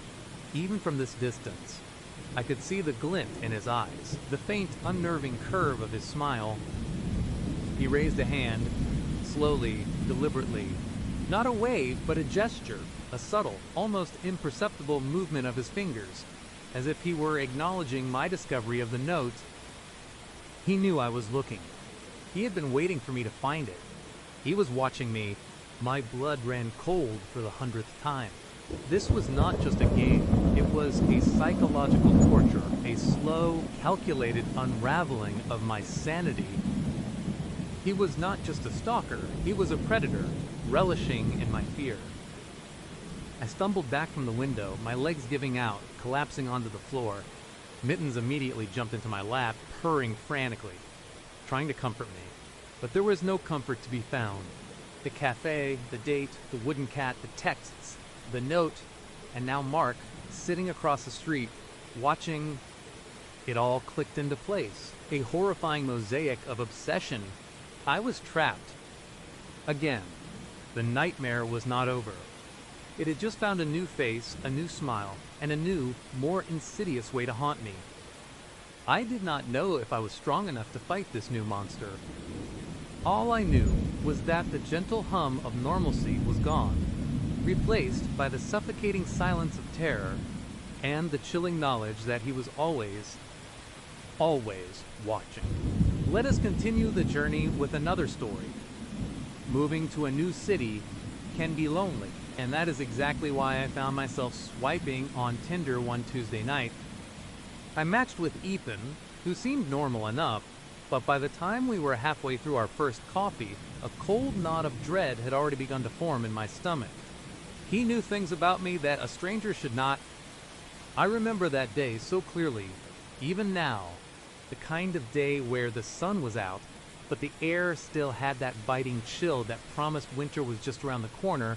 I would been in Portland for about 3 months.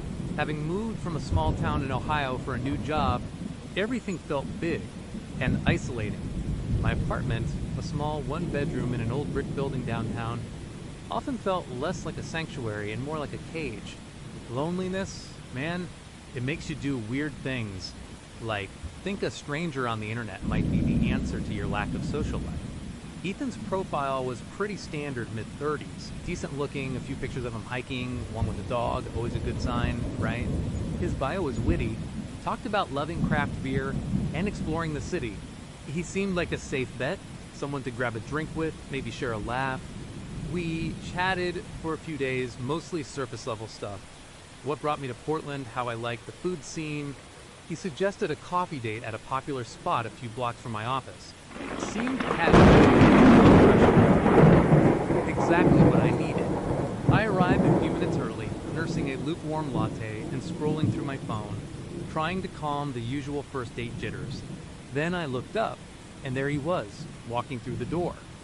Taller than his picture suggested, with a neatly trimmed beard and eyes that were intense.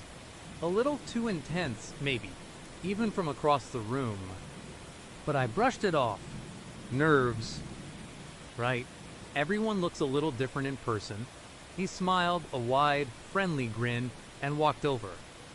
Alex. Hey. I am Ethan. Good to finally meet you. His voice was smooth, a little deeper than I expected. We shook hands, and his grip was firm, almost a little too long, but again, I told myself to relax. We talked for a while, just small talk, the weather, the coffee, how busy the cafe was. He asked about my job, and I told him I worked in marketing for a tech startup. He listened, nodded, his eyes fixed on mine. It was a little unnerving, that unwavering gaze, but I tried to interpret it as genuine interest. Maybe he was just a good listener. Then it started. So, you are still getting used to the city, huh? He asked, taking a sip of his coffee. Yeah, definitely, I replied. Still figuring out the best routes, avoiding traffic. My commute from the Hawthorne district is usually pretty smooth, though. He chuckled. A low sound. Hawthorne, right? I figured, I have seen you around that area. My smile faltered. Oh, really? I do not think I have seen you. He shrugged, a casual gesture that did not quite match the unsettling feeling that was starting to bubble in my gut. It is a big city, but you stand out. You have this bright yellow raincoat. Hard to miss. My heart skipped a beat. The bright yellow raincoat. I would only bought it last week. I would worn it maybe 3 times, always on my walk to the bus stop, a few blocks from my apartment. It was not a particularly common style, and it was certainly eye-catching. But for him to know about it, and to have seen me in it, yeah, it is new. I managed, trying to keep my voice even, trying to embrace the Portland rain. He just smiled, that same unwavering gaze. It suits you. Really brightens up the gray days. The conversation shifted, but I could not shake it. My mind raced. Had he just seen me by chance? Was it a coincidence? Or was he watching me? The thought sent a cold shiver down my spine, despite the warm coffee in my hands. Then he did it again. We were talking about my apartment search when I first moved. I looked at a few places before settling on mine. I said, it is a little older, but it has character, and a great view of that old clock tower downtown. Ethan nodded slowly. The one with the gargoyles. I know that building. Top floor, right? Corner unit, facing east. My blood ran cold. My apartment was indeed on the top floor, a corner unit, and it faced east, with a direct line of sight to the very distinctive clock tower he mentioned. But I had not told him any of that. Not in my profile, not in our chats, not even in our current conversation. My breath hitched. How did you know that? I asked, my voice barely a whisper. He blinked, a slow, deliberate blink. Oh, I have a friend who used to live in that building. He described it to me once. Sounded familiar. He gave a weak, dismissive wave of his hand. It was a lie. I knew it was a lie. The way his eyes darted away for a fraction of a second, the sudden defensiveness in his tone, the pieces clicked into place, forming a terrifying picture in my mind. He had not just seen me in my raincoat. He had not just had a friend in my building, he knew these details because he had found them. Because he had been looking. My stomach dropped, a heavy, sickening lurch. The cafe, which moments ago had felt warm and bustling, suddenly felt suffocating. Every laugh, every clink of a mug, sounded amplified, mocking. I looked around, feeling exposed, vulnerable. Was he watching me right now? Had he been watching me before this date? How long? I forced a smile, a shaky, brittle thing. Well, what a coincidence. Small world, huh? He smiled back, but his eyes did not quite reach it. They held a strange, knowing glint. Yeah, small world. The rest of the date was a blur of polite, terrified conversation. I kept glancing at the door, at the windows, feeling an overwhelming urge to bolt. I made an excuse about an early meeting tomorrow, cut the date short. It was really nice to meet you. Ethan, I said, standing up a little too quickly. But I should really get going. He stood too, blocking my path slightly. Already, I was hoping we could grab dinner sometime this week. Maybe that new Italian place you mentioned you wanted to try. The one on Cé de Vision, just a few blocks from your work. Another detail. I had casually mentioned that restaurant in a text, but only that I would heard about it. Not that it was near my work.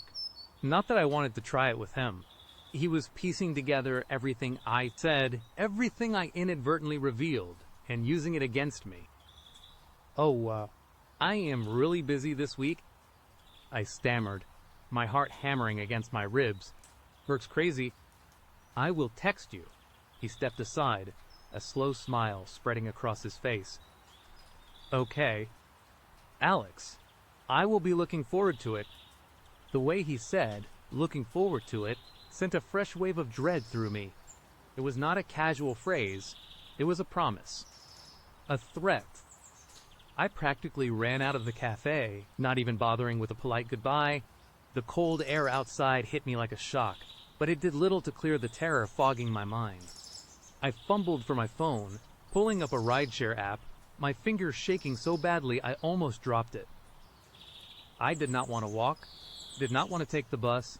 I just wanted to be home, safe behind a locked door. As I waited for the car, I could not help but glance back at the cafe. Through the window, I saw him, Ethan. He was still standing there by the table we would shared, watching me. His gaze was unwavering, even from a distance. He raised a hand, a slow, deliberate wave. I whipped my head around, forcing myself to look away, my blood turning to ice. The ride home was agonizing. Every car that pulled up behind us, every pair of headlights in the rearview mirror, felt like him.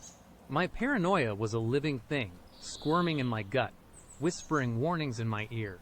I kept checking my phone, expecting a text, a call. Nothing. Not yet. When I finally got to my apartment building, I practically sprinted inside, fumbling with my keys, my hands slick with sweat. I locked the deadbolt, then the chain, then pushed a heavy chair against the door for good measure. I knew it was irrational, but I could not shake the feeling that he was right outside, listening. I spent the rest of the evening jumping at every creak of the old building, every distant siren. I tried to distract myself, put on a movie, but my eyes kept darting to the windows, to the shadows dancing on the walls. My cat, Luna, usually a calm and affectionate creature, seemed agitated, pacing by the window and occasionally letting out a low, guttural growl I would never heard from her before. She was looking out, staring intently at something I could not see. It only intensified my fear. Then, just as I was about to finally give up and try to get some sleep, my phone buzzed. A text message, from an unknown number, had a great time. Alex, you look beautiful tonight. Can't wait for our next date. My blood ran cold. It was not Ethan's number from Tinder. This was a new one. How did he get it? My number was not public. My stomach clenched. He was playing a game, a terrifying, twisted game. I did not reply. I just stared at the message, my heart pounding a frantic rhythm against my ribs. I blocked the number. Then another text came, almost immediately, from another unknown number. Blocking me won't help. Alex, I know where you live, and I know you are alone. A sob caught in my throat. This was it. This was not just a weird date. This was a full-blown nightmare. He was not just watching me. He was inside my head. I spent the night huddled on my sofa. Luna curled tightly against me, her purr a small comfort against the overwhelming dread. I did not sleep. Every shadow became a lurking figure, every sound a potential threat. The next day, I went to work, but I was a wreck. My colleagues noticed, asked if I was okay. I just mumbled something about a bad headache. I could not bring myself to tell them. Who would believe me? A guy I met on Tinder was creepy. It sounded like a bad rom-com, not a horror story. During my lunch break, I found a note taped to my car in the parking garage. It was a small, neatly folded piece of paper. My name, Alex, written in elegant looping script. Inside, a single sentence. I saw you wearing that cute blue dress today. It really brings out your eyes. I was wearing a blue dress. The same blue dress I would picked out that morning, thinking it might make me feel a little more normal, a little less terrified. He was following me. He was here, in the parking garage. He could have been watching me get into my car. He could have been watching me all morning. Panic seized me, a cold, gripping claw. I tore the note into tiny pieces, my hands shaking so violently I could barely hold them. I ran to my car, fumbled with the keys, and locked myself inside. I knew I could not go to the police. What would I say? A guy I went on one date with knows what dress I am wearing and where I live. They would tell me to block him, change my number. I would already done that. I called my best friend, Sarah, back in Ohio. I tried to sound calm, but my voice trembled. Sarah, I need your advice. I had a date, and it was really weird. He knows things, Sarah, things he should not, and he is texting me from different numbers. He even left a note on my car. Sarah, bless her heart, listened patiently. Okay. Alex. Deep breaths. This sounds really scary. Have you blocked all the numbers? Change your social media privacy settings, and maybe get a new phone number entirely. I do not know. I whispered. It feels like it won't matter. He knows where I live. He saw my car. He is everywhere. Okay, she said firmly.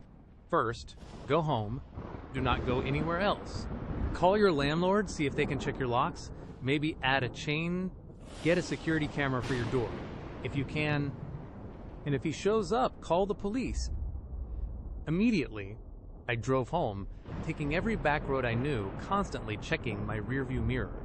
I went straight to the hardware store, bought a door wedge, a security bar, and a can of pepper spray. I felt a small, fleeting sense of empowerment, but it was quickly swallowed by the gnawing fear. These were just band-aids. He was a predator. Over the next few days, messages continued. From new numbers, from burner emails. They were not overtly threatening, not yet. They were observations. Your lights were on late last night. Alex, worried about something. Luna is a beautiful cat. She looked so peaceful in the window today. He knew my cat's name. He knew my cat. He was watching my apartment. Constantly. I could not eat. I could not sleep. My apartment, once my refuge, was now a cage, and he was the warden. I kept the blinds drawn, the lights off, moving through my own home like a ghost. I started showering with the bathroom door unlocked, just in case, irrational as it was. I needed to run. Every shadow was him. Every creak of the floorboards was a footstep. One evening, I decided I could not take it anymore. I needed to get out. I needed fresh air, even just for a moment. I put on my coat, grabbed my pepper spray, and headed downstairs to check my mail. The lobby was empty, dimly lit. I opened my mailbox, pulled out a few junk flyers, and then a small white envelope. My name, again, in that elegant looping script.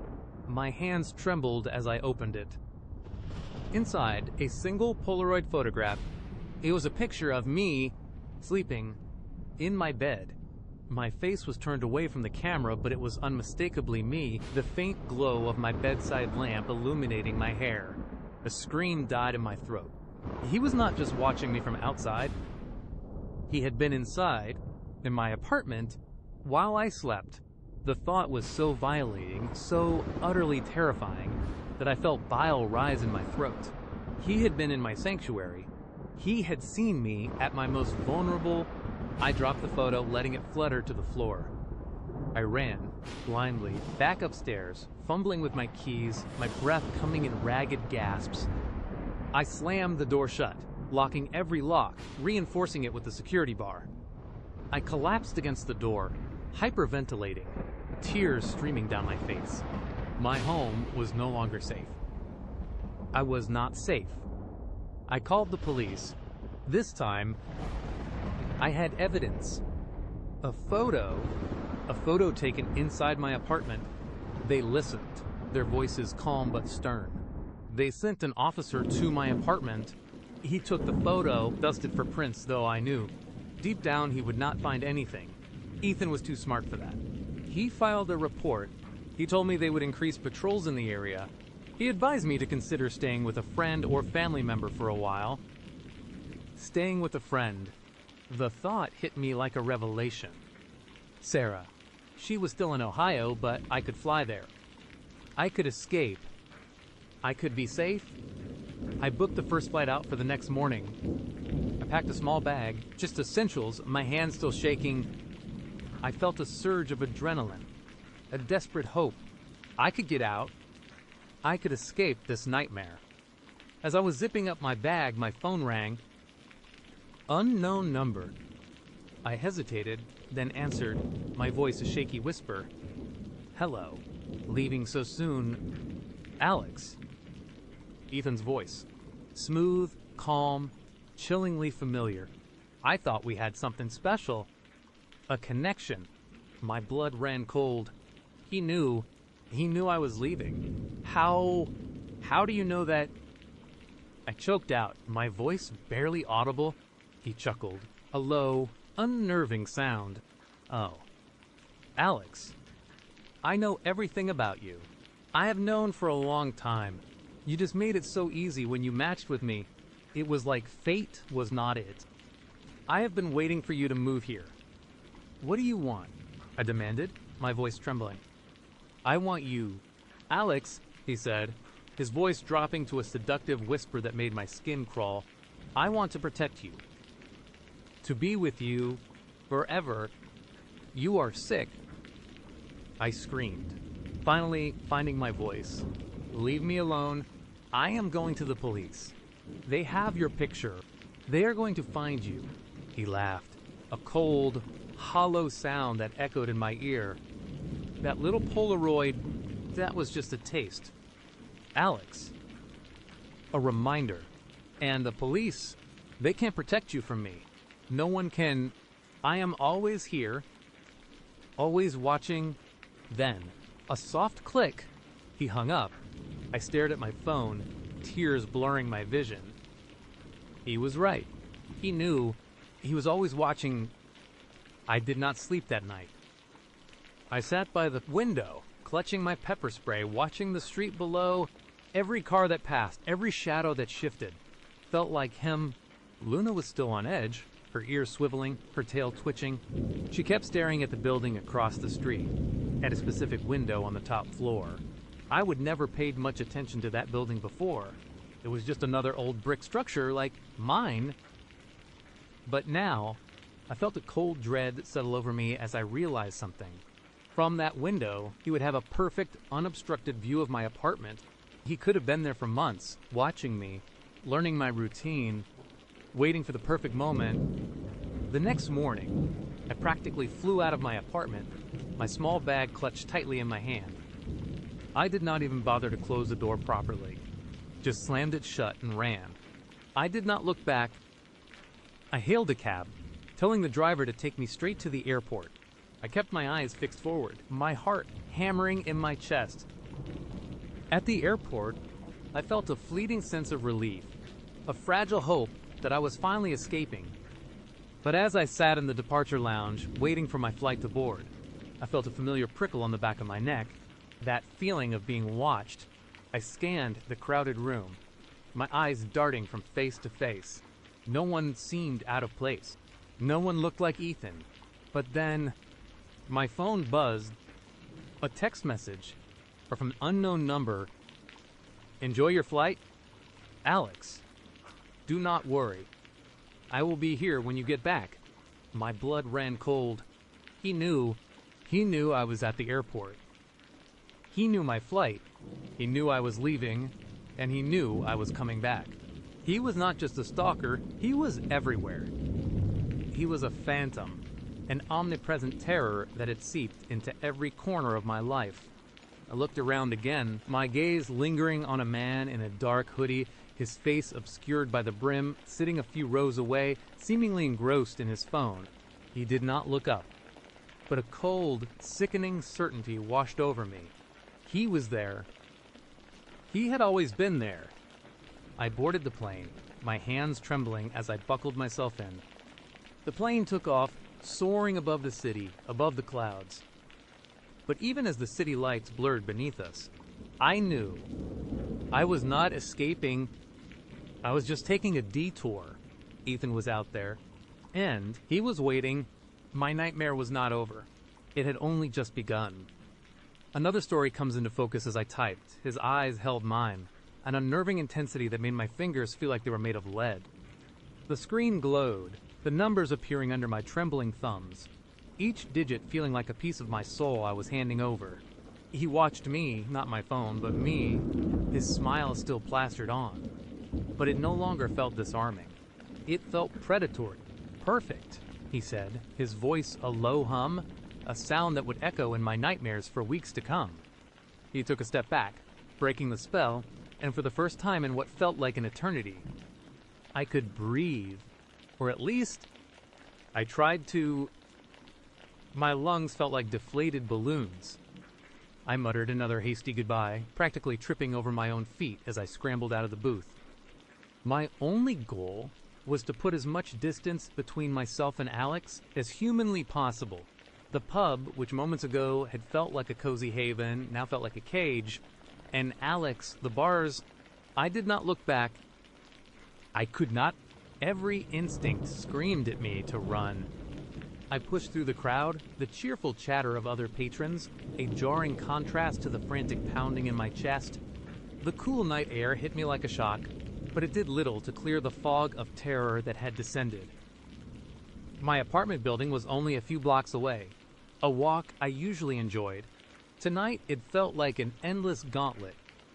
Every shadow seemed to stretch and writhe. Every rustle of leaves sounded like footsteps behind me. I clutched my purse strap so tightly my knuckles ached, my eyes darting frantically from side to side. Was he following me? Was he watching from a distance?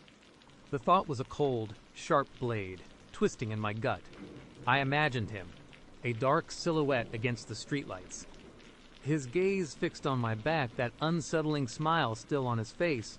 My pace quickened, morphing into a half jog. My breath hitched in my throat, a ragged sound. I felt exposed, vulnerable, like an animal caught in the open. Finally, I reached the familiar glass doors of my building. The daily grind sign glowing softly on the ground floor. Never had I been so relieved to see it. I fumbled with my keys, my hands shaking so badly I almost dropped them. The lobby felt like a sanctuary, but even here, the paranoia clung to me like a second skin. I glanced at the security cameras, a fleeting thought crossing my mind. Are they watching me? Or him? The elevator ride up to my floor was agonizingly slow. Each floor it passed felt like another opportunity for him to appear, to step out from behind a corner. I stared at my reflection in the polished steel doors, my face pale, eyes wide and haunted. This was not me. This was someone else. Someone gripped by an irrational yet utterly convincing fear.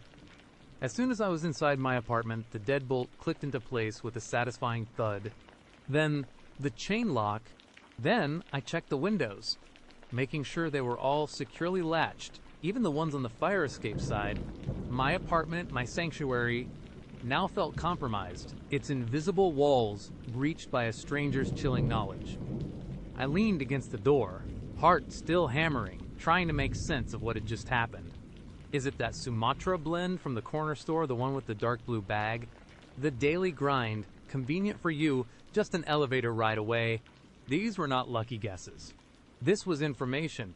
Information that someone had actively sought out. Someone had been watching me, and that someone was Alex. A wave of nausea washed over me.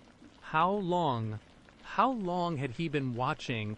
Had he seen me coming and going? Had he been at the coffee shop pretending to be a regular, while his eyes tracked my every move? The thought made my skin crawl.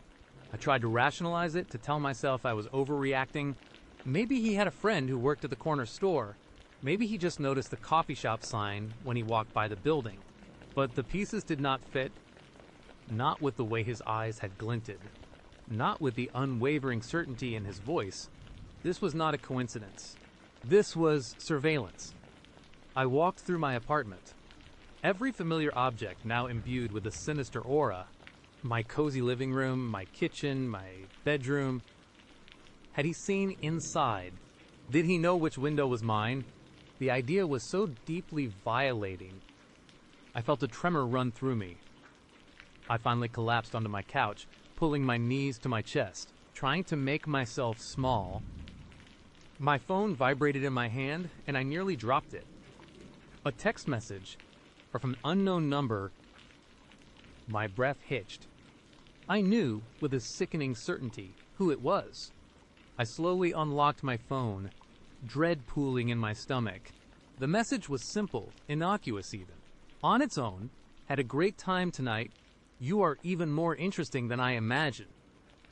Good night. Good night. The word hung in the air, a silk thread tied around my throat, tightening with every beat of my heart. More interesting than I imagined. What did that even mean? It sounded less like a compliment and more like a conclusion drawn from extensive research. I deleted the message immediately, then went into my contacts and blocked Alex's number. It felt like a futile gesture, like trying to stop a tidal wave with a teacup, but it was all I could do. Sleep did not come easily that night. Every creak of the building, every distant siren, every whisper of wind against my window pane sent a jolt of adrenaline through me. I lay awake, staring at the ceiling, my mind replaying every moment of the date, searching for clues, for anything I might have missed. Had I posted something on social media that revealed too much? Had a friend inadvertently given him information? The more I thought, the more tangled the web became, and the deeper the fear settled into my bones. The next morning, the world outside felt different. The sun was shining, people were going about their lives, but for me, everything was tainted. The simple act of making coffee, my beloved Sumatra blend, now felt like a dangerous ritual, a beacon for someone who knew too much. I forced myself to go through my morning routine, trying to project an air of normalcy. But inside, I was a coiled spring. I decided to work from home that day. The thought of stepping out, of being exposed, was unbearable. I could not shake the feeling of being watched.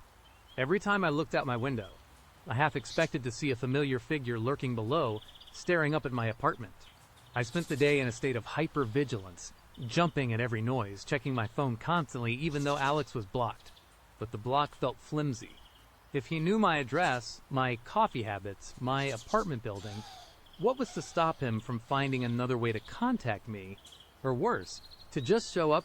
Later that afternoon, a notification popped up on my phone. An email from an address I did not recognize. My heart leaped into my throat. The subject line was simply, "Thinking of you." I stared at it, my finger hovering over the delete button. But a morbid curiosity, a terrifying need to know, compelled me to open it. The email was short, no more than a few sentences. It started with a generic hope, "You're having a good day," but then it took a dark turn. "I am really enjoying this sunshine today. It reminds me of the way the light hits your apartment windows in the late afternoon. It is quite lovely. I hope you are enjoying the view too." My blood ran cold. My apartment faced west, and the late afternoon sun did indeed stream directly into my living room, painting the walls in warm hues. This was not a guess. This was observation. He was not just observing my habits, he was observing my apartment. From the street below, from a neighboring building. The horror of it was suffocating. I finally called my best friend, Sarah, my voice shaky. I tried to recount the events of the date, the escalating creepiness, the email. Sarah, bless her heart, tried to be understanding, but I could hear the skepticism in her voice. "Are you sure you are not just a little freaked out, honey? Tinder dates can be weird. Maybe he just saw your building's name on a package or something, and the coffee thing was a fluke." Sarah, he described the exact coffee bag, the exact store, and he knew I lived in the building, with the coffee shop on the ground floor, saying it was convenient, just an elevator ride away. And now this email about the sun hitting my window, this is not a fluke, it is stalking. I practically yelled, my frustration mingling with fear. Okay, calm down," she said gently. "Look, if you are really worried, maybe you should call the police, or at least tell your building management." "The police? What would I tell them? A guy I went on a Tinder date with knows what coffee I drink and where I live, and sent me a creepy email about the sun hitting my window. They would laugh me out of the station. Building management, what could they do? It was not like he would broken in. Yet, I felt utterly alone, trapped in a nightmare that only I seemed to fully grasp. I spent the rest of the evening drawing my blinds, feeling like a prisoner in my own home. The next few days were a blur of anxiety. I changed my routine entirely. Instead of the daily grind, I walked an extra 4 blocks to a different coffee shop, even though it meant being late for work. I took different routes, varied my leaving times. I started carrying pepper spray in my purse, a small, cold comfort. Alex did not text or email again after I blocked him and deleted his email. For a brief, blissful moment, I allowed myself to hope that maybe, just maybe, he would gotten the message, that he would moved on.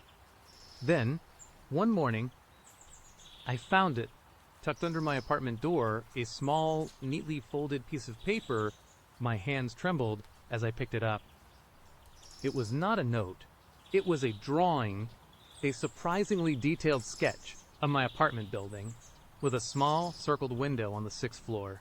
My window, and next to it, a tiny, almost imperceptible stick figure, holding a coffee cup. My blood ran cold.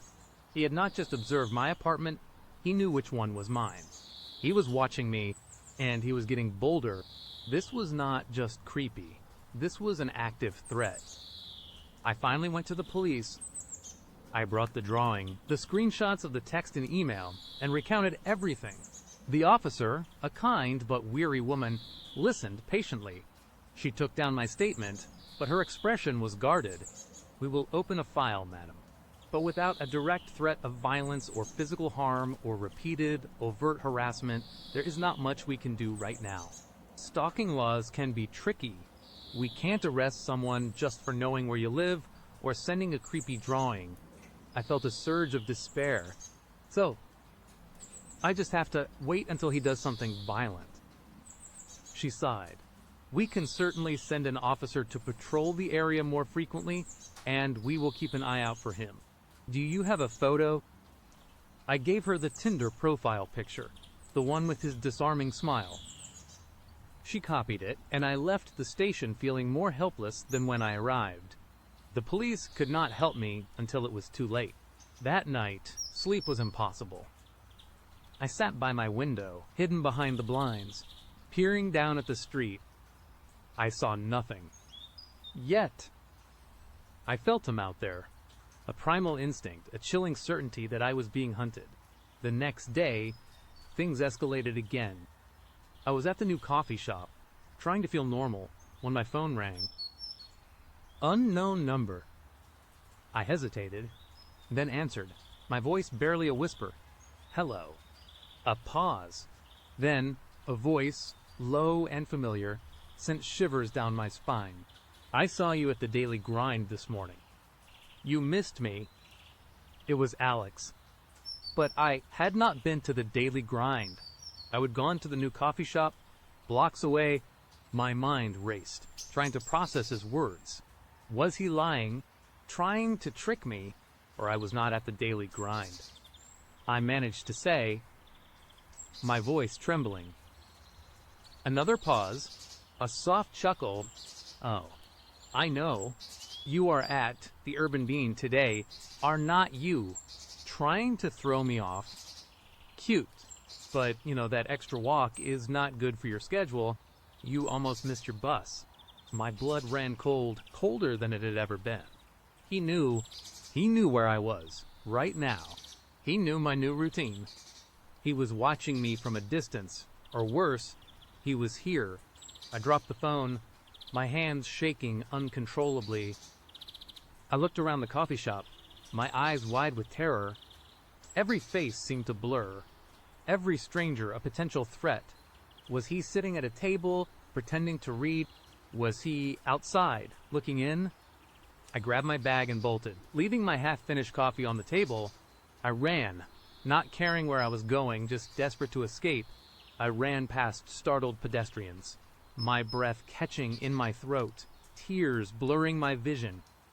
I felt like a gazelle fleeing a lion, every instinct screaming, danger, danger, danger. I ended up at Sarah's apartment, sobbing hysterically. She held me, finally understanding the depth of my terror. He is everywhere. Sarah. He knows everything. He called me and told me where I was. He is watching me all the time. Sarah, now genuinely frightened, helped me calm down. We decided I could not go back to my apartment. Not yet. Not until we had a plan. We spent hours researching restraining orders, security measures, anything. But the truth was, Alex had not physically harmed me. He had not explicitly threatened me. His terror was psychological, a slow, insidious creep that undermined my sense of safety and sanity. That night, I stayed at Sarah's, but even there, I felt like a target. I kept imagining Alex, outside her building, waiting, watching. I could not eat, could not sleep.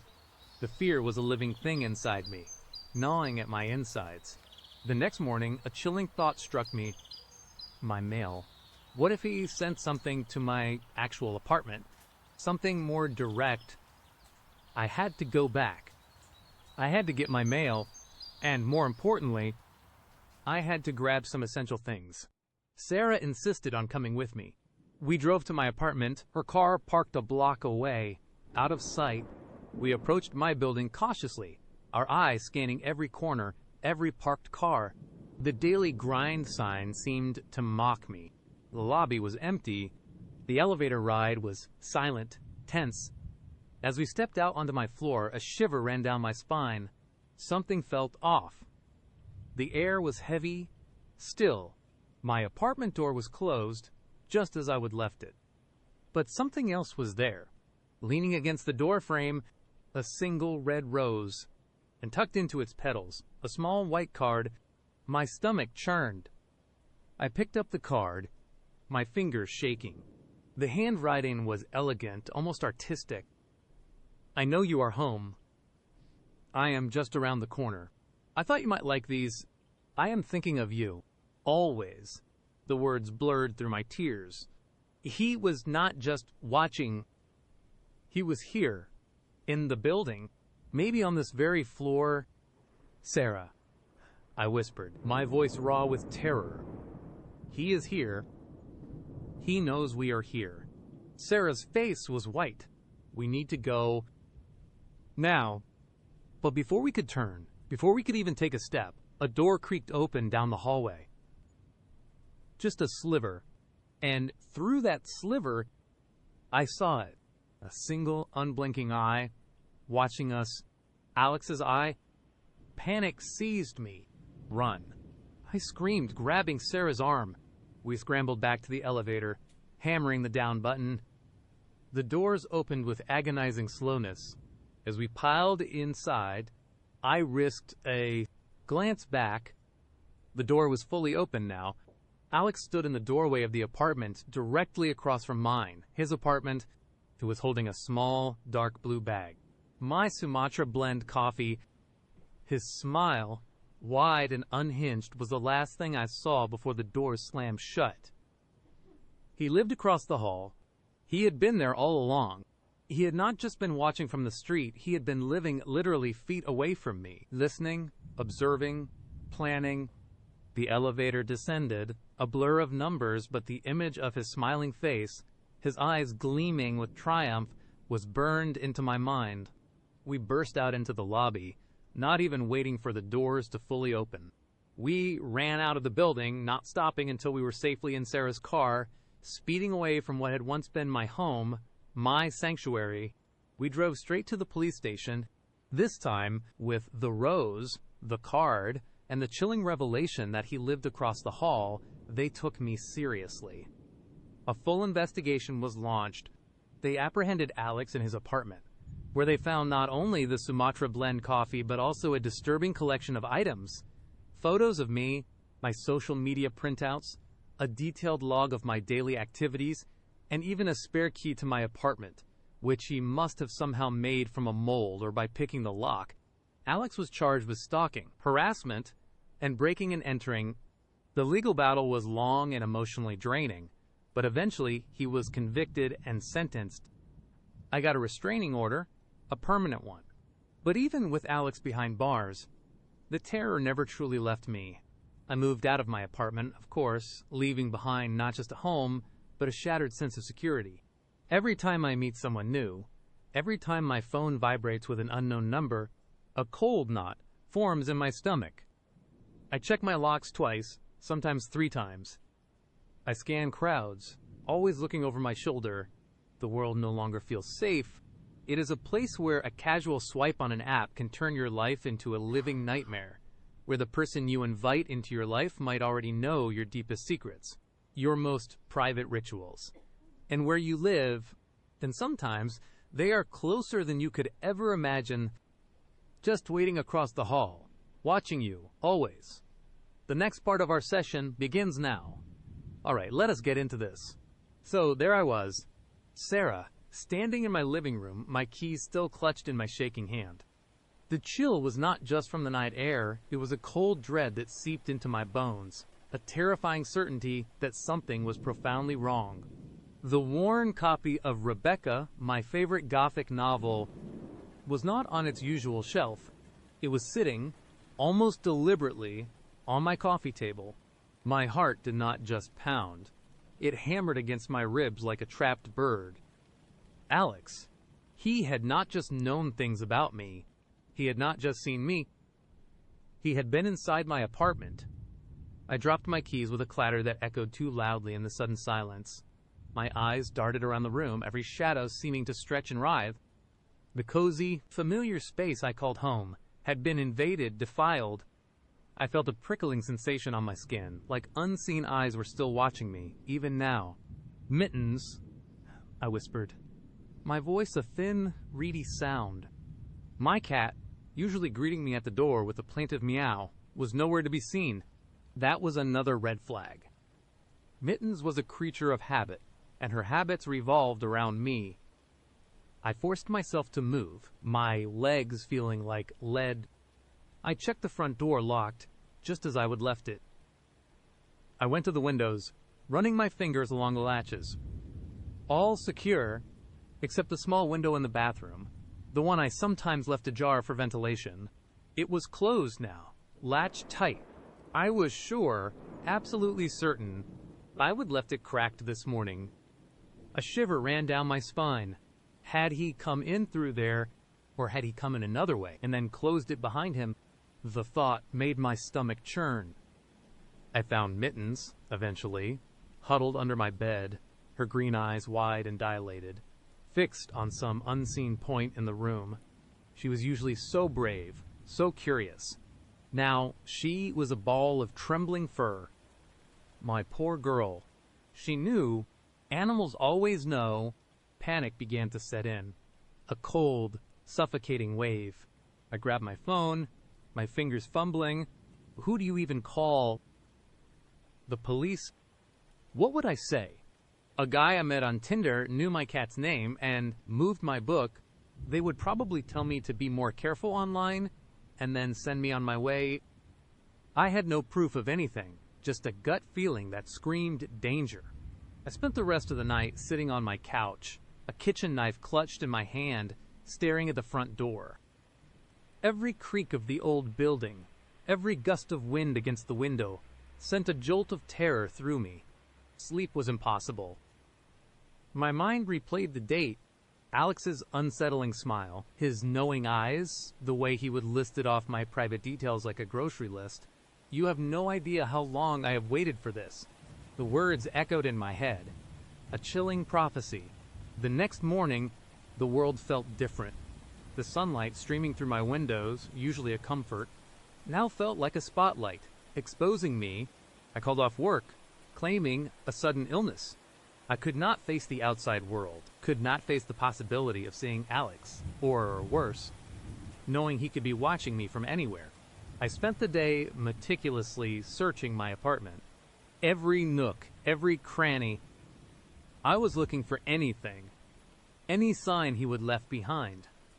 A stray hair, a footprint, anything that would prove he would been there. I found nothing. He was careful, too careful. The only thing out of place was Rebecca, still on my coffee table, a silent, mocking testament to his intrusion. I finally called my best friend, Chloe. I tried to keep my voice steady, but it cracked with fear as I recounted the entire story, from the coffee date to the book on my table. Sarah, that is terrifying, Chloe said, her voice laced with concern.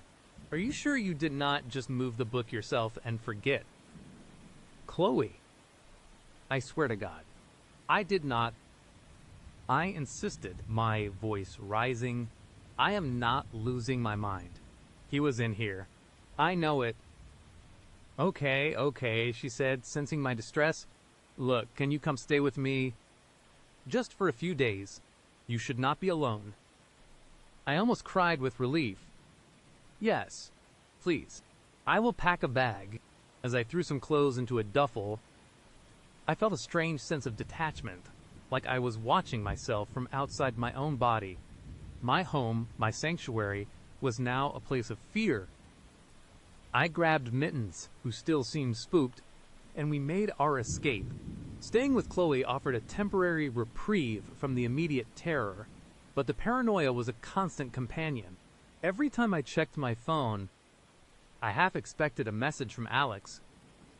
Every time I looked out a window, I scanned for a familiar, unsettling face. I blocked Alex on Tinder, Instagram, YouTube, everywhere I could think of.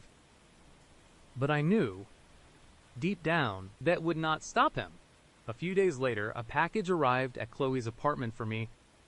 It was a small, unassuming box, no return address.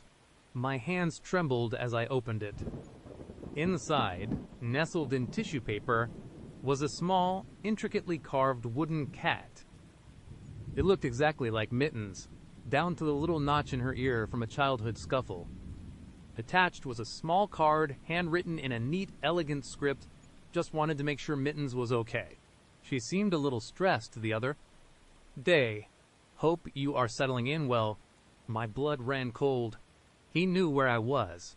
How? Chloe's address was not public. Had he followed me? Had he seen me leave? Or had he been watching my apartment, waiting to see if I would leave and then tracked me? The implications were horrifying. He was always one step ahead. Chloe saw the terror on my face. She read the card, her own expression turning grim. Okay, that is it, she said, her voice firm. We are going to the police. Now, This time, the police listened a little more intently. The note, the exact description of Mittens, the fact he knew I would moved it all, painted a more disturbing picture than just a moved book.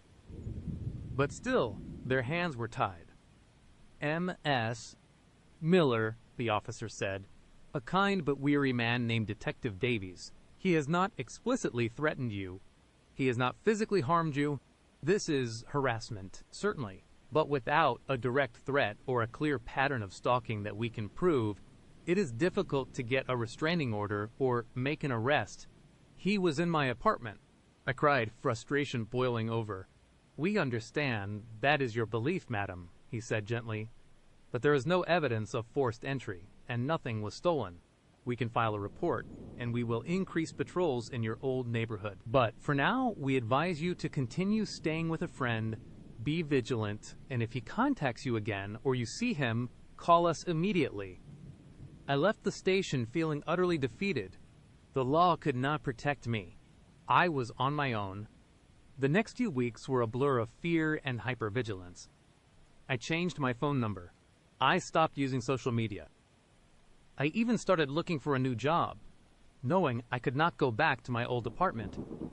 Could not feel safe in my old life. Chloe was a rock, but I could see the strain on her face. My paranoia was contagious. Then the call started. My new number, unlisted. The first few times, it was just silence. Heavy breathing on the other end. Then a click. I would hang up, my heart pounding. Then, one night, the breathing was accompanied by a soft, melodic hum. A lullaby. It was faint, distorted, but unmistakably a lullaby. The kind a mother sings to a child. It was the most terrifying sound I would ever heard.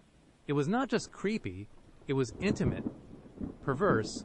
He was trying to get inside my head, to play with me. I gripped the phone, my knuckles white. Alex, I whispered, my voice trembling. Leave me alone. The humming stopped. A soft chuckle, low and guttural, filled my ear. You know, Sarah, his voice, when he finally spoke, was calm, almost soothing. I really thought we had something special. You just do not understand. I understand that you are a deranged stalker. I screamed into the phone. His voice hardened slightly. Do not say things you will regret. I know what you like. I know what makes you happy. I just want to make you happy. Sarah, why are you fighting it? I am calling the police. Go ahead, he said, and I could almost hear his smile. They can't stop me. They can't protect you from fate. He hung up. I called Detective Davies immediately, relaying the conversation, the lullaby. He told me they would try to trace the call, but these kinds of burner phones and spoofed numbers were incredibly difficult to track. He advised me to change my number again, and to consider getting a security system installed at Chloe's, or even moving to a different city. A different city. The thought was overwhelming, but it was starting to feel like my only option. The final straw came a few days later. I was out with Chloe, trying to reclaim some semblance of normalcy, grabbing groceries. As we walked out of the store, pushing our cart, I saw him, Alex.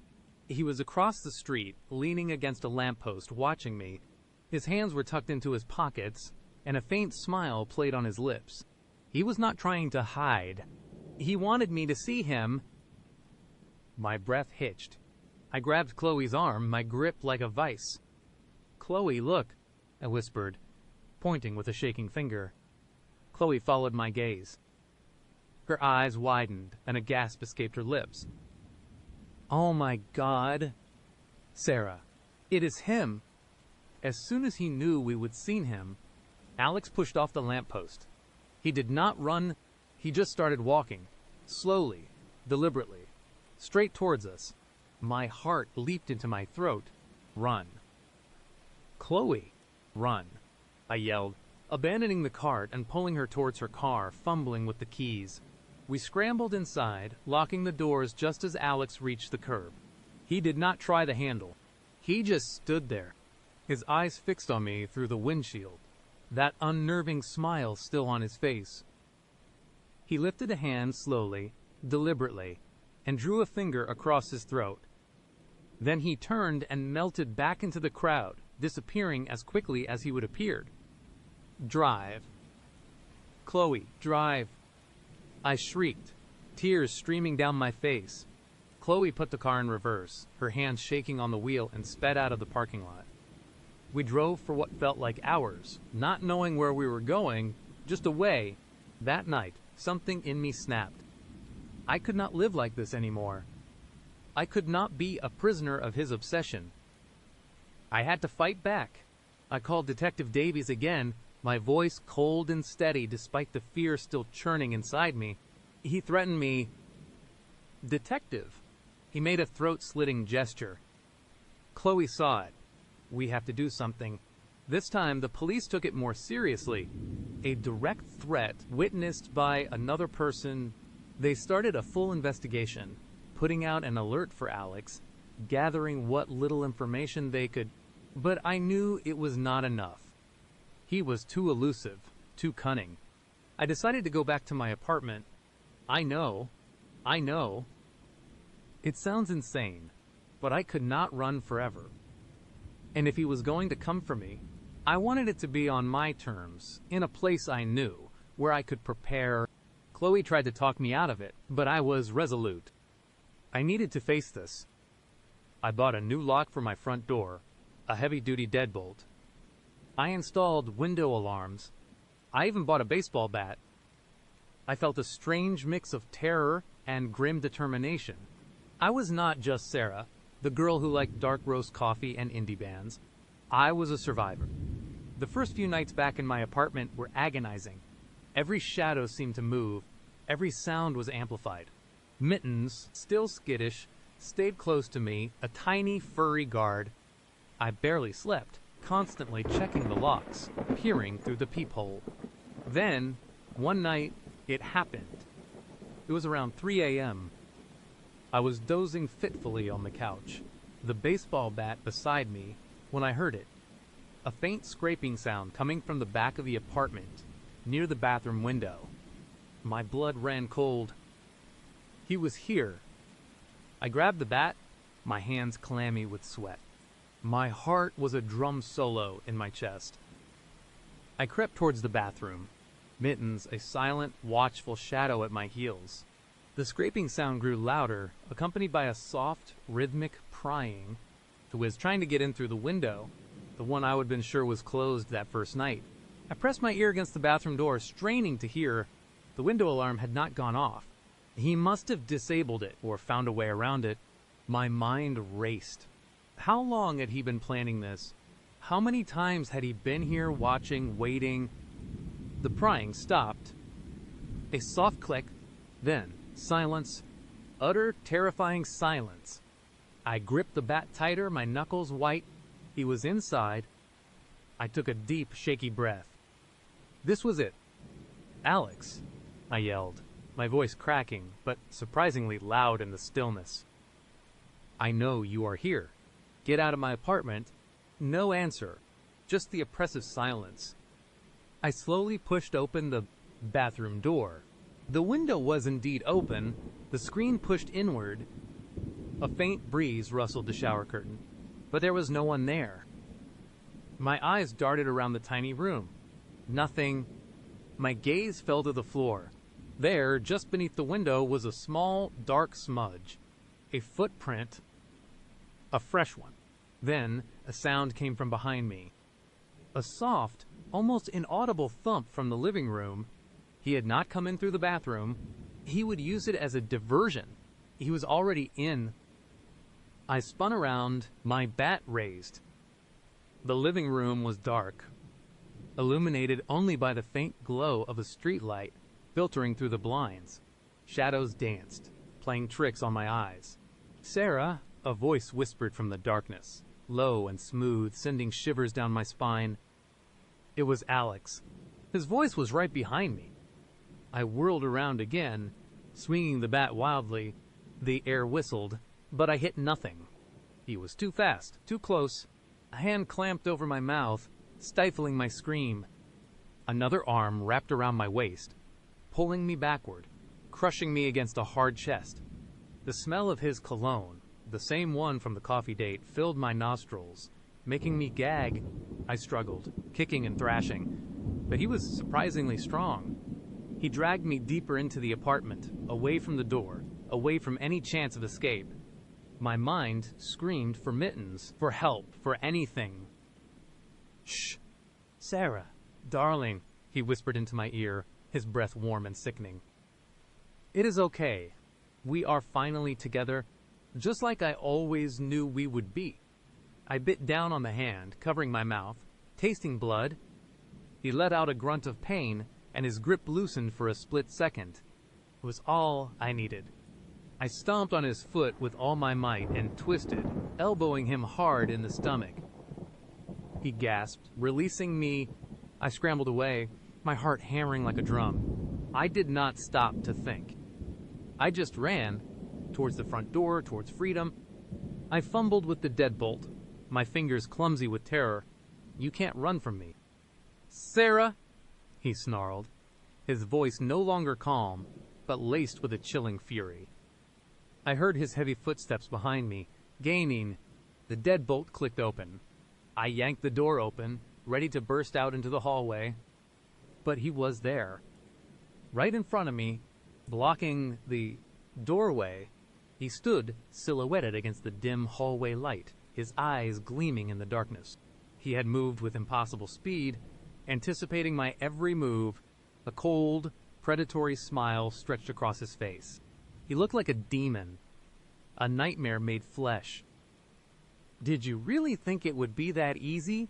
he chuckled, a chilling sound. I backed away slowly, the bat still clutched in my hand, my breath coming in ragged gasps. He advanced slowly, deliberately, herding me back into my apartment. "You are mine, Sarah," he whispered, his voice full of a sickening possessiveness. "You always have been.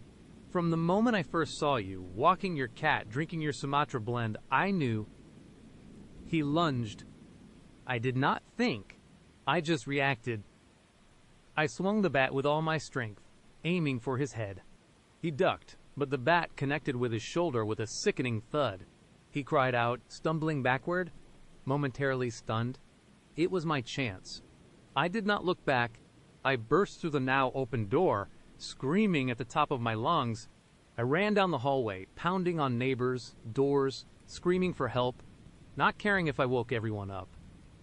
I could hear Alex's enraged roar behind me, followed by the sound of heavy footsteps. "Help me. He is trying to kill me." I shrieked, tears blurring my vision. A door finally opened. An elderly man, my neighbor, Mr. Henderson, peered out, his eyes wide with shock. "Sarah, what in God's name?" "Call the police." "He is in my apartment." I screamed, pointing back towards my door, which was now ajar.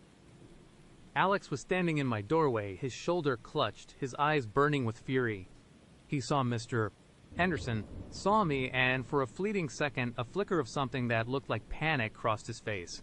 He knew he was exposed. He hesitated, then turned and vanished back into my apartment, slamming the door shut. Mr. Henderson, bless his heart, immediately called 911. Within minutes, the building was swarming with police. They found no sign of Alex. He was gone, vanished into the night as if he would never been there. The only evidence was the damaged bathroom window screen, the fresh footprint, and my own terrified testimony. I never went back to that apartment. Not to live. Anyway, I had Chloe pack my things. I moved to a different city, changed my name, cut off contact with almost everyone I knew. I live a quiet life now, always looking over my shoulder, always checking the locks twice. The police never found Alex. His name was a common one, his online profile fake, his trail cold. He was a ghost, a nightmare that had walked into my life through a dating app. Sometimes, late at night, I still hear the faint hum of that lullaby, or I see his face in a crowd just for a second before it vanishes. The fear never truly leaves you. it becomes a part of you, a shadow that follows you everywhere.